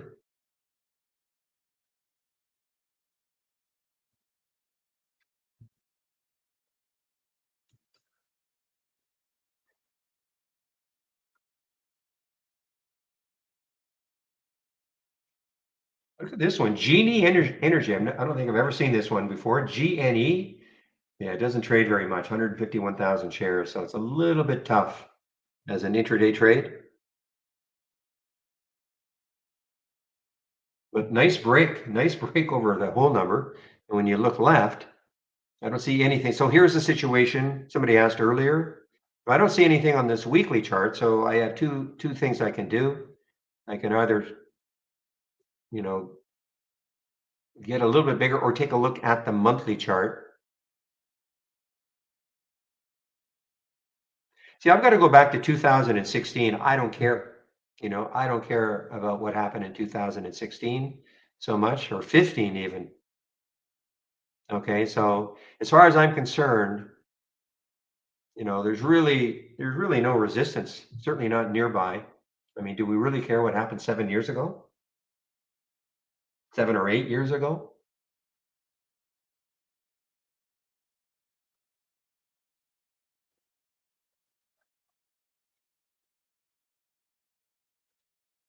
Of course, a 2-year high.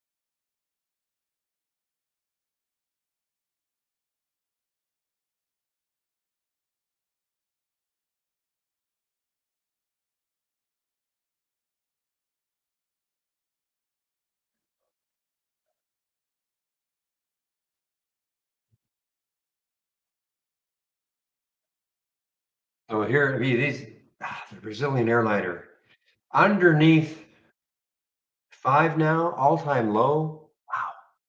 And this is AZUL, AZUL.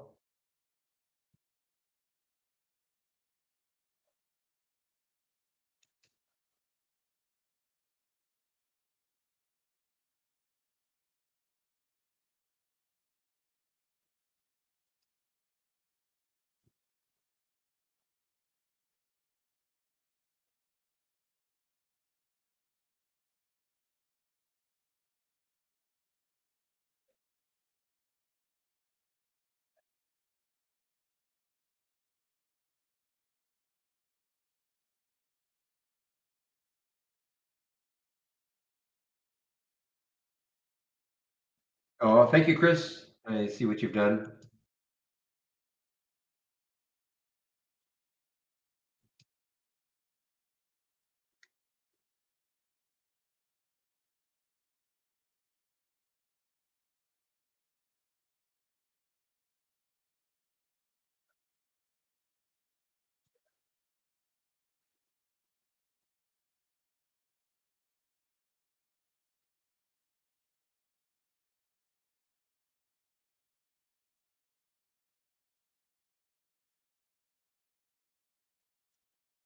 All right. Well, TCAT. Okay, I'll take a look at TCAT. NFT play.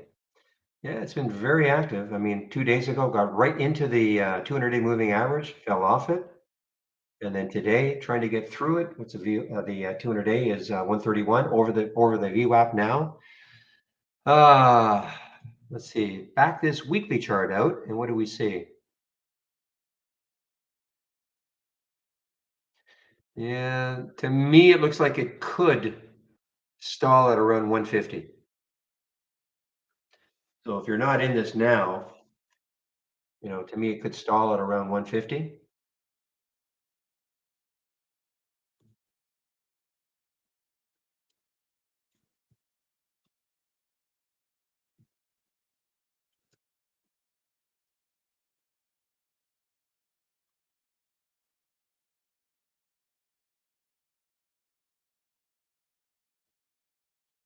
This one's got a little bit of room. TCRX, some volume coming in. TCRX has some volume coming in. Yeah, but the overall volume is not great. But the spread's okay. But the overall volume is pretty light to try to intraday trade right now. I mean, it might be picking up. You won't see it here because the volume is under 200,000. So you won't see it here. And that is one of the filters I have for this particular race.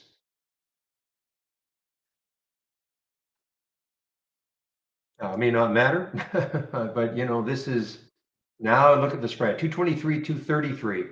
Pretty bad for a $2 stock.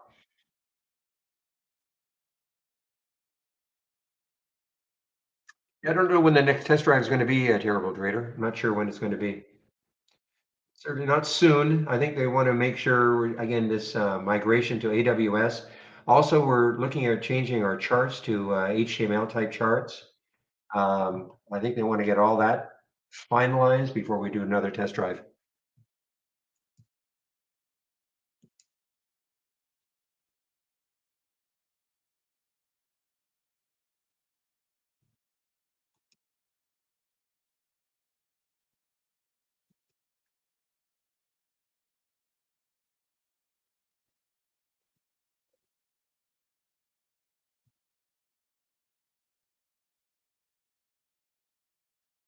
Boy, this rum, guys, now it's underneath 9, and let's look left on it. 8, well, okay, 881. Too bad. Looking down here on that weekly chart. I mean, if it gets through 881, 87, 87, look at this. I mean, we're down to $7 here on that weekly chart for rum, RUM.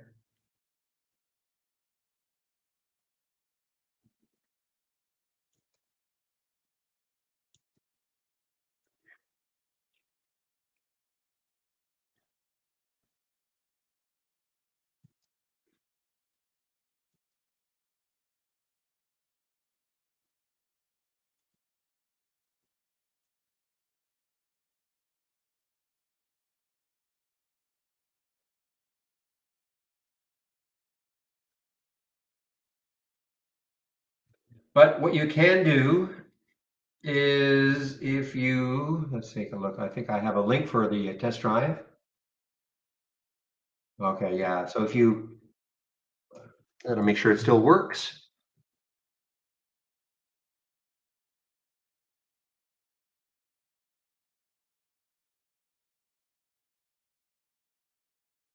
So if you click on that test drive link, let's see, hopefully it still works. I haven't used it for a while. Yeah, so you'll be notified when it is, okay?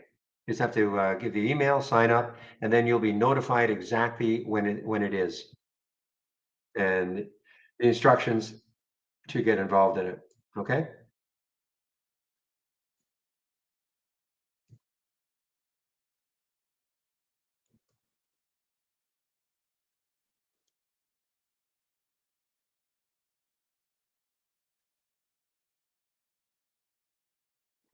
Oh, I see. So why, I'll ask you the question, why do you want premium?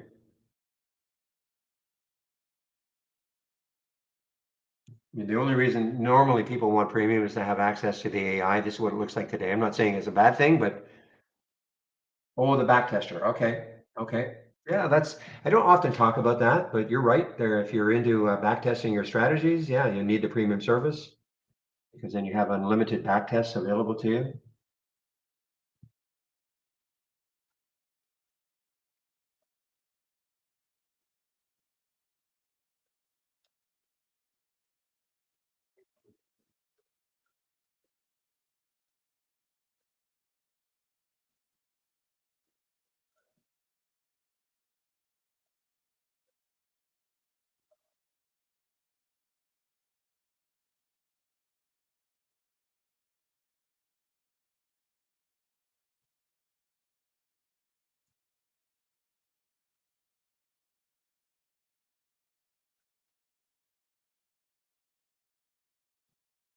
Okay, Flux, FLUX, another earnings play, just not a lot of volume. Just not a lot of volume.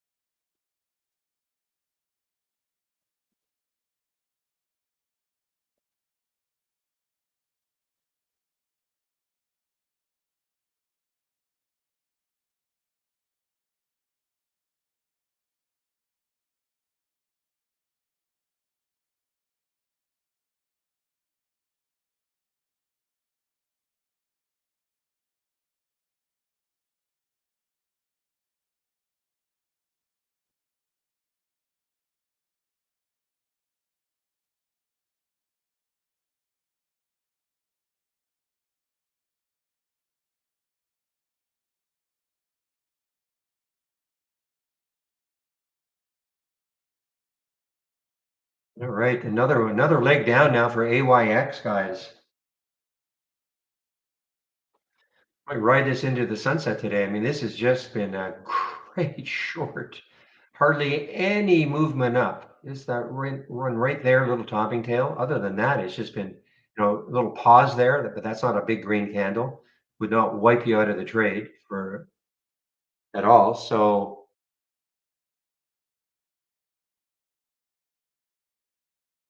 still up 5%, but just absolutely fading off that high.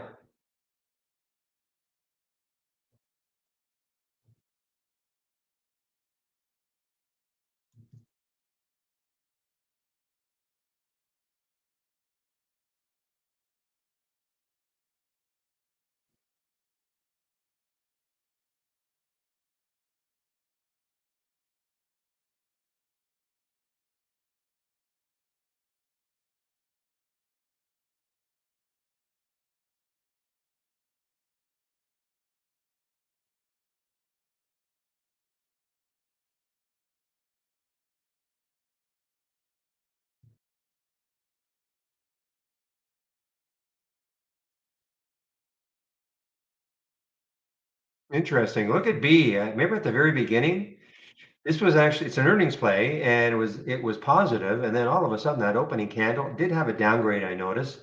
but is completely and utterly rebounded. Again, if you're paying attention to if you're into the VWAP, I mean, look how it held. It got to it on that 10 o'clock candle. It tested it again on the 10:15 candle, and then it kind of ran away from it.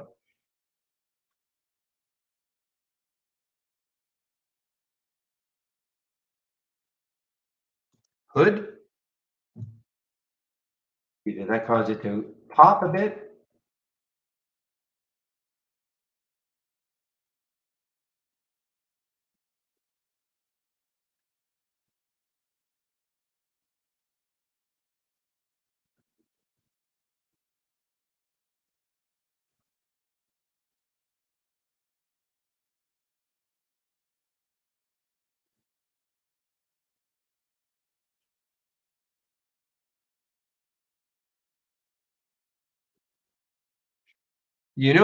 This has been sneaky.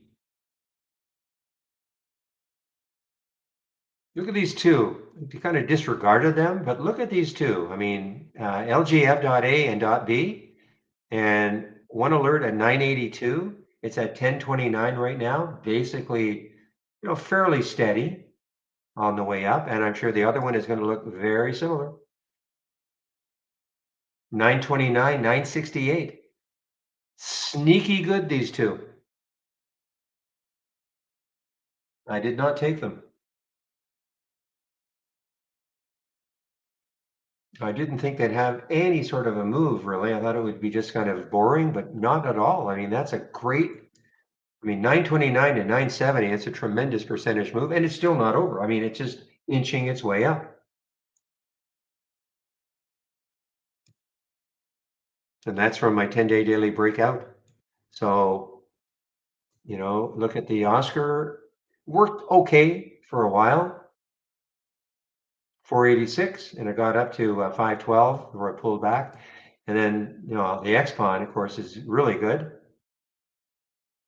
305 on the alert, got up to 375.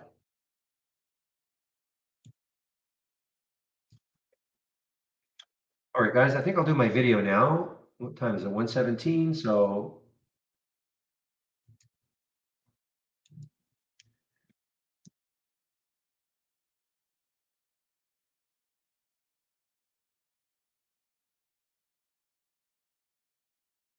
back around, say 127. Shouldn't take me that long, but 127.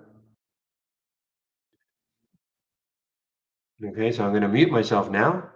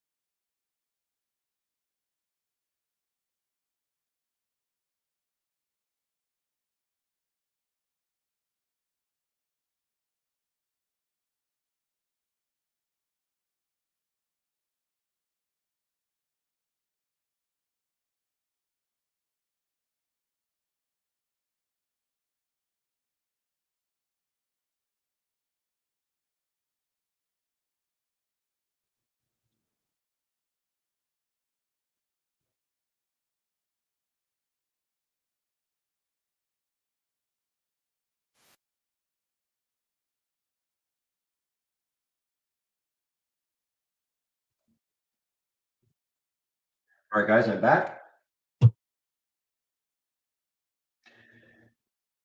Heading into the final stretch. Boy, look at this AYX. What a man. Challenging another whole number now. AYX challenging another whole number, 63.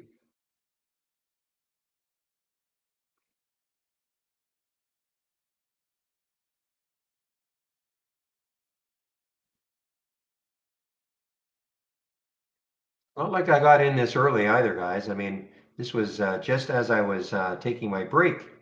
I think I'm in at 65, 60, 65, 70-ish. So it's not like I got in up here, but I just thought, this is just doesn't look like it wants to bounce anymore. So there's over 250 right now. And again, why would I do it? Well, again, I look left, 59.58 certainly is the next low looking left. So had a lot of room underneath. I know it's an earnings play.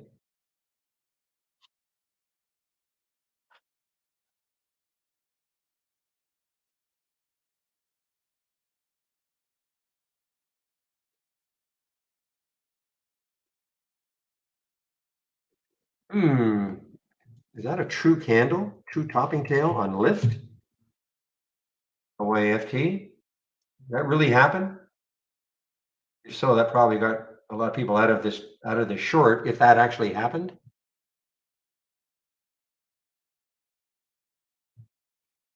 It seems like a big move, 309 million in the float to flash up and then down.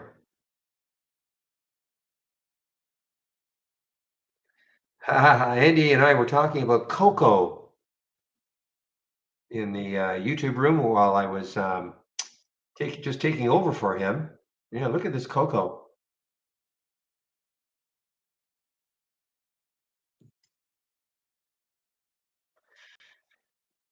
Okay, so this is yesterday. Evercore putting a $16 price target on it.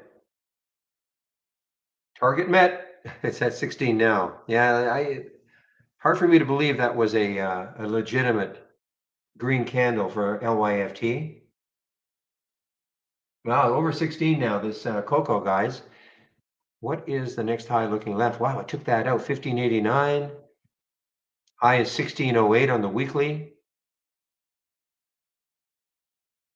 High is 1614.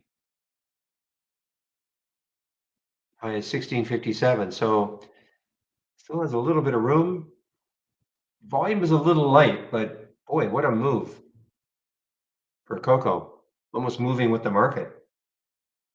Not really. I mean, it was moving like this all day. The market had about an hour downturn, but we are in a straight hour up in almost an hour and 15. This has another little less than 3 minutes for that candle to close, that 15-minute candle to close. That to me is why this AYX is pretty impressive. It is not bouncing at all with the market, even though it's an earnings play and it was up. It's still up for the day, but boy, it is not bouncing at all with the market.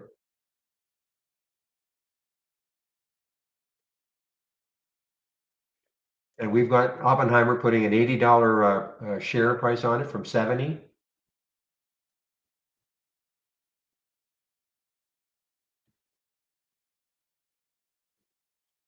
Interesting.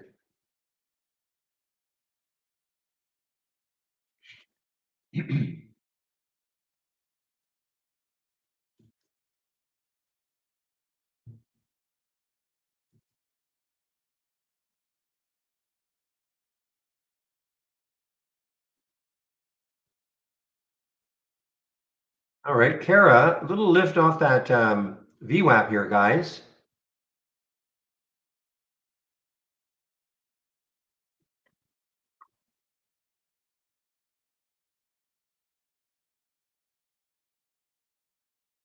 And that is CARA.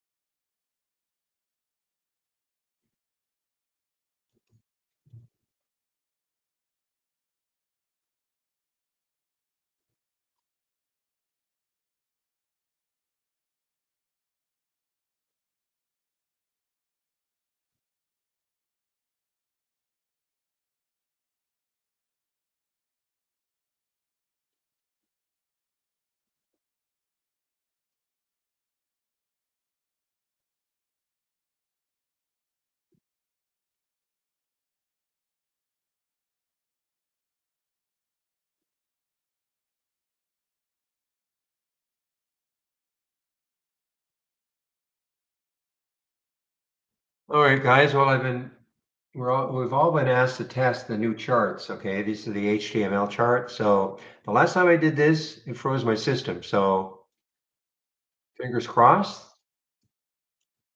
You don't have access to this, of course, but use browser interface. So supposedly what happens here, it's not that they look any different, that much different, but we're going to be able to add a lot more indicators and things like that a lot easier. At least that's the way it has been explained to me. So I think what I'll do is I'll put a 5-minute chart on this.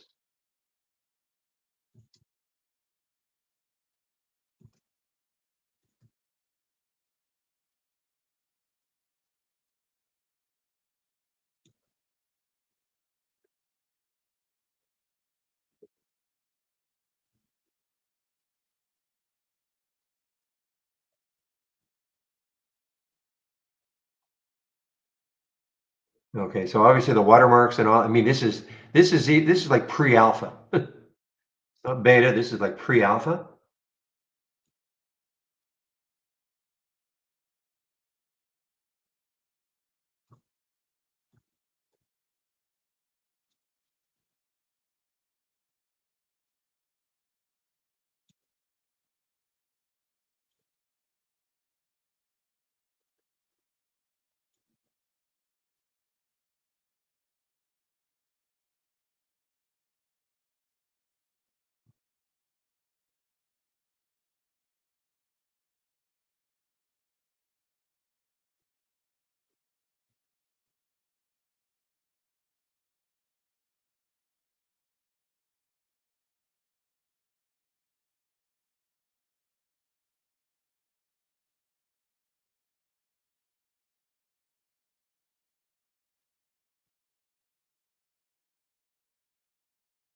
Okay, so I'm testing it on another monitor.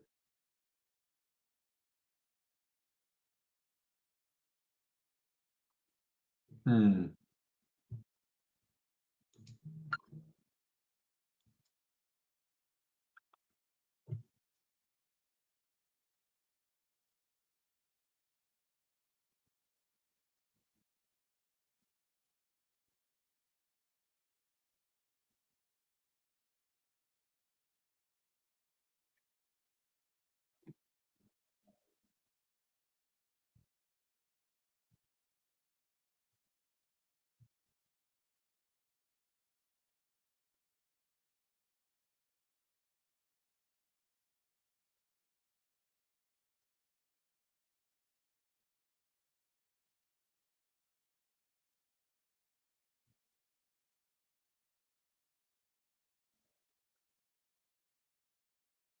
All right, guys, give me a moment here as I'm adjusting something on my other monitor.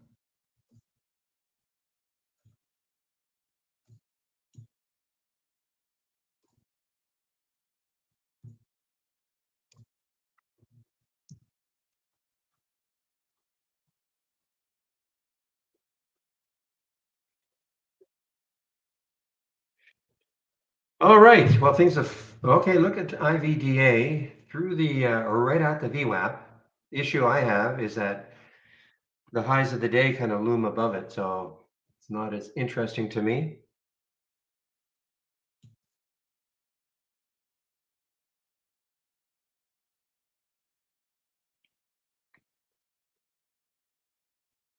Remember Cala?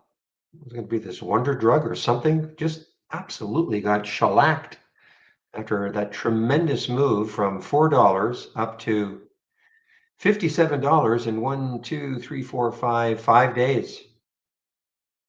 And then since then, it's just given not all of it up.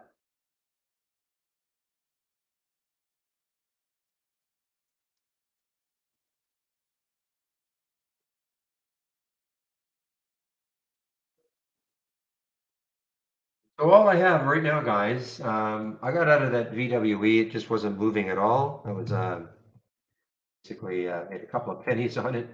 So all I have right now is still that AWAYX short. Just watching how it's trading around that $63 level.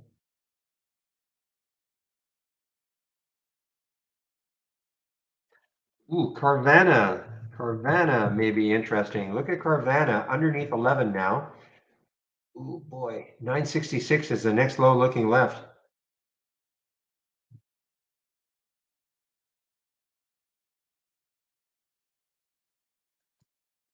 Well away from the view app, but boy, I mean, underneath that whole number now, and people, looking left again, 990. So it's about over a little over $1 away from the next low.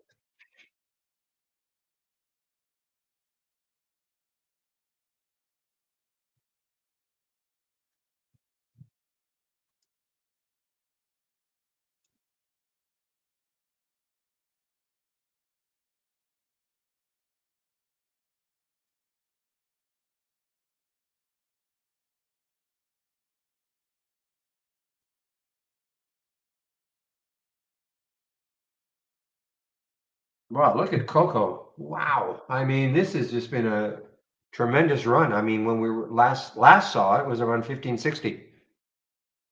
Now it's at 1611. And the high is 1589, 1608, 1614, and 1657. So I mean, this is and again, I don't see any news on this.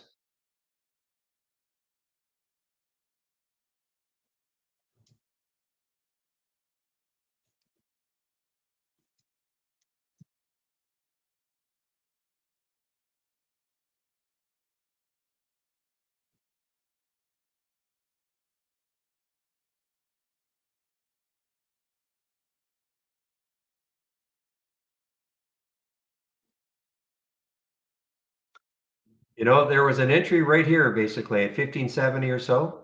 I'm just looking here, uptrend, have a stall on that uptrend. I don't know if it's high was 1572. Yeah, so I mean, technically, this is not a red bar ignored technically because it's not completely engulfed by the previous green candle, but close enough. I mean, the highs are the same.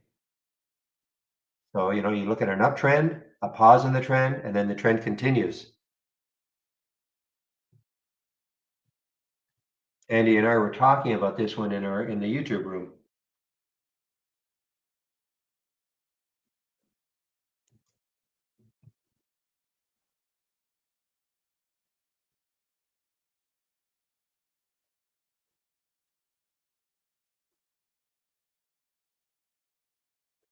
Is that the reason? Funny, I just don't see any unless it's in our news.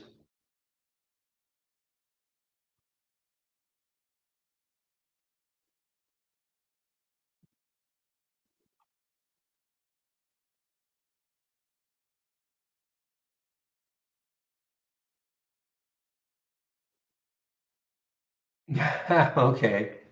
Free hangover recovery the Monday after the Super Bowl.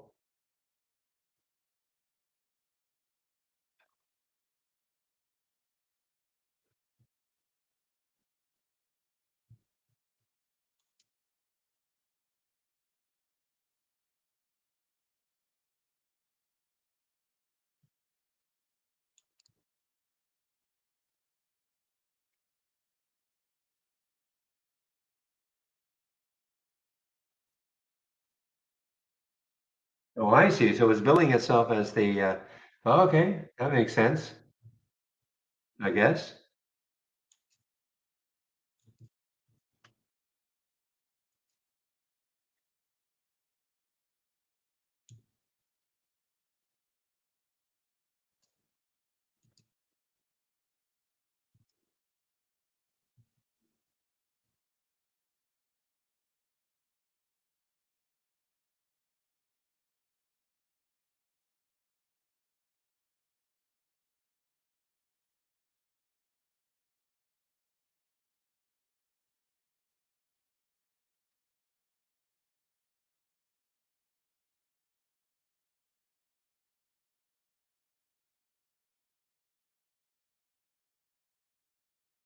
Well, I wish I'd seen that.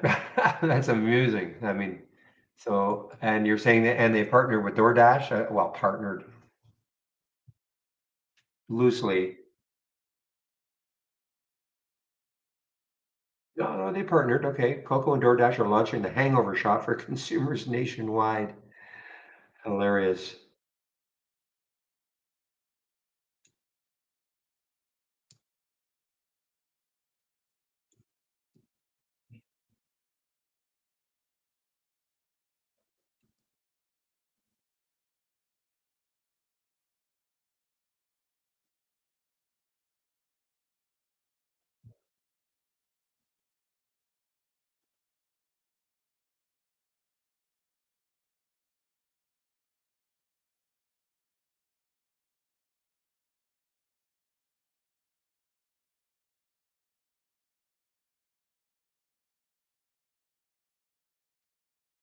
Okay, guys, I've offloaded most of my AYX. So see if it has any more downturn through 63. Doesn't look like it right now. So I've offloaded most of my short of AYX.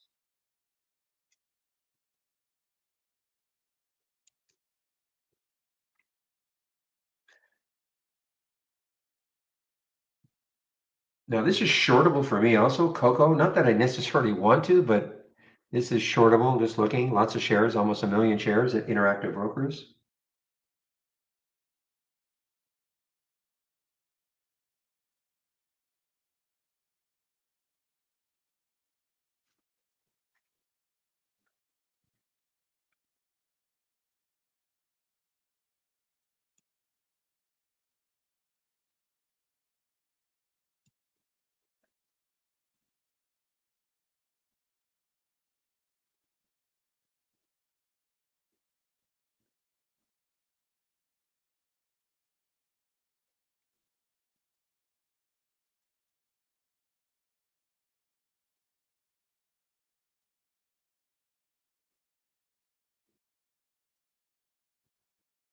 Okay, so tax time coming. H&R Block, HRB. When do they have earnings? So they had earnings on the 7th. Okay, didn't. That's sort of a non-event.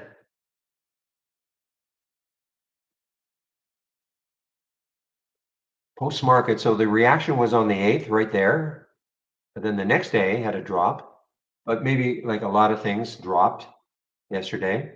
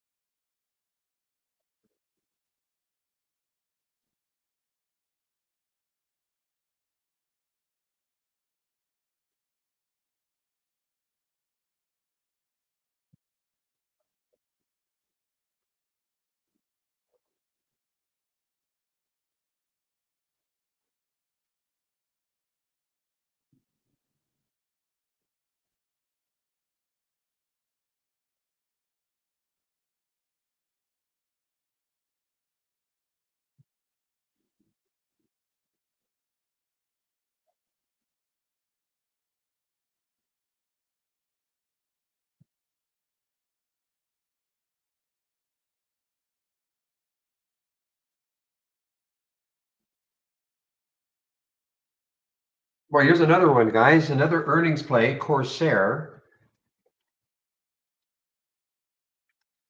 the makers of mice and other things, but CRSR above the VWAP,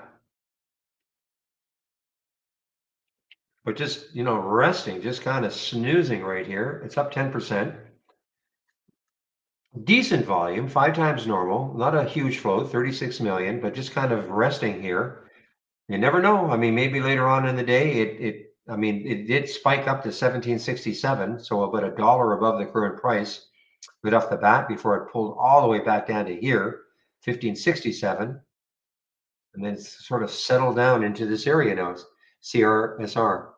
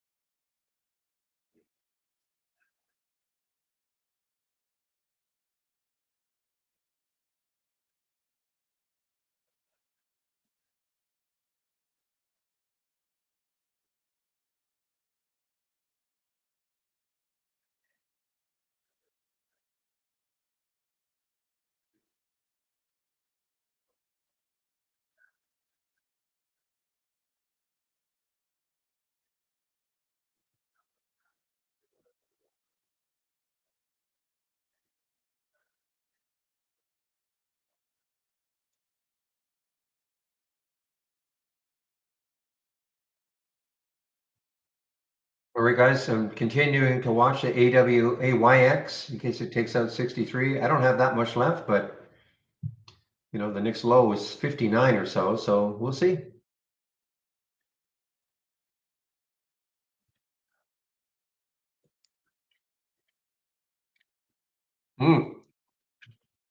Well, that was the place to short it for cocoa. Now, let's see what it does at the VWAP. If it gets there, 1553 is the VWAP. Does it get close and bounce? I mean, that's the first big downturn for cocoa all day. It's had two other red candles, but certainly not the width of this one.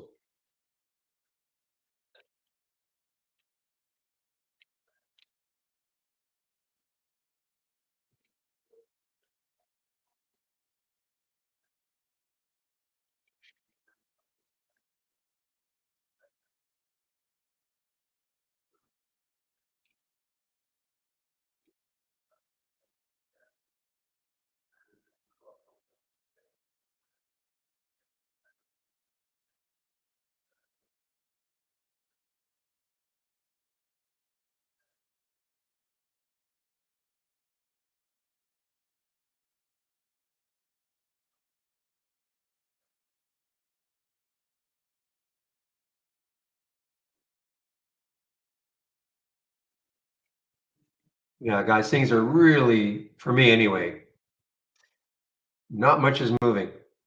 Look at this KD, just again, another one kind of hanging on that VWAP.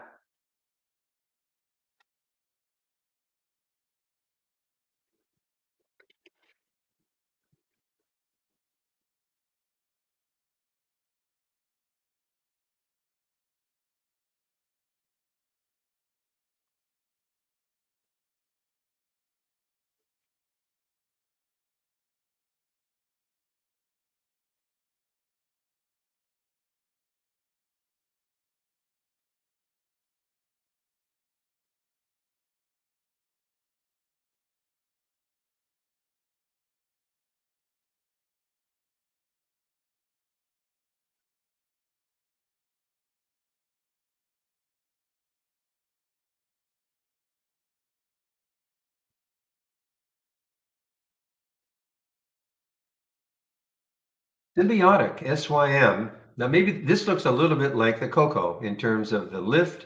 Maybe this is done for a while. SYM.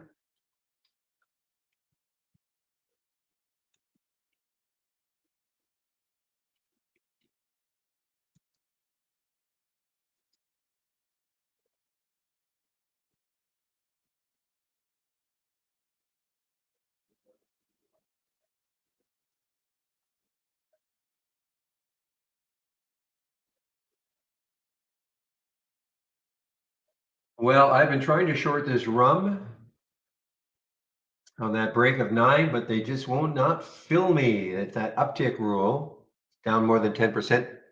Plenty of shares available, but they just will not fill me. And I've been inching it down penny by penny, but I just don't want to go any further because right now, 844 looks like the next low looking left for RUM.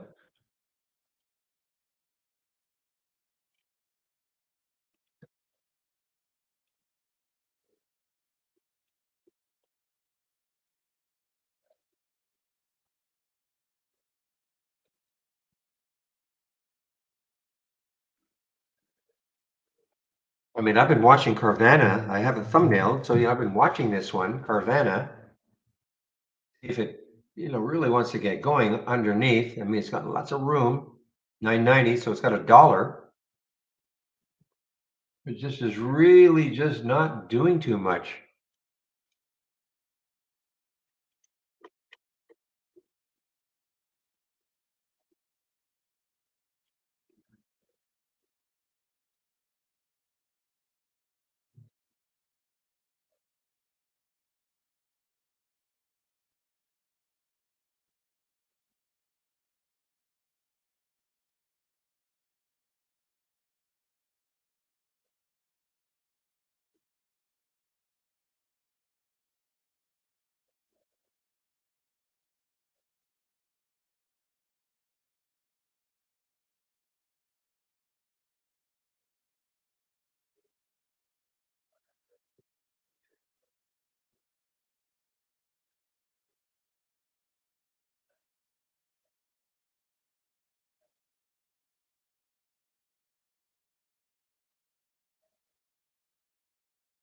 Sort of inducing me maybe to take this short and just put a stop at $11 for CVNA.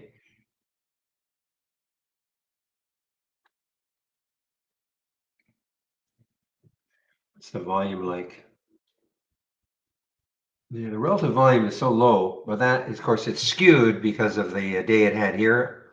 148 million shares traded here, so 14 is still, a fair number, but the relative volume is going to look quite low because it has to factor in this day here.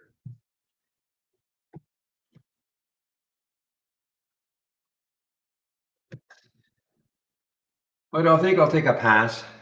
I just don't see things moving that much right now, so I'm not going to trade out of boredom.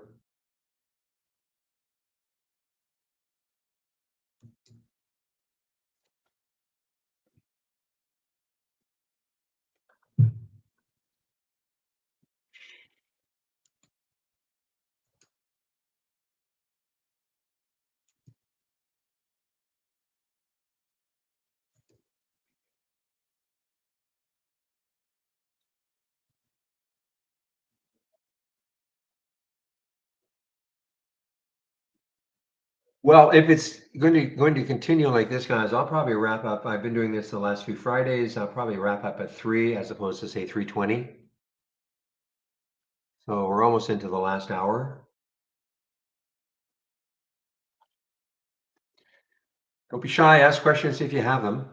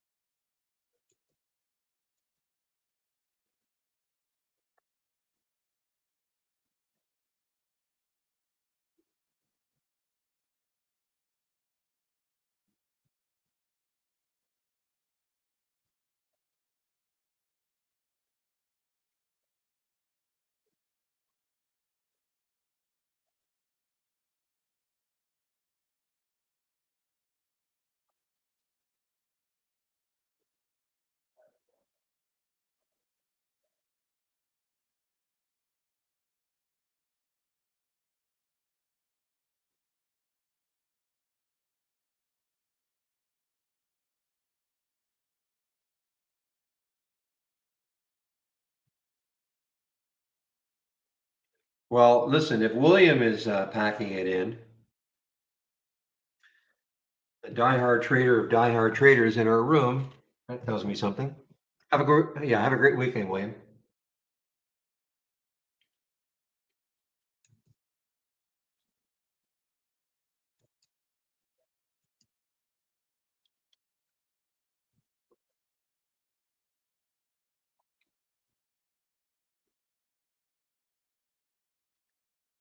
Well, this bark has no bite. Look at so I did see this one. I did see this one in the pre-market. It is an earnings play. I just didn't think it would have, a big move, but you know what? I mean, even from 159 down to 143 fairly steadily.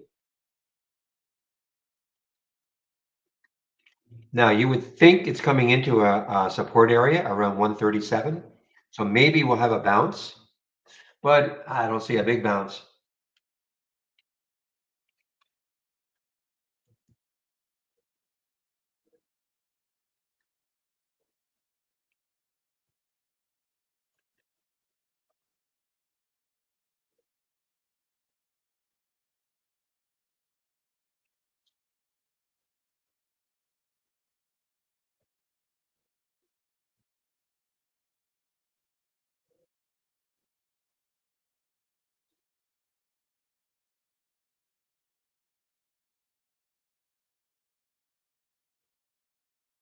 Yeah, I mean, here's another one, very low volume. It's moving higher. NHC probably coming into some resistance around 60.70 or so, $60.70, but it's very low volume. You can just tell stocks that don't trade very much because 131,000 shares represents almost 12 and a half times normal up to this time of day. So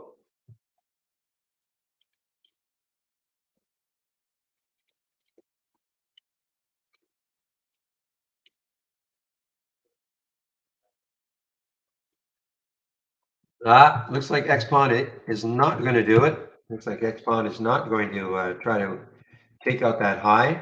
It's starting to drift down. Not shortable for me. I think we talked about that earlier. This would be pretty interesting through the VWAP, but it's not shortable for me.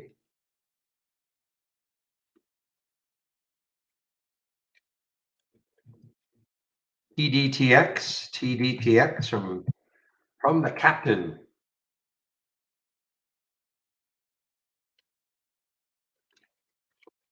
Is that the right symbol? Probably not, right?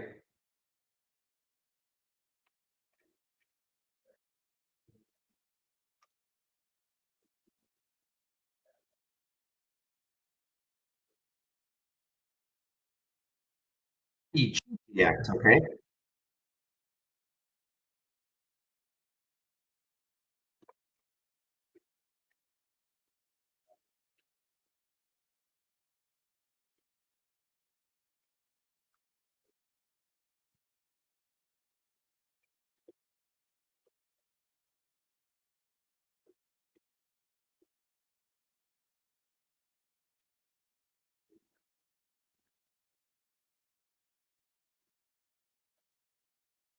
Ah, man, another one. Very low volume. Shoot.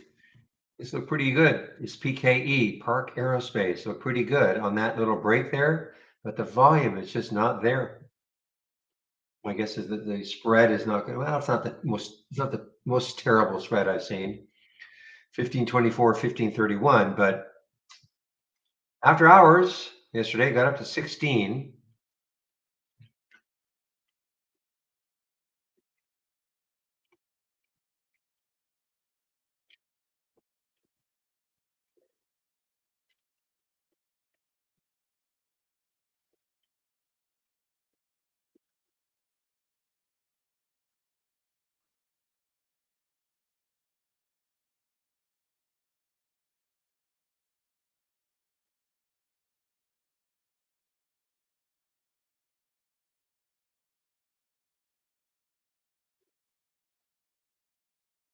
Another one, the volume isn't huge, but boy, look at this ASYS trying to come out of this area over the 200-day moving average, nine and the VWAP, of course, 9 and 909 respectively.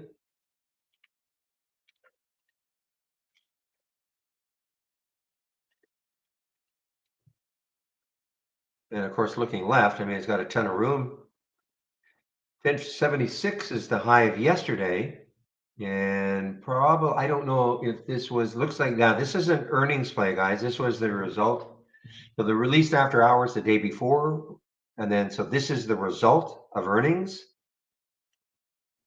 for ASYS, trying to have a little bit of a bounce.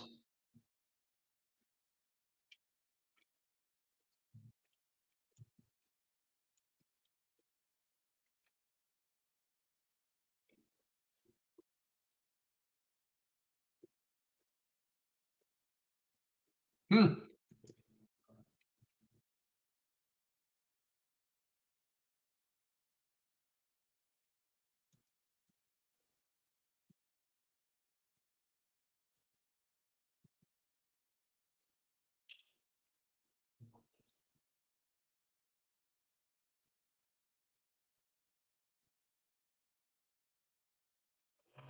Now I tried to get the Carvana short and it's not down 10% yet, but they just wouldn't fill me. It started dropping.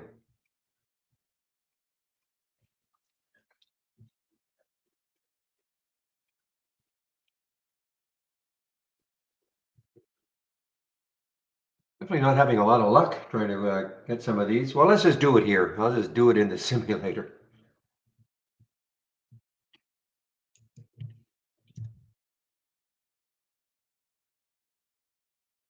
Let me connect.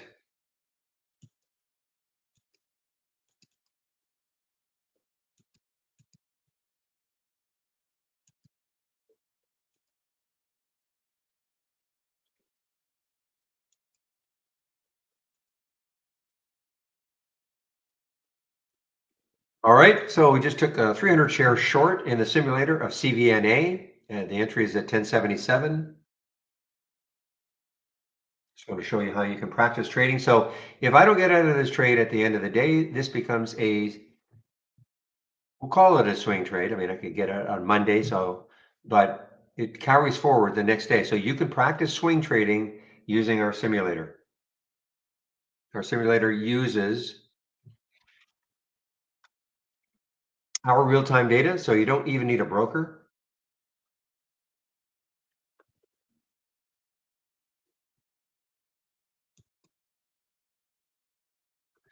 And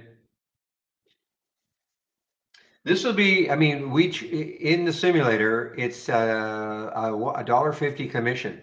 I don't know if it's a $1.50 every one.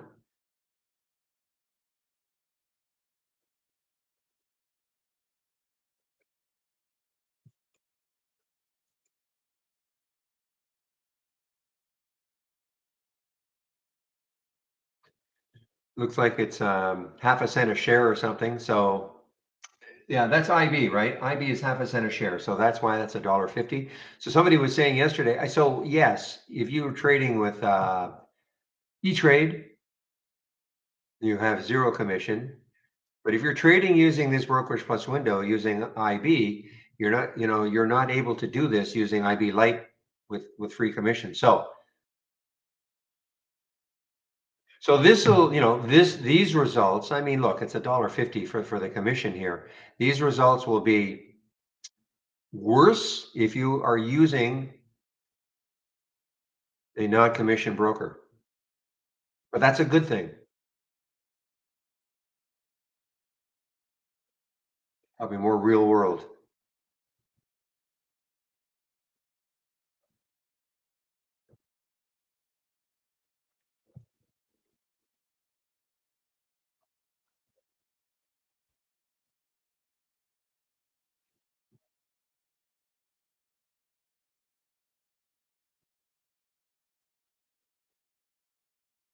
And if I want to get out of a trade, if I had a bunch of trades here, I just highlight the one I want to get out of, and I could click flatten. That gets me out of a trade, or I could get out of half my trade, or I could double my position. So remember, guys, no mystery about shorting. When you go long a stock, you buy a stock, you hope it goes up. And if you short a stock, you hope the price goes down. I mean, it's, that simple mathematically. Yes, you have to have shorts available. Yes, the uptick rule. Yes, but mathematically, that's all it is. People seem to don't understand the concept of shorting.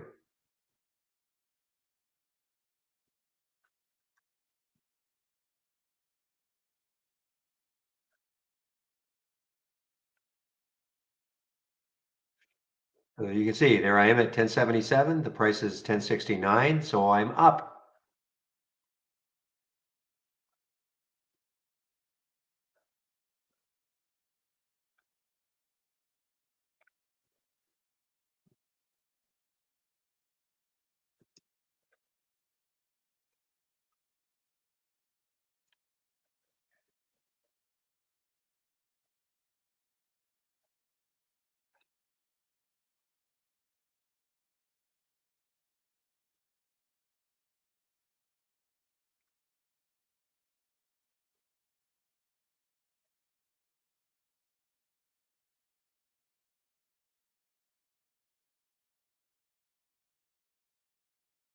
Now look at this one. I think it moved 20 cents so far since I was talking about it. I'm not in this one, but ASYS.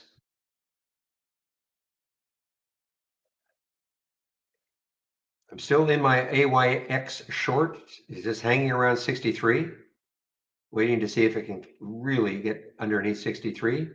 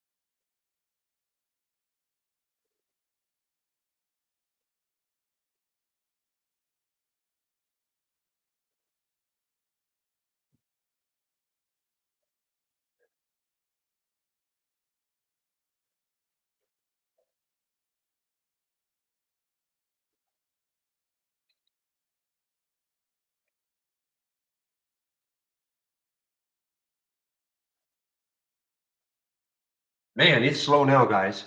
It is super duper slow.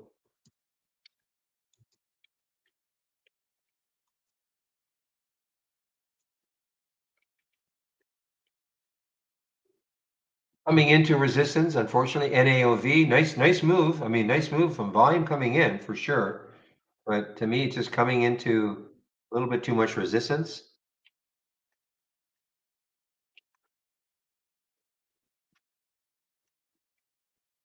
VLON, okay, I'll take a look at VLON. I'm sure it's under $1.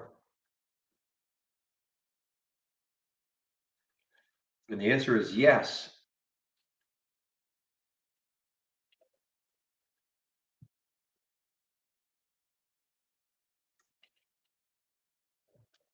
Yeah, big rip, 145% now. I don't know, I don't see any news on it. I'm sure there must be something, but I don't see any news.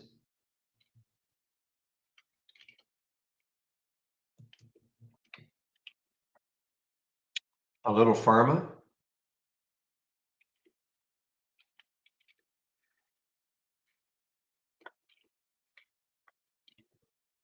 Next high looking left is 70, 78, 79 cents. So it's still got a little bit of room on a percentage basis.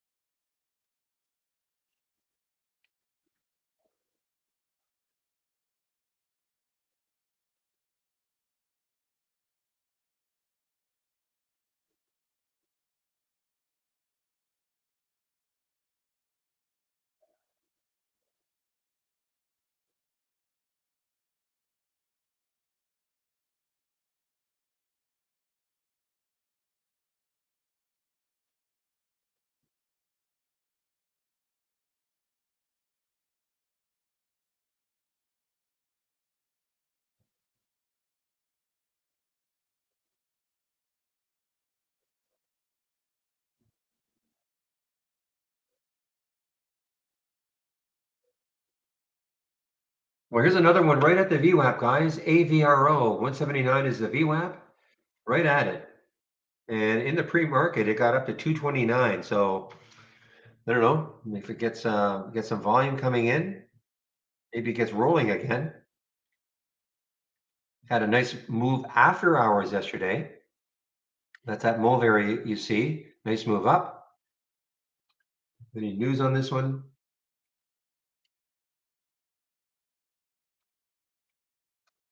Again, I don't see any specific news for this one, AVRO. I think it probably had news here a couple of days ago.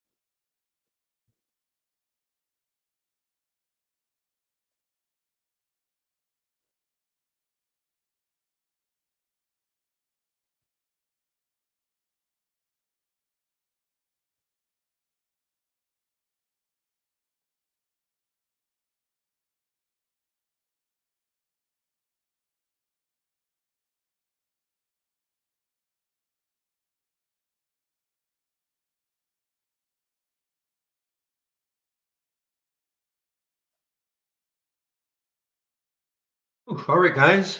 Questions? Any questions? Try to keep my interest level up.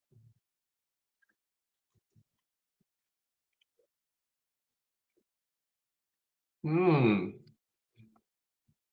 I wish that VWAP weren't there. So close. 1555. The reason being is this is This looks like, though it's not a huge trend, this looks like a green bar ignored on cocoa. You got that little pause there. If that gets down to 1567, that candle, that current 15-minute candle, this could get this really rocking on the way down, but the VWAP is there, so that could hold it. That's the problem. Can it go anywhere? Yes. Can Newell go anywhere? Yes. Will it? I don't know. Let's take a look. Big float.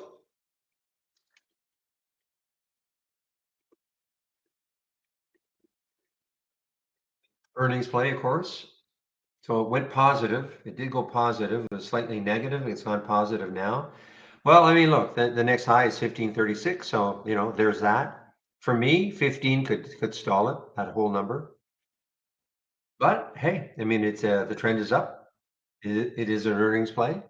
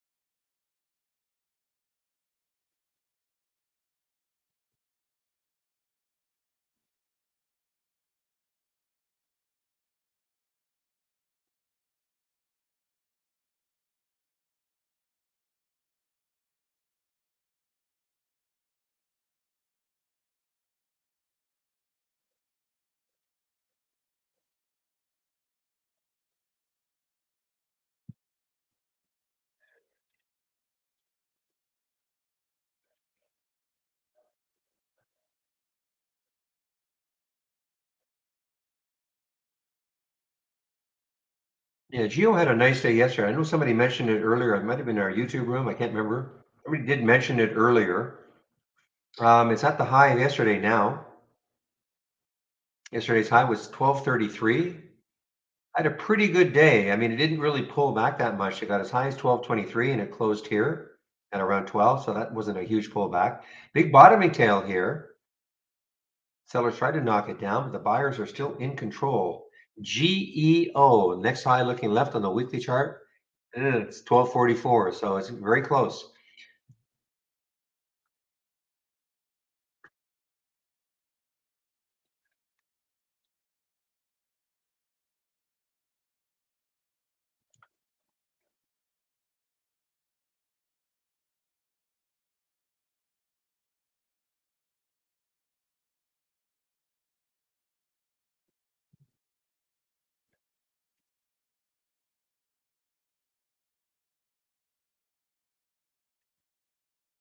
Yeah, I'm sorry. This is the one that usually trades along with Geo, another prison stock, CXW. Now this is just sitting on the VWAP right now. So this is definitely Geo is definitely excuse me, definitely looks stronger than the CXW.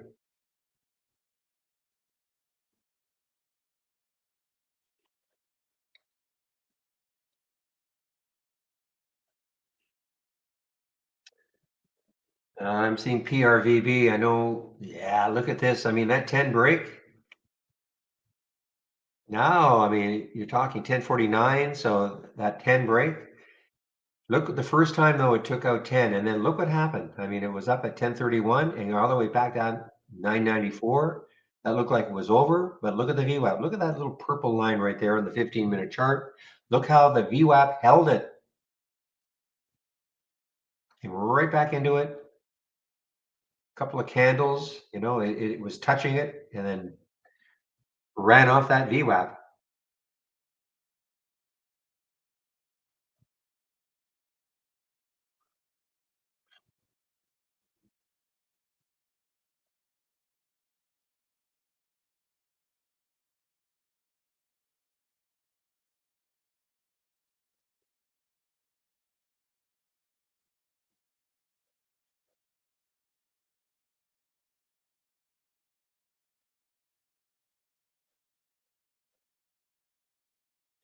All right, guys, again, keep an eye on the EOLS. EOLS, I think it's back to break even.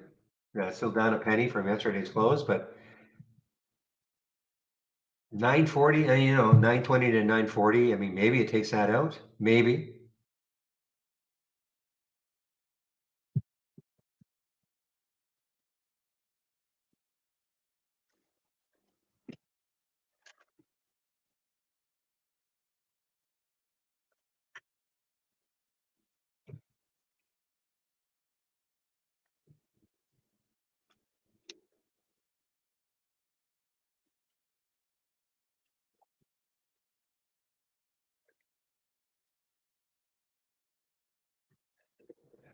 Is me.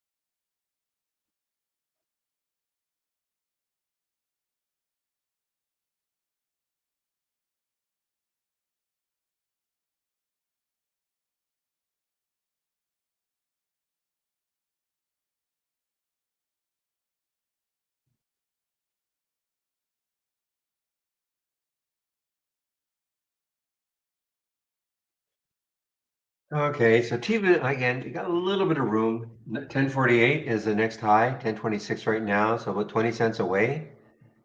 But again, just like to see, I mean, if this weren't here and the next high was 1096, that would be a lot better.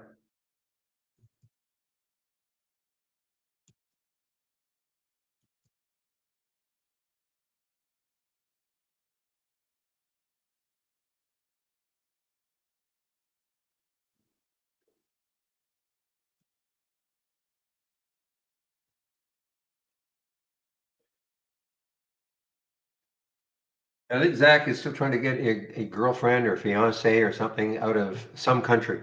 That's about all I know. He said he'd be gone. Said he hoped to return sometime in February.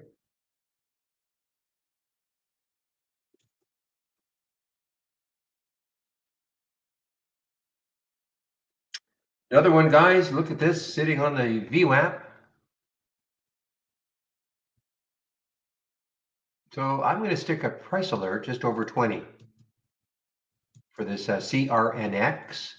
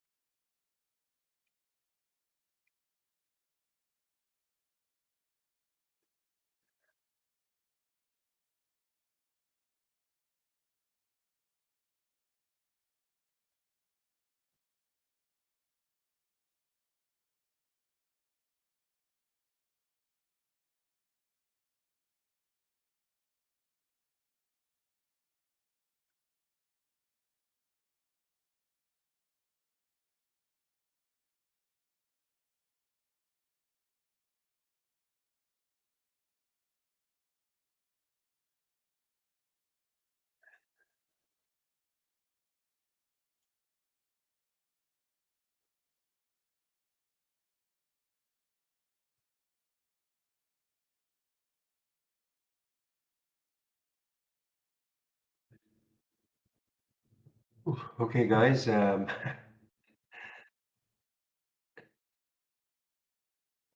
of keeping an eye on the X pawn as it tries to hold 3.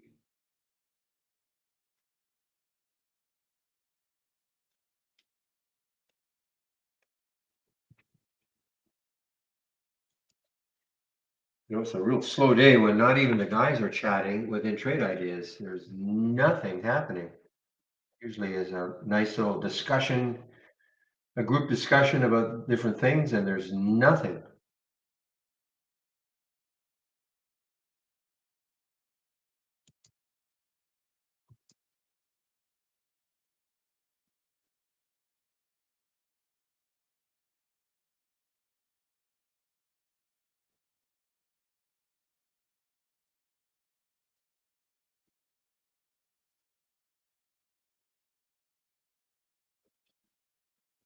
All right, guys, give me a moment. I'll be right back.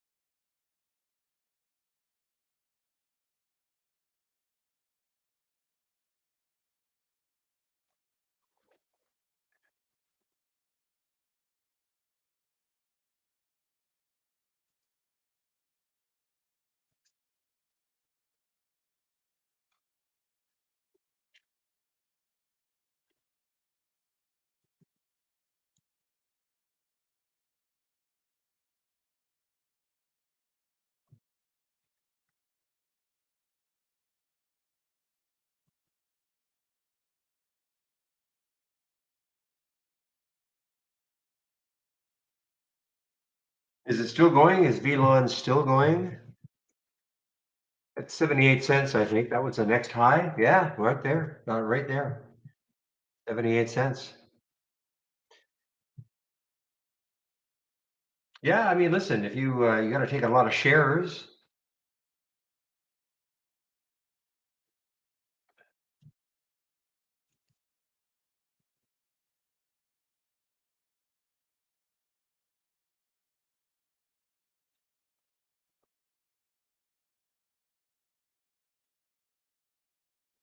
All right, thanks for that, Casa.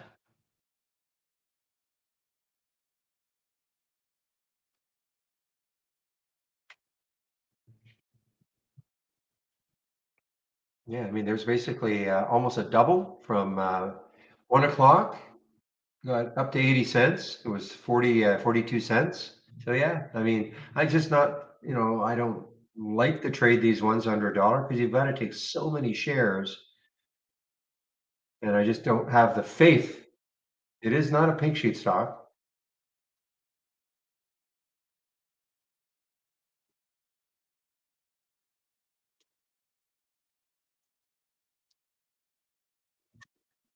So it will be GRI, okay? That'll be next, when will that be? Oh, the first quarter of 2023, so it still has to close.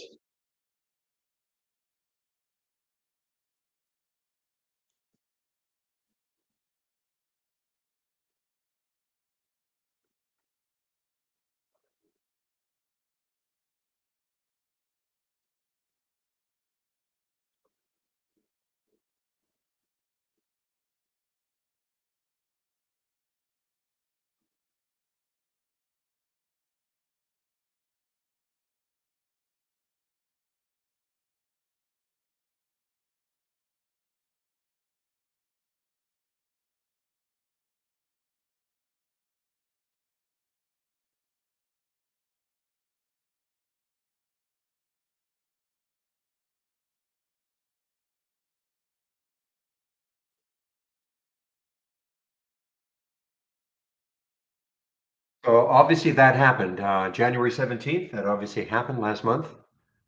You're talking about this presentation, VLAN and GRI.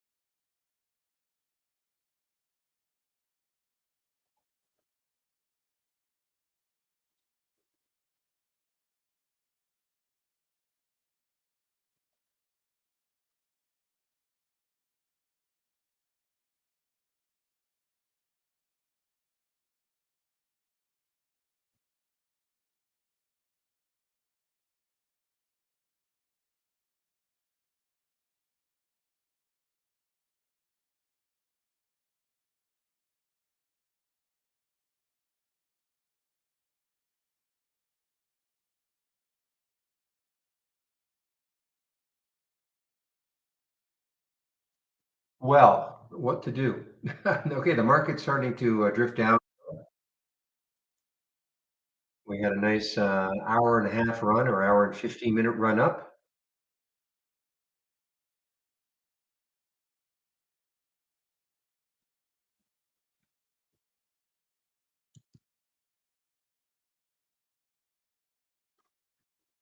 So I guess this was a also an IPO, ENLT 1244. Yeah, actually we saw this one. Andy and I were talking about this one. A little bit late, for an IPO. Usually they're around 10:30 to 11, but they launched this one today. ENLT, Israeli Clean Tech. Okay, so this is an Israeli company.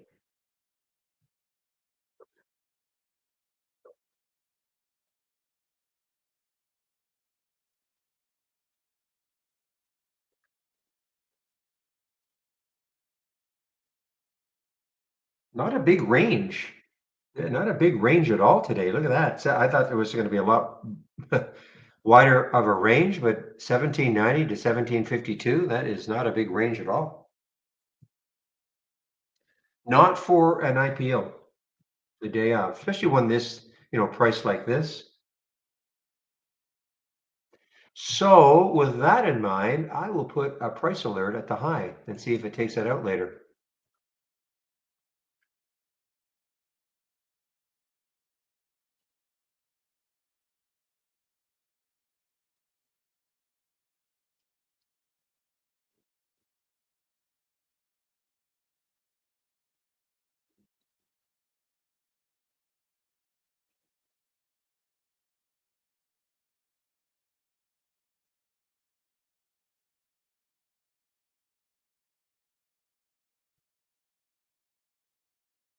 ETHR, okay.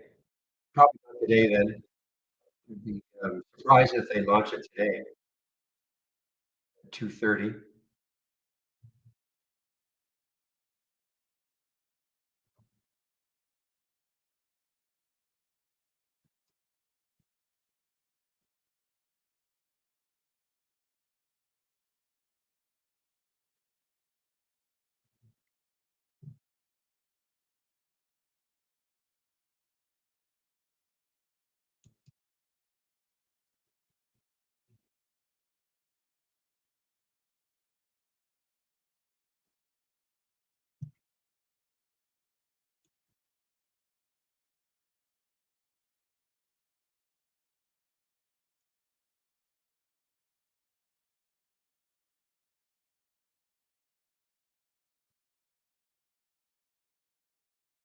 Okay, guys. Well, listen, I may put myself on mute. Are there any questions? I'll hop right back on.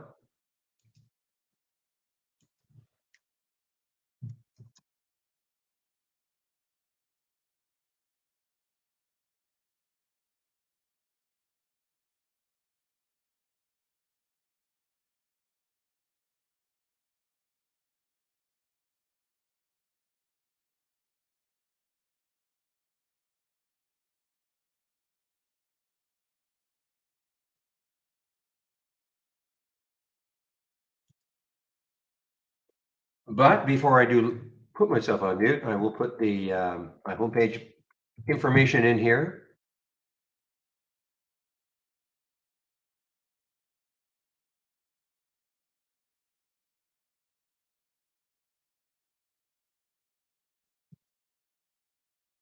So again, what will you find on my homepage? So if you click on the link, first you will see this first. You'll see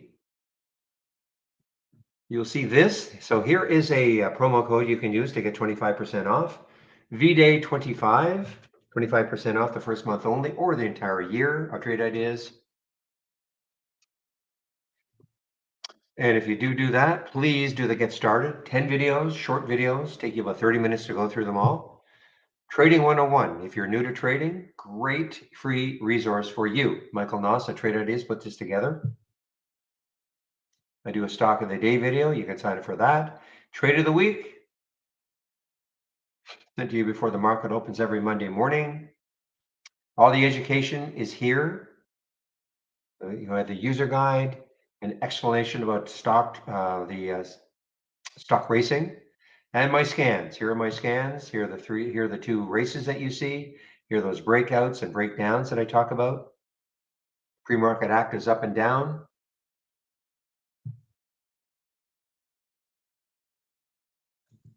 So again, if you do take out a subscription, I appreciate it if you use my homepage and then use the promo code. Room gets credit, I get credit, and also if you save my link, then you can take a look at the my scans and all the education anytime you want. Okay, guys, I'm out of the AYX. Doesn't look like it wants to break at 63 now, so I've completely covered my position now in that short. So that's it. Doing nothing now. Unless something unbelievable happens. So I'll put myself on mute again.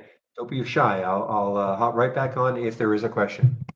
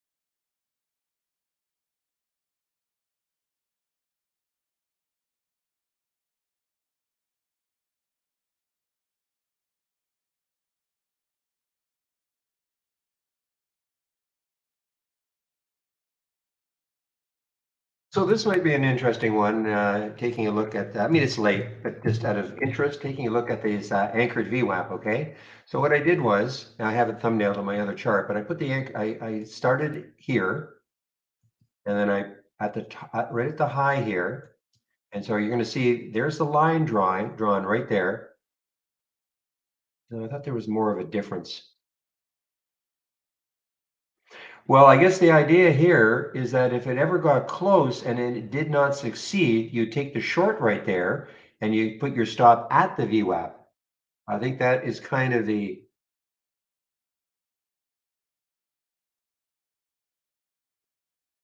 yeah. So you know what? There's something, I'm not understanding something, because this is a 15-minute chart and I drew it. I started it right there. Oh, I know what I did. I didn't start it at the same spot. I did it on my thumbnail chart and I must have started it right there at 11 o'clock. Okay. The 11 o'clock candle. It wasn't the high. If I started it right there, okay, let's start it there when it started to move down. So we're gonna have, we'll have another VWAP line.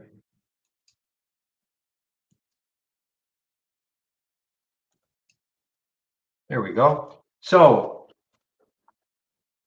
this is what I was sort of looking at. You know, what if it takes it out? If it takes that out, if it goes above the VWAP line, that anchored VWAP line right there in the 15, and maybe has a run towards the VWAP. Of course, this is all the art of it. Where do you start the line, you know? You know, at the beginning of the downturn, or, I mean, there's no right or wrong.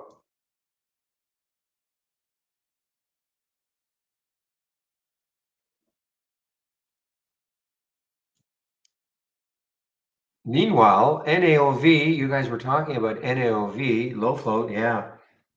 Wow, look at this, 6 to 7, just like that. And the spread is okay, seven, I mean, now, okay, 7707, but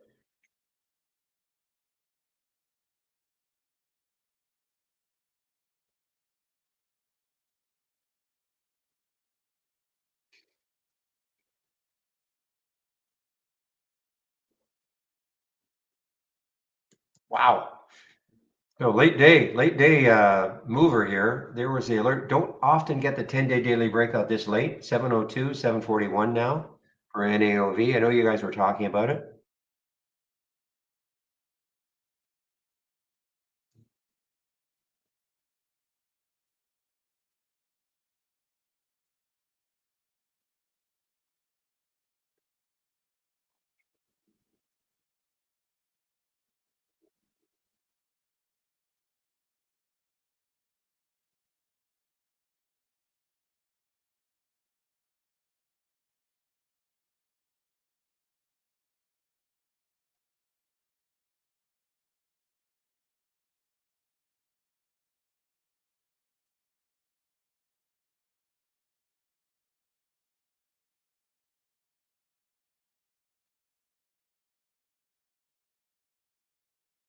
Oh, any news on this one?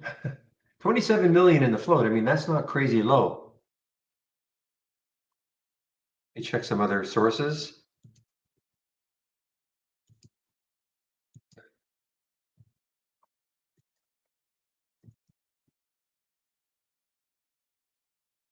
Yeah, it's in the ballpark. I mean, Morningstar has it at 1.63 million, very low, but Yahoo and FinViz and TD Ameritrade and Wall Street Journal, all around this 27 to 30 million mark. So it's only Morningstar that has it at 1.63 million.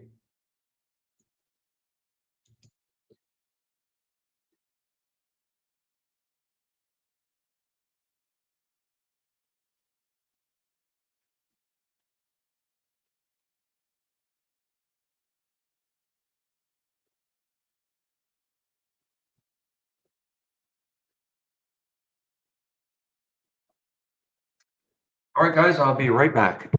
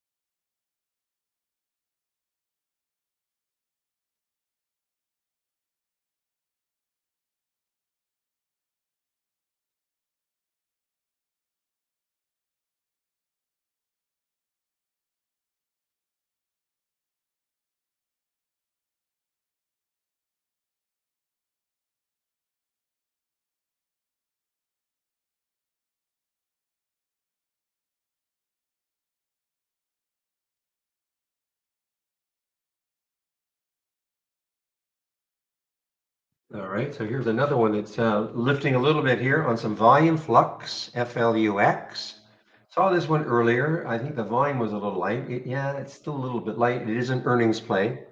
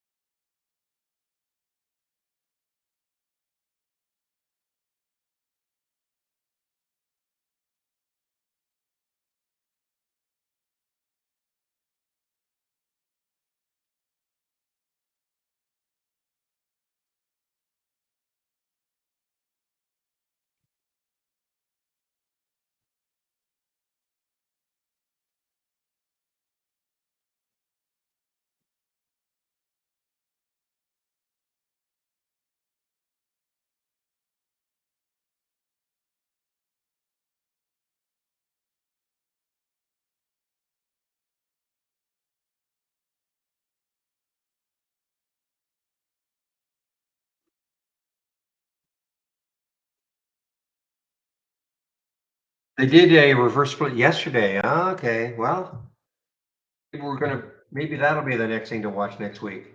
Okay, they did the reverse split yesterday. So did they put any news out? No news. So what was the ratio? I probably could find it here. 1 for 20. That's the good thing about our news. Okay, I can't see it in IB because it's just today's. So I like that in our news. You can see going back. So 1 for 20. So this is about 1.3 million in the float. And this has not been adjusted for that reverse split.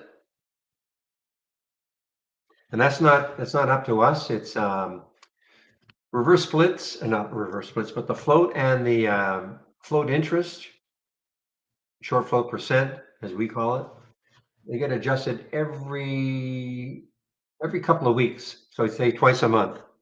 And that's just industry standard.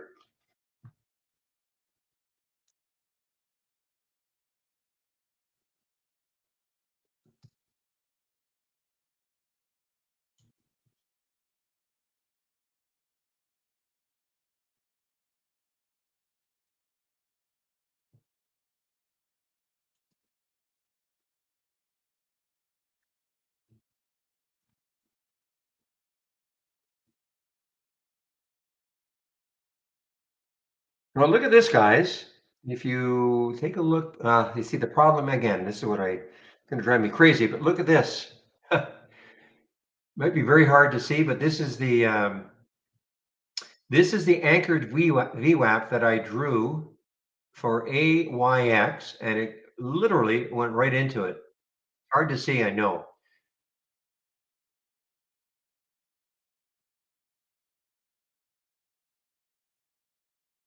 And that would have been at 64.38. Okay, I'm sold.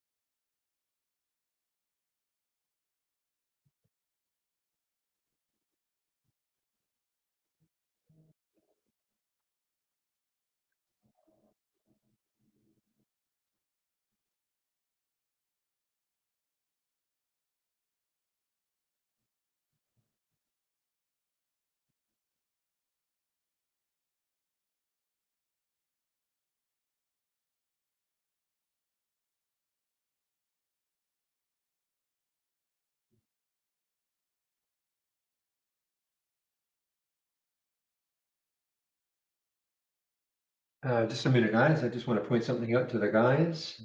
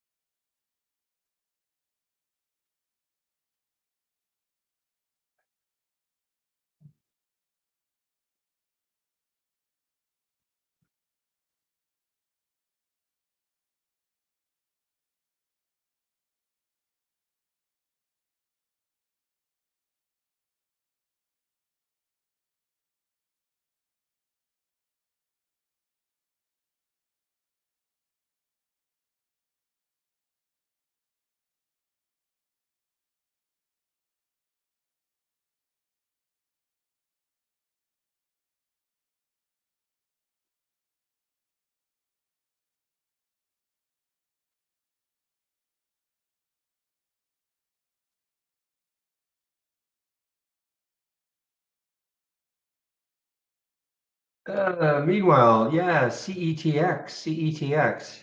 Was this? No, I'm thinking of another one. Wow, look at CETX. Look at this one running, guys. Late day bloomers. Yeah, look at this one running. CETX, of course, I had a big day a few days ago, got up to 1245. Volume coming in to CETX.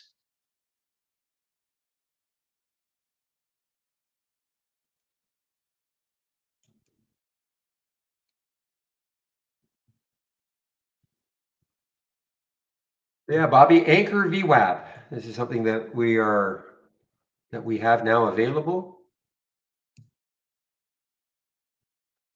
You can read up on it about it. Anchor VWAP. You can read up about it. Brian Shannon has a book out.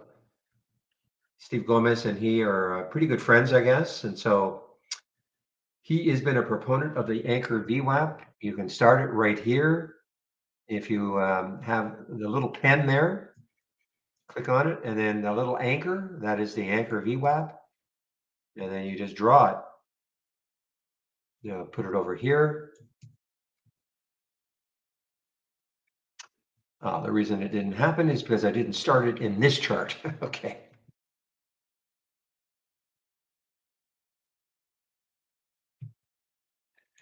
Well, probably hard to see, but on that 15-minute chart right there for AYX, I drew the Anchor VWAP and it got right into it. I'm sure it's very hard to see, but if I draw my little line again,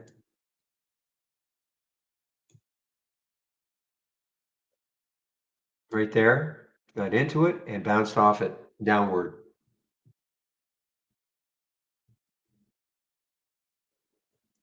Whoops.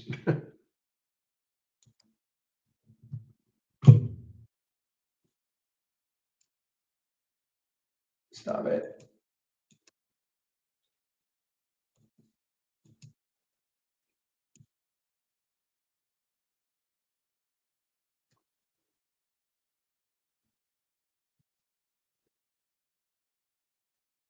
It's in Trade Ideas, yes. You click on the pencil. I mean, listen, I'm not here to tell you how to use the Anchor VWAP. There's a bit of an art to it. Depends where you want to start drawing it from. But but if you want to read up about it, what I would do is I would, check out maybe Investopedia or something like that, Anchored VWAP. So if I drew it on here, the CETX, okay, so you started off the little pen.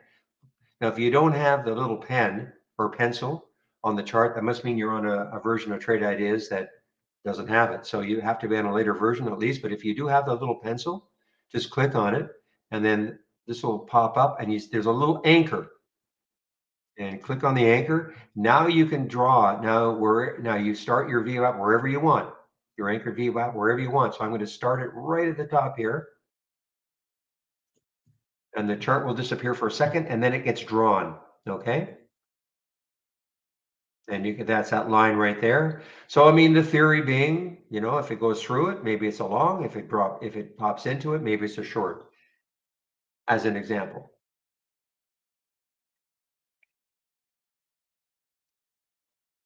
Okay, so that's what I was saying. I drew it here. That line, if you can see on the 15-minute chart for AYX, I drew it right there, and it went right into it and stopped and came right back down. Now, is that going to happen every single time? No, I'm sure it won't, but that's the principle of it. Now, the art of it is, where do you start? Where do you start? Could have started on the weekly chart over here. You could have drawn it and watched areas as the stock goes into it or through it. You can use it intraday by all means.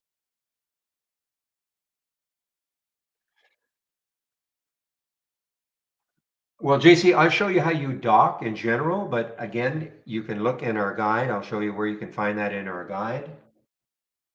Just in general, okay? Because what I'm going to tell you, you're probably going to forget.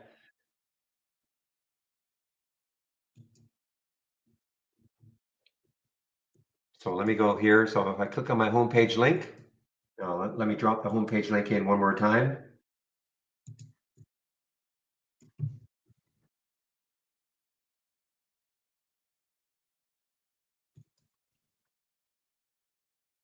Okay, so on the home, so if you click on my homepage link,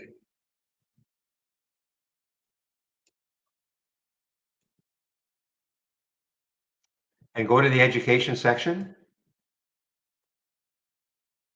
go to the user guide, and then find docking. Where are you?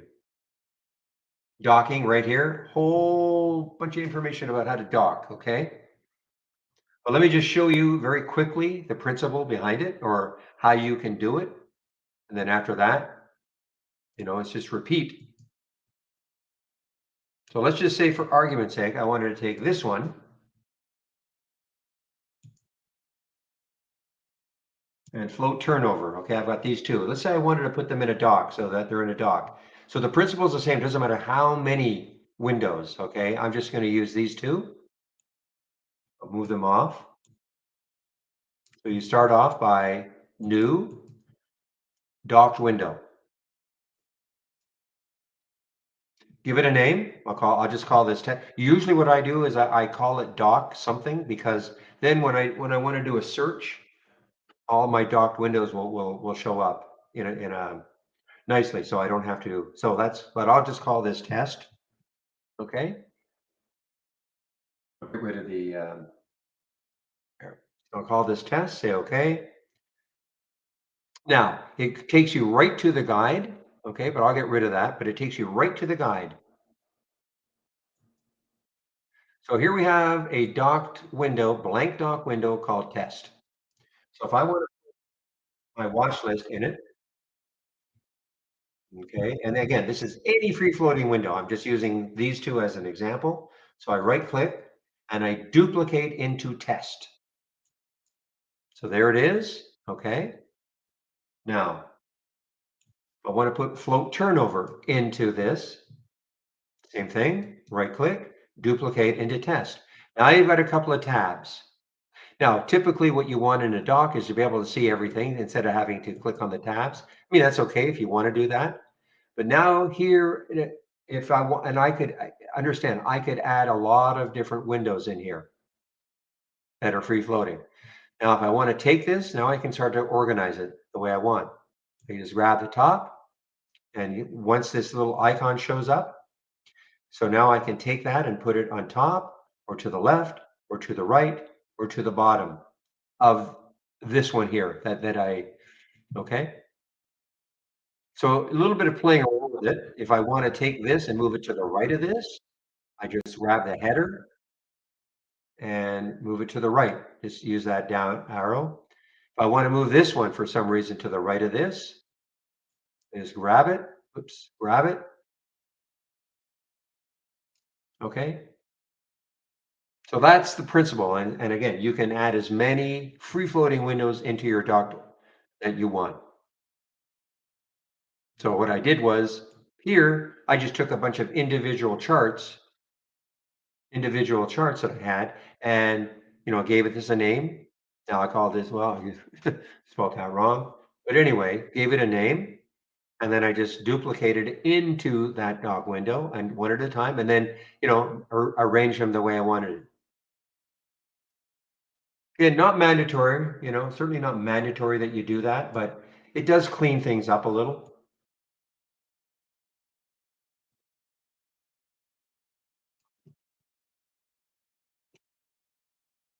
And this is why I give it a name starting with doc, because if I want to search load from cloud as an example, and now I type in the search, I type in dock, D-O-C-K, I will see all my docked windows. So that's why I always start off with doc in the name of it.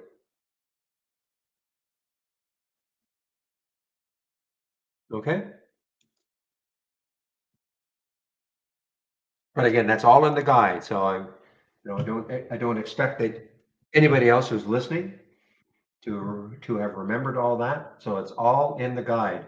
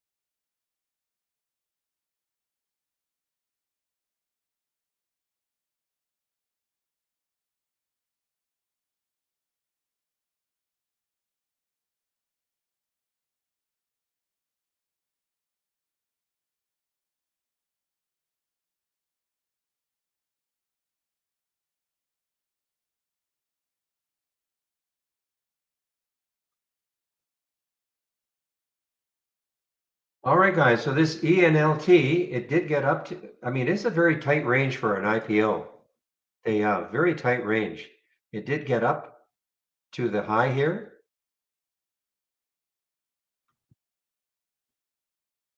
This was, I mean, I'll draw that anchored VWAP right here.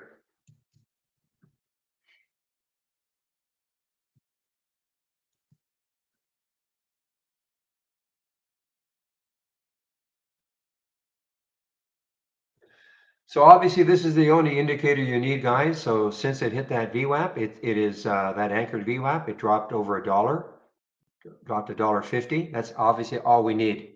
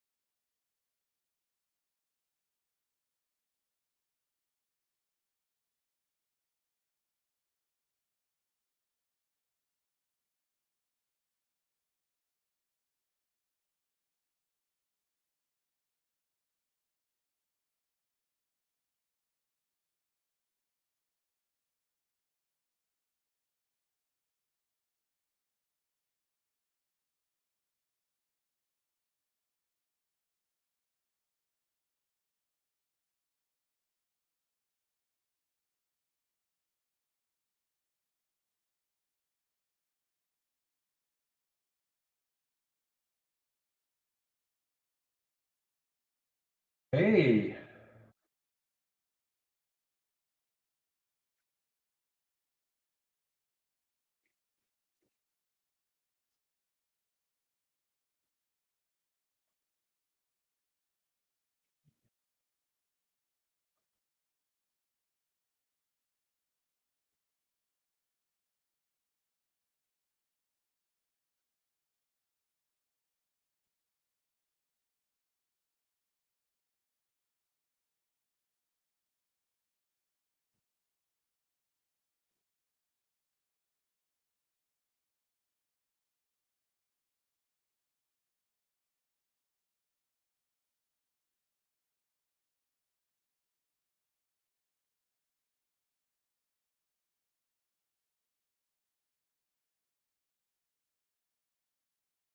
All right, guys, I think that's it. I thought I would shut it down at 3, but I got a little excited on that Anchorage VWAP, and I was talking to the guys. So, um,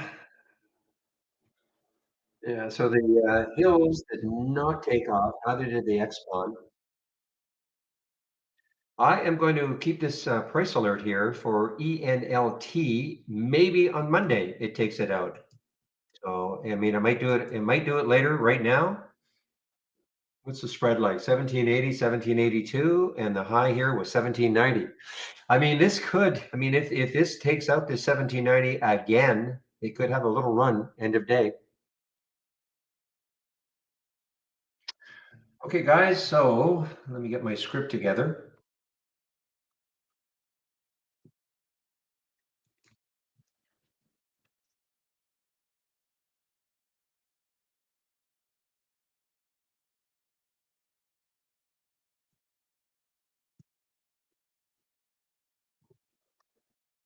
All right, everybody. Thank you for all of the help, as always, all week long. Have a great weekend, and I'll open the room Monday morning at 8 o'clock. So, again, have a great weekend, and we'll see you then. Bye bye.